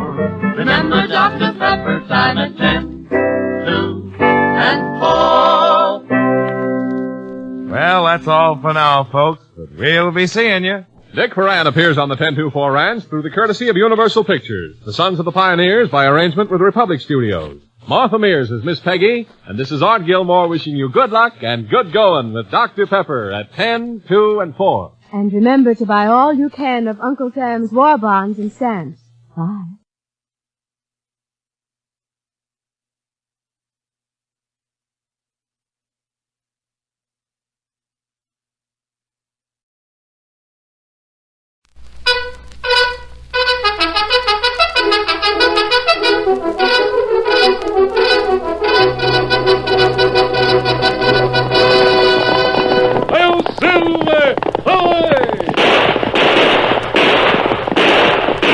A fiery horse with the speed of light, a cloud of dust, and a hearty Hi-Yo Silver, the Lone Ranger.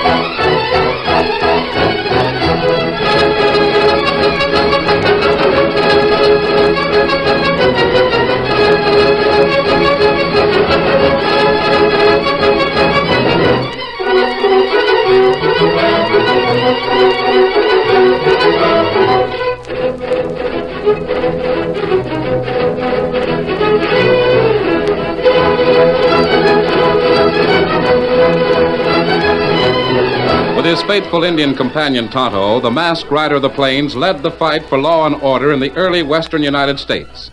The stories of his strength and courage, his daring and resourcefulness have come down to us through the generations. And nowhere in the pages of history can one find a greater champion of justice. Return with us now to those thrilling days of yesteryear. From out of the past come the thundering hoofbeats of the great horse Silver. The Lone Ranger rides again. Come on, Silver! Faster, boy, faster! Hail, Silver!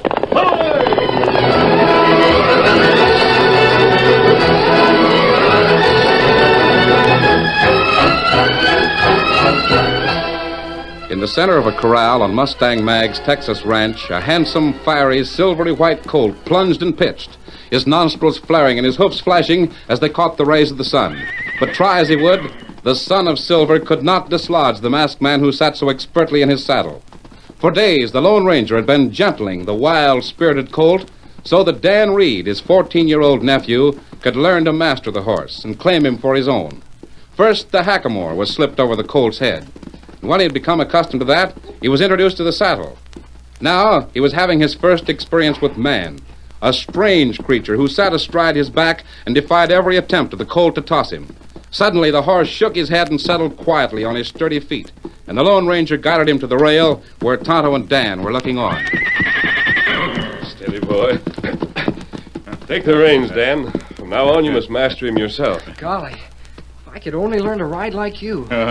That take plenty practice. Yeah, I know. I mean to practice plenty, too. Do you think you can handle the colts now? I'm gonna try. Keep a firm hand, Dan, but don't abuse it.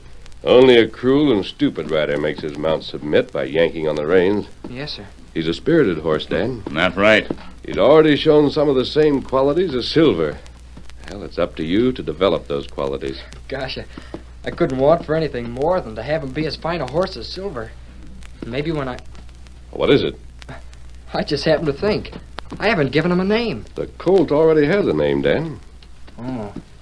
Are you sure? Yes. He was named when he was just a little fellow. We named the youngster when we brought him here to Mustang Mag's ranch. Oh, I hoped I could think of a real good name for him. Well, hold on. Maybe you can. There's no reason why we can't give him a new name. Oh, really? I tell you what, Dan. The day you ride the colt successfully, you can select a name for him. Oh, golly. I gotta ride him now. Steady, boy. Steady now. Steady. There. Now, boy. Rein him in, Dan. Bring head down. I'm trying to. Oh, boy. Look out. Hoofs flashing, the high-spirited colt twisted and rolled as Dan tried frantically to cling to his precarious perch. Then the youth found himself flung from the saddle and sprawled uncomfortably in the sand. Are you hurt, Dan? Oh, you hit dirt plenty hard. I'm all right. I just had the breath knocked out of me. I guess I must have looked awfully silly, sailing over his head like that. Colt victor that time. Well, I'll stay in the saddle this try. I'm afraid that fall might make him lose his nerve, Tonto. He's going to try again. And that good sign. Dan make up mind to ride Colt now. Steady, boy. And this time we're sticking together. Get up there, boy. That's it. That's the boy. I guess he's beginning to like me. Isn't bucking him. Oh, boy. Stay with him. Pull up there. Hey. Colt throw Dan again. Him still victor. Oh, darn it. I thought I was on him for sure that time. Don't take it so hard, Dan. It isn't easy to master a spirited colt like that. Stay with him and keep trying. The only way you'll learn. Go on, Tonto. Well, next time you see me, I'll stay in the saddle. Here, boy. Come here.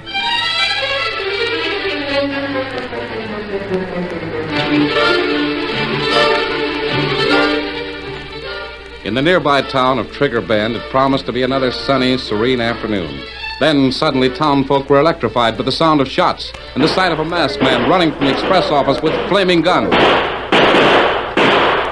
Thrill that deputy, boys. He recognized us. Drop those guns. Riddle him. If he lives, he'll identify us. Drill him, boys.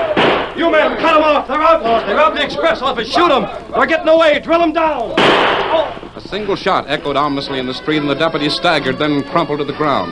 For a moment, the crowd stared, then hurried toward the fallen figure as the outlaws whipped their horses out of town. The first to reach him was Steve Lasker, owner of the 10 Strike Cafe. Help me turn him over. It looks like there ain't a blame thing we can do for him, folks. He's dead. Look out! Let me through! Stand aside for the law! Hey, it's the sheriff, old Missouri. Stand back and let him through. Make way for the sheriff. About time you showed up, Sheriff. Appears to me your deputy was representing the only law we had in Trigger Bend. Them's libelous words, Steve Lasker. But I'm in no mood to argue 'em now. Lem, where you hit, pard? You're wasting your breath, Missouri. He's dead. Shot by them bandits who robbed the express office. I can't... Thunderation. What's the matter? Lem couldn't have been killed by the outlaws. He was shooting it out with them face to face. He's been shot in the back. By thunder, there's nothing lower than shooting a man in the back, not even horse stealing. When I get my hands on the dirty, ornery, underhanded, yellow-livered coyote that gunned that shot, You're a loud-talking, empty-headed fool, Sheriff. Oh. You've got more smoke than you have fire. It's about time we called your bluff. Dead rats your hide, Steve Lasker. That's the 5th robbery them outlaws have got clean away with. You don't even know who they are. Ain't I doing everything a man can to find out? Them hombres ain't ordinary outlaws. We ain't interested in alibis, are we, boys? We're interested in results. You'll get results. Just give me a chance. We're making sure we get results, Sheriff. We're setting up a vigilantes committee. Ain't that right, boys? Yes, ticket. Sure, vigilantes. If you can't capture them crooks, we will. I move we make Steve Lasker leader of the vigilantes. We meet tonight and make it official. From now on, boys, we'll take care of them crooks ourselves.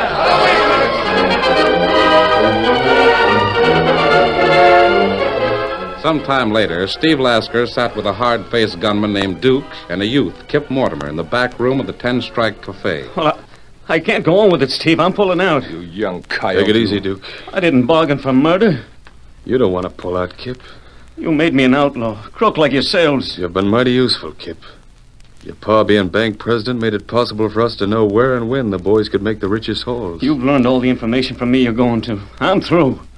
Ain't you forgetting something? Well, if you mean that $5,000 gambling debt I ran up in your crooked poker games, you can tell my father. I couldn't be punished worse than I am. Oh, that gambling debt came in handy. But there's a bigger reason why you can't quit. The information you gave us makes you guilty along with the rest of us. Why did you have to kill the deputy? He spotted the boys robbing the express office. That ain't all. He recognized us. If Steve hadn't drilled him, there'd be a posse on our heels now. The town won't take this murder lying down. They'll look for somebody to string with a hang noose. Well, they'll get somebody. But it won't be us. What do you mean? The town's holding a meeting tonight to vote me leader of a vigilantes committee. They're electing you to track the killer? Yeah. And I'm making sure them tracks don't lead to me. But the sheriff, Missouri. Missouri's a tongue-wagging fool. As head of the vigilantes, I'll have the law in the palm of my hand. Missouri's got friends, Steve. Yes, the Lone Ranger and the Injun. I know those hombres. If they chip in with the sheriff, they'll get us for sure. Hey, I saw Missouri hightailing it for Mustang Mags not long ago. I'll give you odds he's taking his troubles to the masked man. I forgot about them two.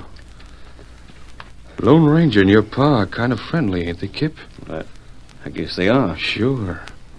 Lone Ranger was mostly responsible for him being appointed president of the bank after Jarvis Matthews was jailed. What are you getting at? I reckon if your pa was in danger and asked the Lone Ranger's help, he'd get it. Yes? And if it meant going to your pa's ranch, the masked critter'd go. What? That's lonesome country where you live, Kip. Dangerous, too. Only way to get there is by skirting a cliff overlooking the stream. If you mean to murder him, Hey, Steve, you sound like you got an ace up your sleeve. I have.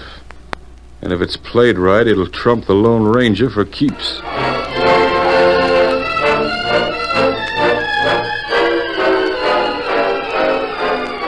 Meanwhile, at Mustang Mags, Dan Reed sought to get better acquainted with his new horse by sponging and brushing the silvery white coat. Easy. Stand still, boy. This won't hurt a bit. Stop kicking up your heels. You know you like this. Quiet. Quiet, boy. Hey, wait! Oh, you wild galoot. You kicked over that bucket of water all over me. I'll have to fill that bucket all over again. Ouch! Now that's the last straw. Flicking your tail right in my face. Oh, boy. Oh, boy. Oh, steady, boy. Morning, son. I'm looking for the Lone Ranger. Good morning. He's in the house with Mustang Mag. Oh, thanks. I'm anxious to see him.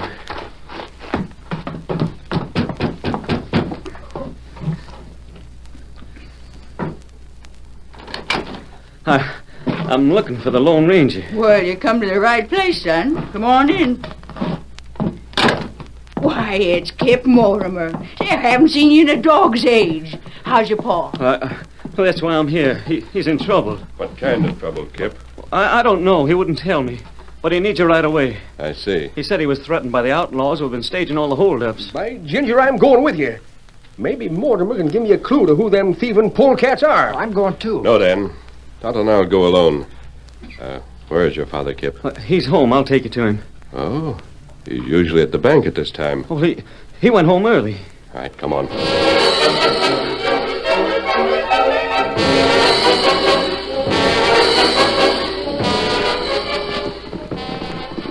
How much farther is it, Kip? Just around that bend. We ride long time. We'll soon be there. Oh, what's the matter? Steady. Oh, my horse is lame. I'll have to pull up. Oh, Silver, hold on. Don't stop. Dad needs you. You can't mistake the house. It's the only one in sight. Very well. We'll see you there. Come on, Silver. Get him up, Scout. Kip's behaving strangely, Tonto. Him plenty nervous. What's that ahead? Me not see. Oh, this country plenty lonesome. Me not like it. All right. We'll soon be... Outlaws. And hide behind boulders. Come on, Silver. Get him up, Scout. With an outlaw pack close at their heels, the Lone Ranger and Tonto urged their mounts to greater speeds up the mountain slope. The flashing hooves of Silver and the flying feet of Scout lengthened the gap between them and the pursuers. Then, as they neared the bend in the trail, they saw a second outlaw band round it and ride toward them. An ambush, Tonto. Gang divide, trappers between them. Our only escape is straight ahead. Wait. There's steep cliff. You're right. We're trapped. We've got them, boys. Close in. Ride them down. They've reached the dead end. Riddle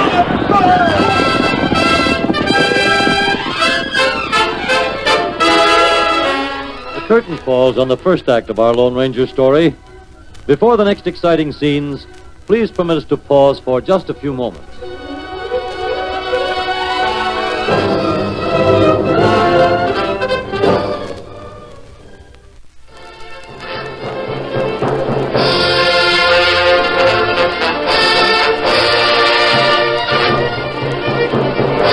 Now to continue our story. As the outlaws closed in from two sides, the Lone Ranger and Tonto reined in Silver and Scout at the brink of the cliff. They saw that the rocky ledge dropped sheer and sharp to the blue water of a stream. Our only chance, Tonto. Come on, Silver! At the masked man's and the Indians' command, the powerful Silver and sturdy Scout raced toward the edge of the cliff and gathered their strength into mighty leaps, which carried them beyond the craggy brink and plunged them and their masters toward the stream below. A shout of mingled rage and astonishment rose from the outlaws as they reined in their horses at the mountain's ledge.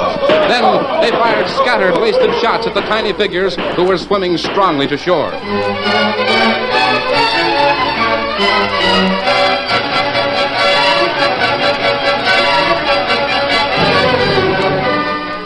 It was dusk when Kip Mortimer, riding slowly toward his father's ranch, heard the staccato beat of hoofs behind him and turned to see a masked man astride a white stallion and an Indian who sat a paint rapidly overtaking. They're coming to get me. They'll kill me.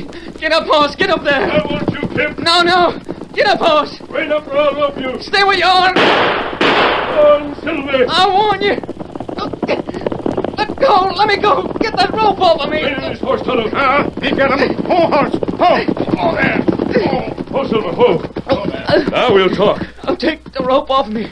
So tight I can't get my breath. Tighter ropes than this are the penalty for murder, Kip. Why, you... me loosen rope. Why did you lead us into ambush? Answer me. Oh, they made me do it. Who? Steve Laskin, Duke. They threatened to frame me for the murder of the deputy if I didn't. Who did murder the deputy, Kip? Steve.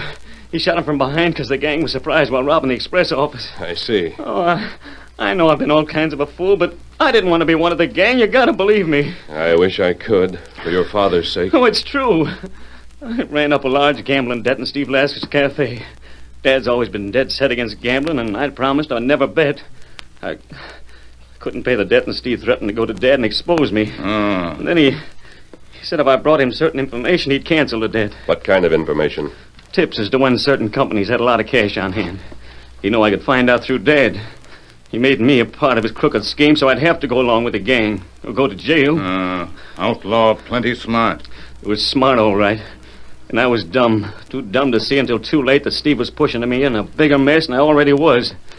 I tried every way I knew to break with him, but I couldn't. Did you make any raids with the gang? No. Information was all they wanted from me. Kip, I'm going to give you a chance to redeem yourself. You mean... With your help, we can capture the gang. Oh, I'll do anything you say. All right, come on. Where are we going? We're going to talk to your father, Kip. I want him to hear my plan, too. Come on, Silver. Get him up, Scout. Get up, boy. Get up.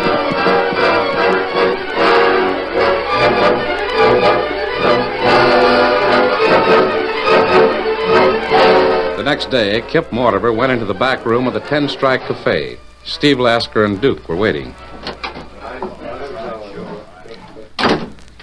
We've been waiting for you, Kip. Where you been? I've been with my father at the bank. Got any new tips? Yeah, we could use some fresh information.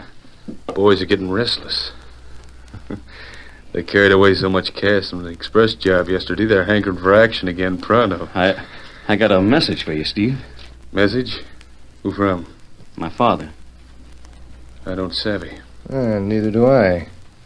You haven't been up to any tricks, have you, Kip? Oh, of course not. My dad just asked me to deliver a message to Steve. Let's have it. Well, he heard about your being elected chief of the Vigilantes last night, and... Well, go on. What's the rest? Well, he doesn't have confidence in the sheriff after the express robbery yesterday. Well, he ain't the only one. Poor Missouri's out on a limb. Before I'm through, I'll cut it out from under him. My father's anxious for you and your Vigilantes to stand guard over a shipment of gold at the bank tonight, Steve. What?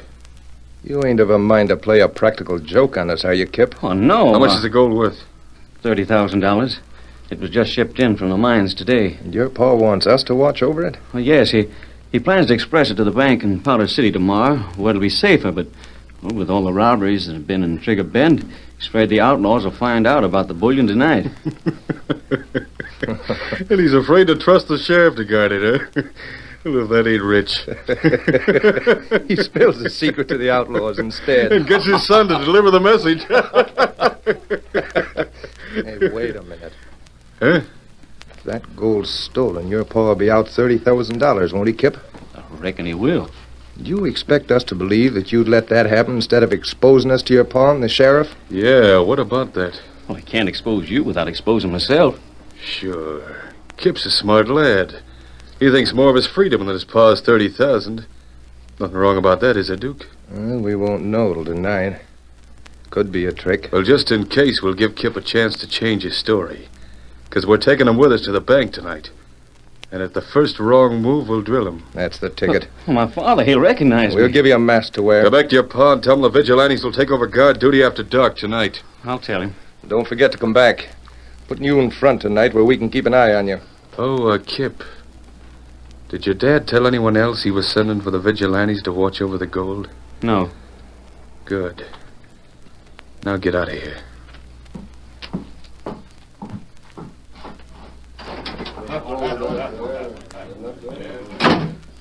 Duke, you heard what the kid said? About him and his pa being the only ones who know the Vigilantes are standing guard? Yeah. It'd be a mite embarrassing for me to explain to the banker how the bullion was stolen with the Vigilantes watching. Savvy. I want the banker put away, huh? And Kip, too. He'll be no good to us after that. I'll drill them both.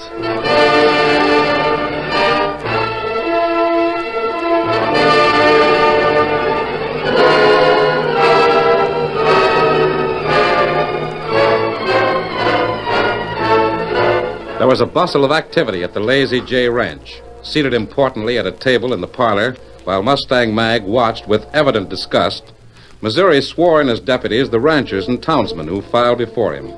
Finally, the last one left, and Mustang Mag surveyed the sheriff with her hands on her hips. I've got important business to tend to. I've got to post them deputies to make sure Steve Lasker and his gang don't get away. Steve Lasker, huh? So he's your secret. Oh, dead rat you for a meddling female. You tricked me into saying that. Oh, save your wind, Missouri. You'll need it to swear me in as deputy. What? Swear you in as... Have you gone loco? No, I ain't. I never did like that no-account saloon keeper, and I'd just as lief settle scores with him as all them hombres you had out there. Doggone it, Mag. You're a woman. Women ain't... Oh, shut your mouth, you old coot. I can handle a 6-gun same as any man. Well, except the Lone Ranger. And just in case you need persuading, I'm getting that same right now. What? Do I get to be a deputy or don't I? Mag, put down that gun. It might go off. Talk fast, Missouri. All right, you win. Dad rats you for the most cantankerous female I ever met. That night, several hard-faced men wearing 6 guns hung low in the habit of outlaws took up positions near the bank in the darkening shadows. Then a small group led by Steve Lasker and Duke went up to the door, thrusting Kip Mortimer, now masked, before them. You're the vigilantes? Yeah, we came to take care of the gold. Let me go. I don't understand. You'll learn as we go along. Lead the way to the gold. Steve Lasker. You're not vigilantes, you're outlaws. He learns fast. Take 'em back, boys. Let go of me. All right, Mortimer, show us the yellow dust and make it fast. No, that gold isn't mine. Quit stalling, we ain't playing games. It's in there. Give us the key. If I can remember where I put it. Well, it'll be plenty unhealthy for you if you forget. I have it. Now, if you'll just let me... Watch him, Duke. Might try reaching for a gun. I wish he would. I ain't fired this shooting iron since it was clean. Fan out, boys. Keep your eyes peeled. All right, what's the matter with you? The keys. There's so many of them, I have a hard time remembering which is which. Well, try concentrating real hard, Mortimer. Because if you don't, them keys won't mean a thing to you. Now, I have it now. Which is the gold? Box in back. $30,000. Hey, give a hand to that bullion, boys. The box is heavy enough to contain a whole gold mine. Let me break open the lid. There. Now, let's have a look at the stuff. Yeah, I want to... Duke. Huh? This ain't gold. It's rocks wrapped in paper. Rocks? We've been tricked, Steve. Where's Kip? Oh, that dirty double-crosser. There he is. Let him have it. Got those guns. What the... Behind us. Come on, Tonto. It's a Lone Ranger riddle. Get that masked man. No, my arm. Winged me. Don't try that again. Get him, boy. It's a trap, Duke. They're right in his mouth side, too. Rush that masked hombre, boy. You ask what? You get plenty. Steve, why the low-down skunk? He's gone. Skip. Take care of Duke, Tonto. Me take him. Unaware that the Lone Ranger was in pursuit, Steve Lasker raced through the bank to the street and made his way to the back room of the 10 Strike Cafe. He quickly lit the lamp and went to the safe where he'd kept his stolen loot. Blast him. They won't take me. I'll get clean out of the state and take these valuables with me. Leave them trinkets and cash where they are, you mangy coyote. What the? You ornery crook. I just wish you'd make a wrong move so I could give you a taste of hot lead from this shooting iron. Shooting off your mouth about Missouri being sheriff. And up to your neck in crookedness all the time you was preaching law and order. Why, you double-dealing polecat, I've a mind to have a go at you with my bare hands. That won't be necessary, Mag. Mag, what are you doing here? Dad ratted, I thought I told you to stay and keep an eye on the jail. Well, you darn fool, who wants to run away with the jail? I'm taking you in for murder, Steve, you back-shooting skunk. We're taking him in, Missouri. He's my prisoner, too.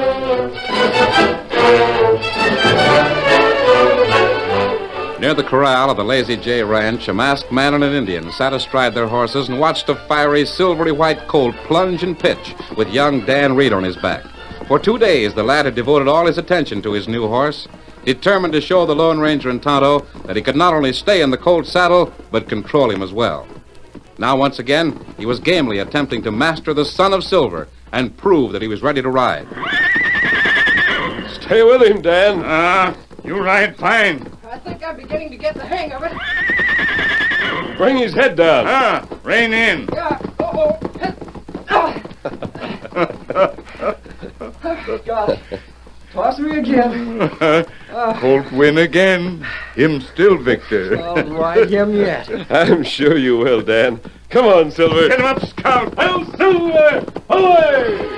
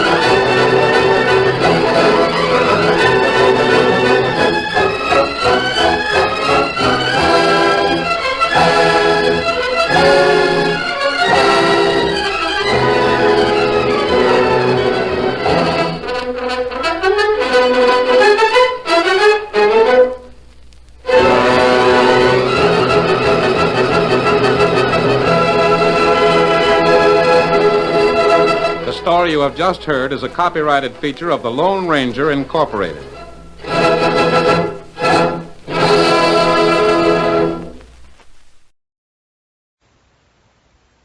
Good evening, ladies and gentlemen. The National Broadcasting Company brings you an address by the President of the United States. Tonight across the nation, on the 211th anniversary of the birth of George Washington, George Washington Day dinners are being held to celebrate this great occasion. The Chief Executive will be introduced by the Honorable Sam Rayburn of Texas, Speaker of the House of Representatives. The next voice you hear will be that of Speaker Rayburn. Ladies and gentlemen, the President of the United States. Ladies and gentlemen, today this nation which George Washington helped so greatly to create is fighting all over this earth in order to maintain for ourselves and for our children the freedom which George Washington helped so greatly to achieve. As we celebrate his birthday, let us remember how he conducted himself in the midst of great adversities. We are inclined, because of the total sum of his accomplishments, to forget his days of trial. Throughout the Revolution, Washington commanded an army whose very existence as an army was never a certainty from one week to another. Some of his soldiers and even whole regiments could not or would not move outside the borders of their own states. Sometimes, at critical moments, they would decide to return to their individual homes to get the plowing done or the crops harvested.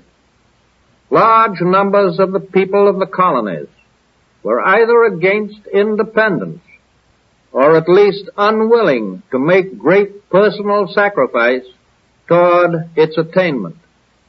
And there were many in every colony who were willing to cooperate with Washington, only if the cooperation was based on their own terms.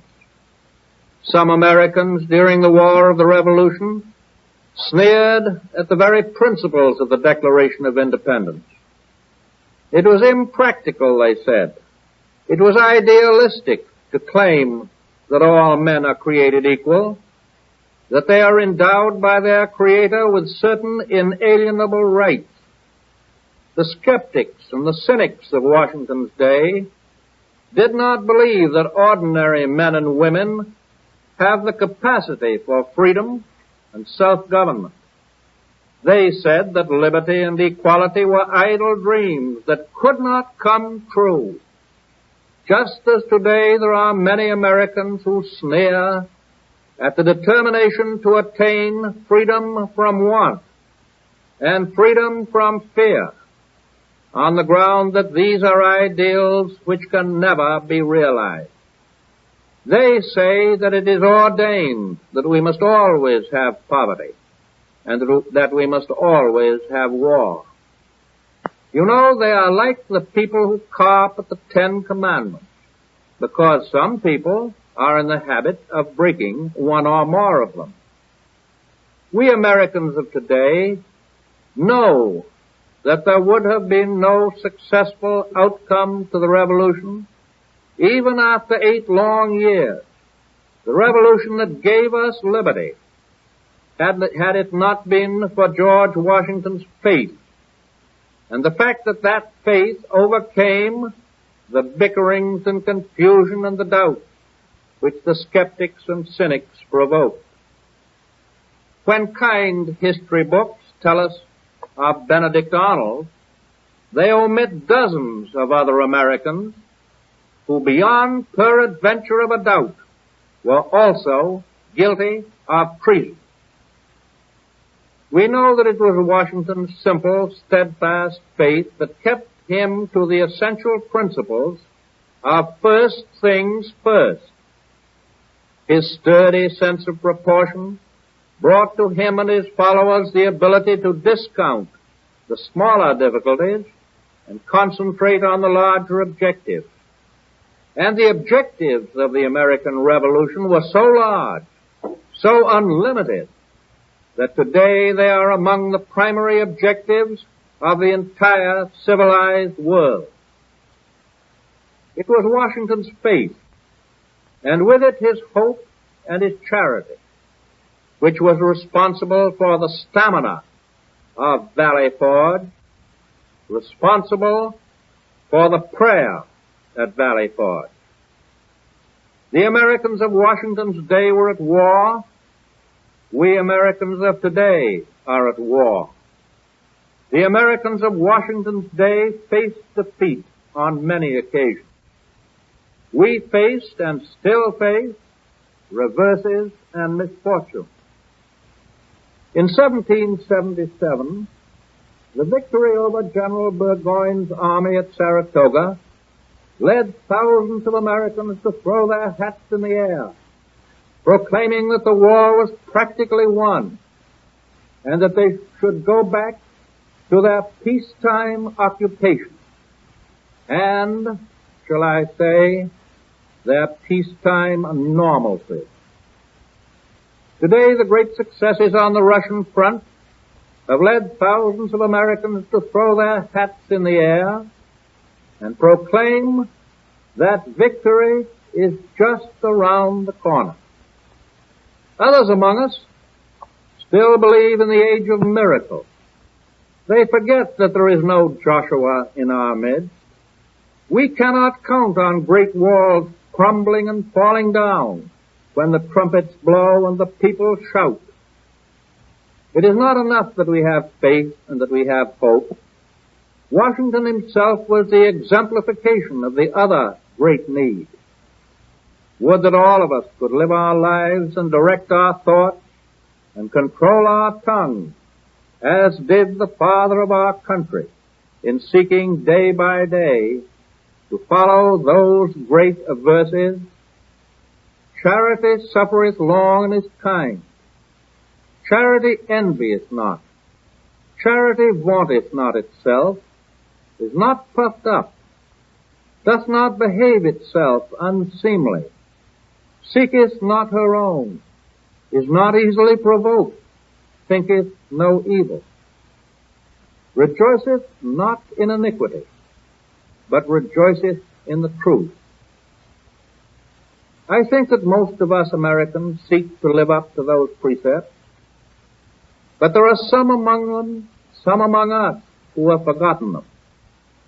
There are Americans whose words and writings are trumpeted by our enemies to persuade the disintegrating people of Germany and Italy and their captives that America is disunited, that America will be guilty of faithlessness in this war, and will thus enable the Axis powers to control the earth. It is perhaps fitting that on this day I should read a few more words spoken many years ago, words which helped to shape the character and the career of George Washington, words that lay behind the prayer at Valley Forge. Blessed are the poor in spirit, for theirs is the kingdom of heaven. Blessed are they that mourn, for they shall be comforted. Blessed are the meek, for they shall inherit the earth. Blessed are they who do hunger and thirst after righteousness, for they shall be filled.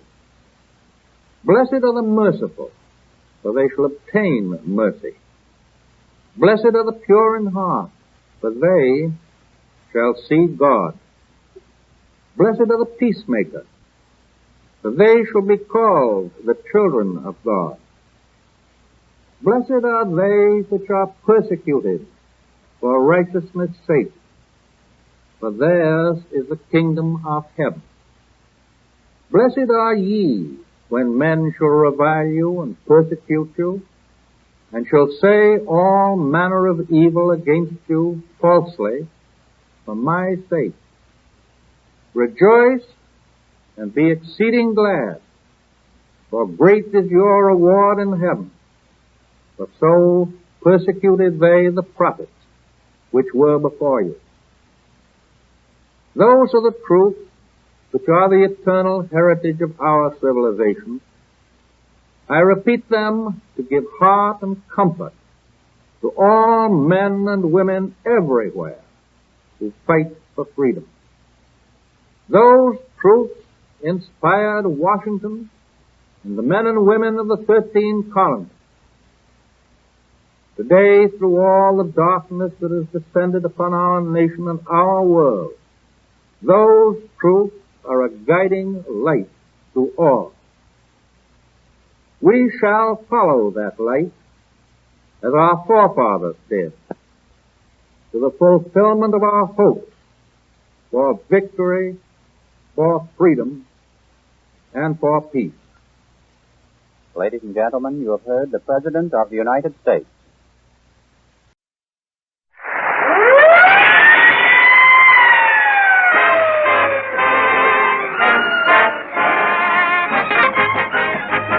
Good evening. Welcome to Texaco Town. And again, the 45,000 dealers who serve Fire Chief gasoline and other Texaco products present his honor the mayor, Eddie Cantor. Here he is.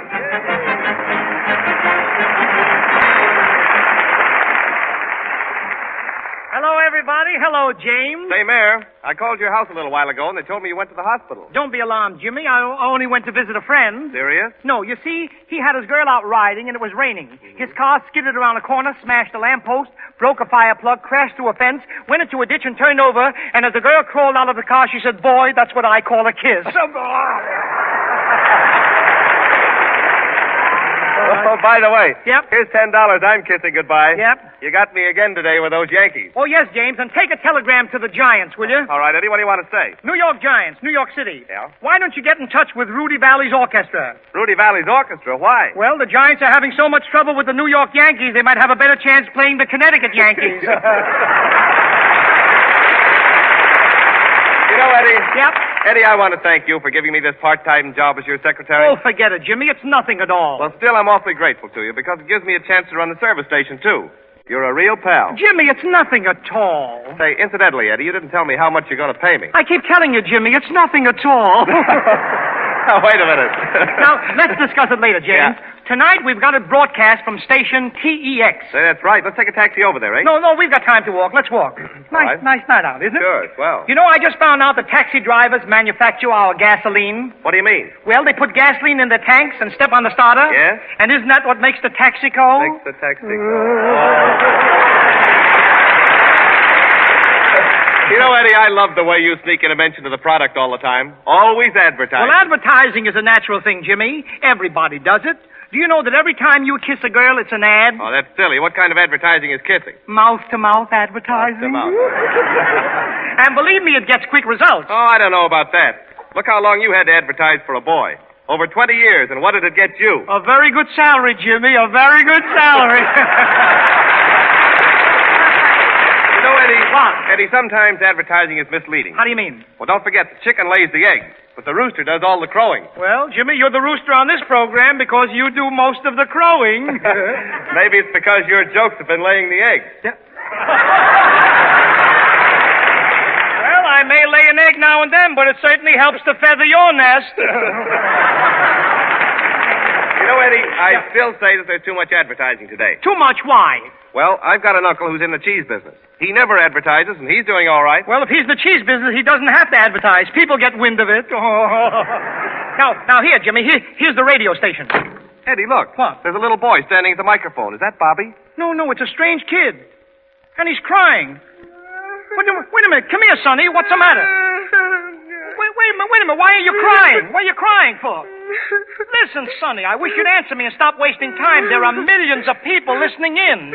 Millions there are? Yes, what are you crying about? I'm lost. I want to get to my father's clothing store located at 312 Main Street. Walk up one flight and save $10 on men's suits and overcoats. Alterations free. Open evenings until 9 o'clock. Sale now going on. Get out of here. How do you like that for advertising? Boy, that's advertising. Oh, here are Jack. Jack Renard, let's rehearse the new song for tonight's broadcast, will you?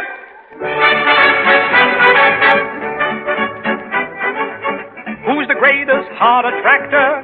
Who's the greatest little actor? I refer to nobody but love. He's the greatest benefactor that we ever knew. Here are just a few things he can do. love marches on and meets a lonely boy, a lonely girl, and takes them by the hand and marches on. Together love marches on, and then he leads them to a rendezvous and says it's up to you and marches on.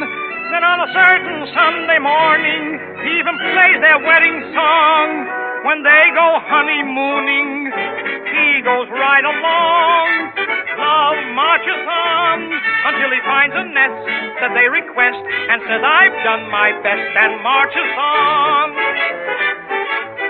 What funny things love can do. Here we are in a railroad station. Over there is a boy, and sitting opposite is a girl. They have no intentions of flirting with each other, but it won't be long now. Let's eavesdrop on them. Uh-huh. There she goes. Excuse me. Do you know whether the 5:15 is on time? What did I tell you? 200 porters in the station, and she's got to ask him whether the 5:15 is on time. Let's hear what he says. The 5:15, well, you see, I just... Look, the big ox is being flustered. Look at him, well... By the time he gets it out, they'll both miss the train. You see, I'm a stranger here, and... Listen to her, a stranger. 8 years she's been taking the same train, and the father is the conductor. Oh, these women. Oh. Well, I'm pretty sure the train is on time, miss. Are you alone? Yes, I'm all alone. I never travel much. You see, I'm a home girl. Yeah, home girl is right. Anybody's home at all.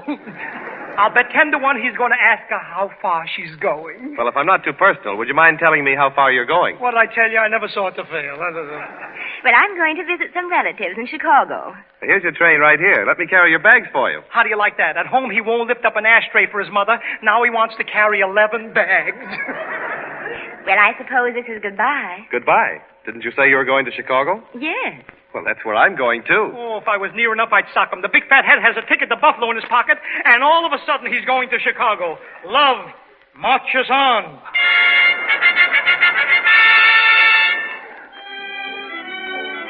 Here it is 6 months later. The same boy and girl ordering dinner in a tea room. What'll you have, dear? Oh, nothing. I'm not hungry. She's not hungry. For 3 days, she's been starving herself just to make an impression on him. But the minute she gets him hooked, she'll eat like there's no tomorrow. Darling, I wonder if you would... Don't say it. Don't say it. Yes? Darling, would you... Of course I'll marry you. Did he ask her to marry him? All he wanted to say was, would you mind passing the mustard? Oh, darling, I'm so happy I could jump for joy. Yeah, jump for joy. He'd like to jump off a roof. Oh, sweetheart, I never dreamed you would propose to me. This is so sudden. She never dreamed. She was so sure she was going to land the poor fish. For 3 weeks, she's been paying a preacher just to follow them around. Love marches on. 2 years have passed. They're married and are living happily in their little love nest. Let's peek in on them. Listen, you. I'm going to the club tonight. Again? Well, you might at least stay home one evening with me. Yeah? Yeah. Yep, this is what is known as happy married life. Well, I gotta relax sometimes. What do you think I do at the office all day? For 6 months, his boss has been asking him the same question. Well, you might take me out for some fun. I slave and work my fingers to the bone in this kitchen from morning to night. Poor slave. She plays bridge until 5 o'clock, stops at the delicatessen, goes in the kitchen, grabs a can opener, and his dinner is ready. Oh, stop beeping, will you? I'm sorry I ever married you. Look what I gave up. I gave up my family and my friends. She gave up her family. They threw her out of the house when she was 14. And she didn't give up her friends. They moved them all to Alcatraz. Well, look what I gave up for you. Yeah, look what he gave up. Saturday night crap games and afternoons in the pool room. How can you talk to me like that? Didn't you know? Why, darling, you mean? Yes. I've been knitting this tiny garment for our little pet. Oh, snoogie boogie. Oh. He's hooked again. Love marches on. Love marches on. And meets a lonely boy, a lonely girl, and takes them by the hand and marches on. Together, love marches on. And then he leads them to a rendezvous and says it's up to you and marches on. Then on a certain Sunday morning, he even plays their wedding song. When they go honeymooning, he goes right along. Love marches on until he finds a nest that they request and says, I've done my best, and marches on.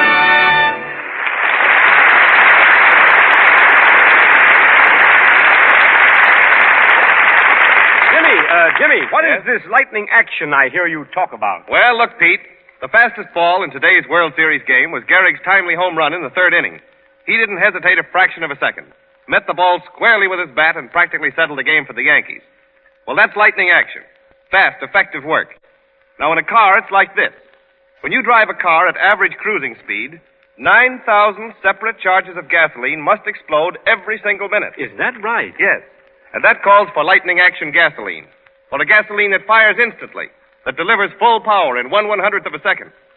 Today's cars need Fire Chief gasoline. The gasoline that was developed to meet special service requirements in emergency vehicles, ambulances, and fire engines. So that's why they call it Fire Chief. That's right. It was made for engines that demand complete lightning action from every drop of gasoline. And if you want to feel the difference in the way you start, the way you pick up speed in emergencies, and the way you take hills, just try a tank full of Fire Chief gasoline. And when you compare the mileage, you'll find, too, that Texaco Fire Chief gives you more for your money. Don't be satisfied with less in your car. Tomorrow, stop at the familiar Texaco pump, anywhere in our 48 states, and fill up with Fire Chief. We're sure you'll like it.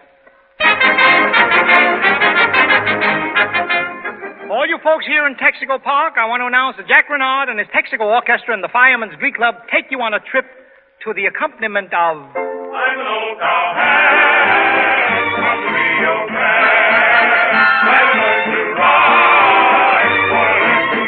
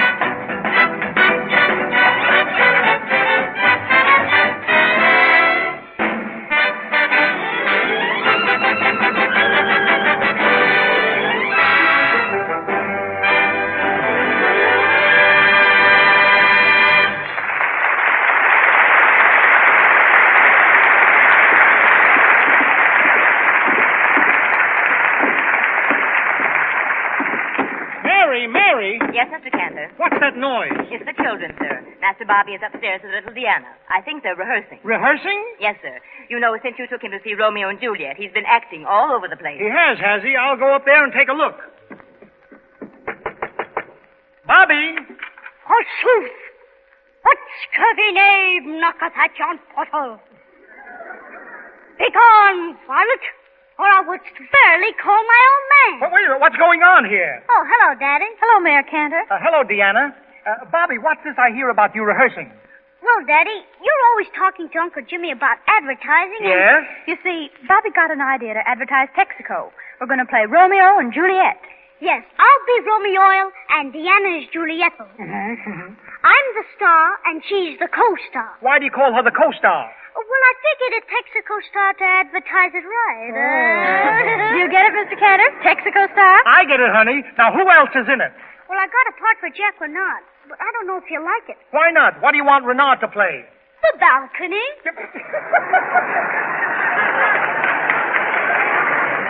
The balcony, Bobby. How many times have I told you not to say Renard is fat? I'm ashamed of you. I'm sorry. Besides, Renard can't appear in this play. He's helping out in the play of the auditorium. Renard is playing the title role. What's the name of the play? Boulder Dam. Oh, there's a lady here. I should say Boulder Dawn. Oh, that's a pretty bad joke, Mr. Mayor. What? Wait a minute. What are you laughing at? I'm laughing because she thinks that's bad. Can you imagine her complaining, Daddy? Thanks, Bobby. She only hears you on Sundays. I have to live with you. That's fine talk for a son. Get back to Romeo and Juliet now. Come on, let's rehearse. I've got the play here, but Bobby's made a few changes. Changes? Bobby, are you trying to improve on Shakespeare? No, but if we did it the way he wrote it, Deanna couldn't be Juliet. Why not? Well, look at this line. Juliet says, "My ears have yet not drunk 100 words." Well? Deanna's got big ears, but they're certainly not loving cups. Is that so? Well, my ears aren't half as big as your mouth. Oh, yeah? Wait till I see you outside. Wait a minute. Here. Stop the fighting, Bobby. You're supposed to be Romeo, the great lover, and Deanna's Juliet. I hate him. Please, children, let's try one of the scenes. Go ahead, Bobby. Start where Romeo is in the orchard. All right, but I'm still sore. Oh, sure. But soft, what light through yonder window breaks? It is the east, and Juliet is a big dope. Yeah. Wait a minute, Bobby, wait a minute. Yeah, what is that kind of talk? You mustn't call her name. What's in her name? A dope by any other name would still be Deanna. Quiet. I'm going home. Wait a minute, dear. Bobby, you apologize to Deanna. That's not in the play. I don't care. I'm putting it in the play. Oh, now you're trying to improve on Shakespeare, huh? If he won't say he's sorry, I won't be Juliet. All right, I'm sorry. That's better. Now let's play the last scene. Romeo thinks Juliet has poisoned herself, and he takes real poison. Okay, but I've got to have some poison. All right, use this glass of water. No, I want some ice cream. Strawberry and chocolate mix. 2 quarts. Wait a minute, 2 quarts of ice cream? Sure. Didn't you tell me that too much ice cream is poison for my sister? That's ridiculous. Look, here, let me show you how to play the scene. I'll show you real acting. Here's the book, Mayor Cantor. No, I don't need it. Listen. Eyes, look your last. Arms, take your last embrace. Here's to my love. I drink the poison. O true apothecary, thy drugs are quick. Thus, with a kiss, I die. Oh, Daddy. I see, my son. You're touched by the beauty of those lines. No. Was it my acting that made you cry? No, it's not that. Then why are you crying? When I started to play Romeo, Deanna made me wear her shoes, and they're killing me. You did it fine, Mayor. But I don't like sad endings. No? You don't like sad endings? I don't either, Daddy. Would this be good? Deanna knows a swell song about sweethearts. Make her sing it. Gee, that's a good suggestion, Bobby. Where did you learn such grand showmanship? I learned it from radio's Greatest Showman. Thanks. Yes, sir. I listen to Major Bowes every Thursday. Quiet. Go ahead, Deanna.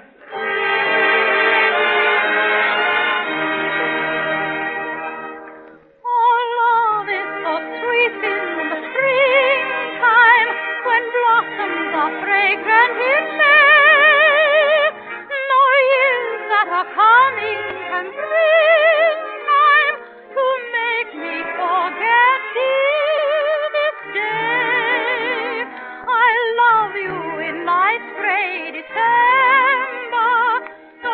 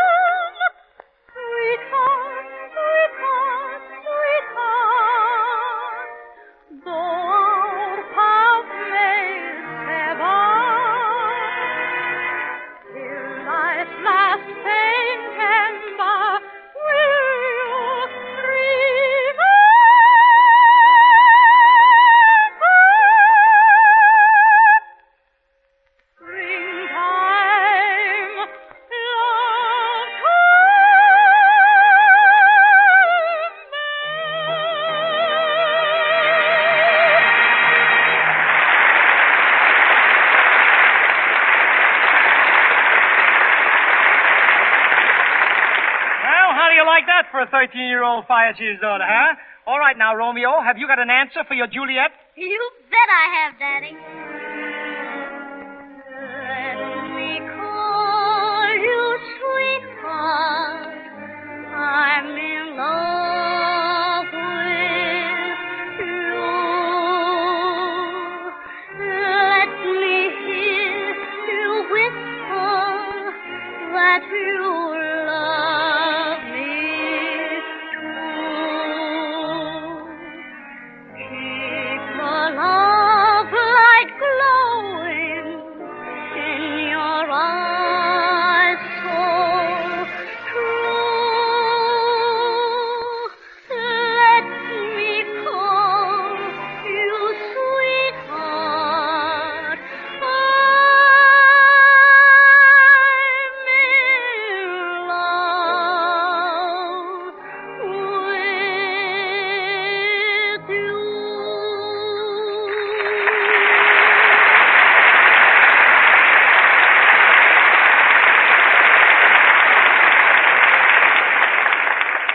You know, kids, it gives me a real thrill to see you two sweethearts.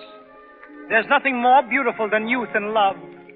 Sweet romance makes you feel like you are floating on clouds. And even the most commonplace things assume a rose-colored hue. Young love, beautiful love. I hope you two will always remain sweethearts, because the minute you get married, Keep the love light glowing in your eyes so true. Let me call you sweetheart.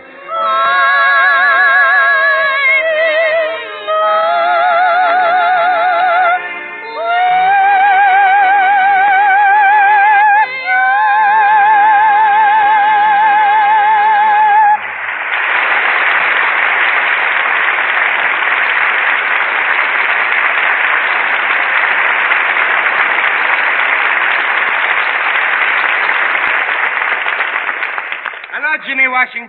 Park your carcass. Say, listen. Yeah. Are you know where is that Eddie Scranton? What are you doing here? I don't know. The mayor sent for me. Says he got to see me. Very unimportant. Wait a minute. Wait a minute, I'm right here. Park your carcass. Tell me, where have you been? I just come from the gymnasium. Yep. You know, I'm in training. I got to make myself strong enough to be the president. Wait a minute, strong enough to be the president? Yeah, I read in the paper that the man who's elected president got to carry 36 states. Yep. Oh, heaven help us all if you're elected president. What do you worry about? When I'm the president, I'm going to make you vice president. Oh, because you like me. No, because that's one way to keep you quiet for 4 years. Yep. Don't be silly, Park your carcass. We've got a good vice president now, Mr. Garner. Yeah, but I don't think if he's going to be the vice president long. Well, why not? Because everywhere I go, I hear people saying knocks, knocks. Yep. Well, I'll tell you, it's going to be very hard for anyone to vote for you for president, believe me. No, it's easy. Why? All they got to do is put an X beside my name. That's my slogan. What's your slogan? X marks the spot where you park your carcass on the ballot. Yep. Ballot? What do you think? Ballot? You don't even know what a ballot is. Who don't? A ballot is what you shoot from a gun. No. No, that's a bullet. Don't tell me a bullet is a little bull. No, a little bull. A little bull. Why don't you listen to what I say? Oh, no, that's a lot of bull. Yeah, wait a minute. I'm just trying to tell you that bullet and ballot doesn't gel. Gel? That's what Jack Benny sells. No, that's Jello. Oh. What's the matter? Something hurts you? Yep, get out of here. What's the use? A man can't stand here and talk to an idiot all day. Yes, I can. I ain't got no place to go. Yep, that's fine talk for a presidential candidate. With your brain, what could you do if you were elected president? I got an idea to bring back prosperity. How? I'm going to change the whole map of the United States. Change the map? Park your carcass. I'm 100% American, and the old map is good enough for me. Boy, if I had a map like yours, I'd shoot myself. Get away from that. You'd shoot yourself. Never mind that. Let me hear your crazy plan. Well, first places. Yes? New York is too far away from California. Yeah. So I'm going to put New York where it's California and California where New York is. Yep. Are you mad? they'll still be the same distance apart. Sure, but suppose a fella in New York wants to go to California. Yes. Just stays home and there he is. Yeah, wait a minute, wise guy. But suppose a fellow lives in California and he wants to stay in California. That's easy. Then he goes to New York. Yep.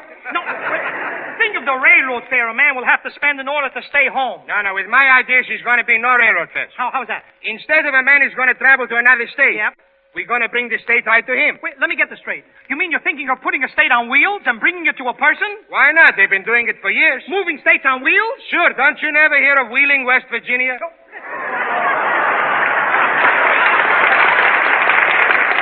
That's not bad. Now, what else are you going to do with the map? Well, with my system, nobody's going to be sick. Nobody's going to be sick? No, sir.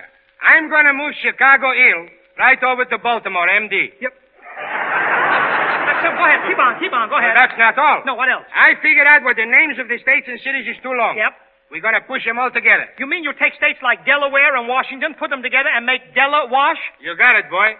I'll show you how we could all make money from that. How? Well, you take the first part of Philadelphia. That's Phil. Yeah, and Utah. Utah, that's you. And Carolina. That's Cat. Push them all together, what do you got? Phil, you Cat. Right. Now take Texas and Colorado. Push them together. That's Texaco. There you are. Fill your car with Texaco. How am I doing? Well, I still don't see how that silly idea will balance the budget. Don't worry about the budget. When I'm the president, I take out all the money from the Treasury and I give it to the people to spend. But it's ridiculous. It'll make a hole in the mint. Yeah, but that'll be a lifesaver for the country. Get up.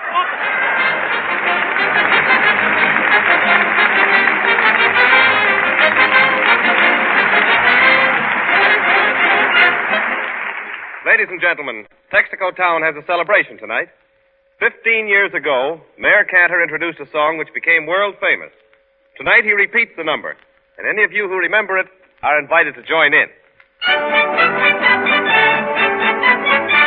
There's a fruit store on our street. It's run by a Greek, and he keeps good things to eat, but you should hear him speak. When you ask him anything, never answers no. He just yeses you to death, and as he takes your dough, he tells you yes. We have no bananas. We have no bananas today. We've string beans and onions, cabbages and scallions, and all kinds of fruit, and say, we have an old-fashioned tomato, Long Island potato, but yes, we have no bananas. We have no bananas today. Yes, we have no bananas. We have no bananas today. We've Roosevelt and Landon and Townsend, who's planned on a pension for the old and gray. The winner will be a dark horse. If you vote for Park, your car goes. So, yes, we have no bananas. We have no bananas today.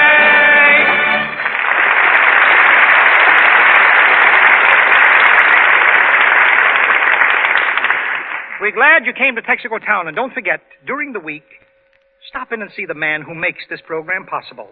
Your neighborhood Texaco dealer. Say I sent you, huh?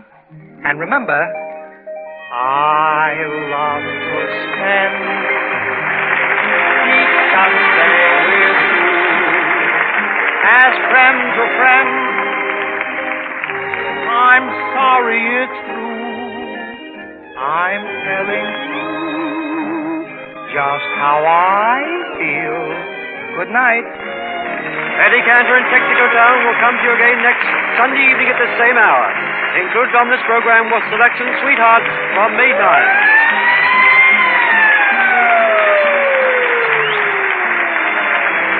This is the Columbia Broadcasting System.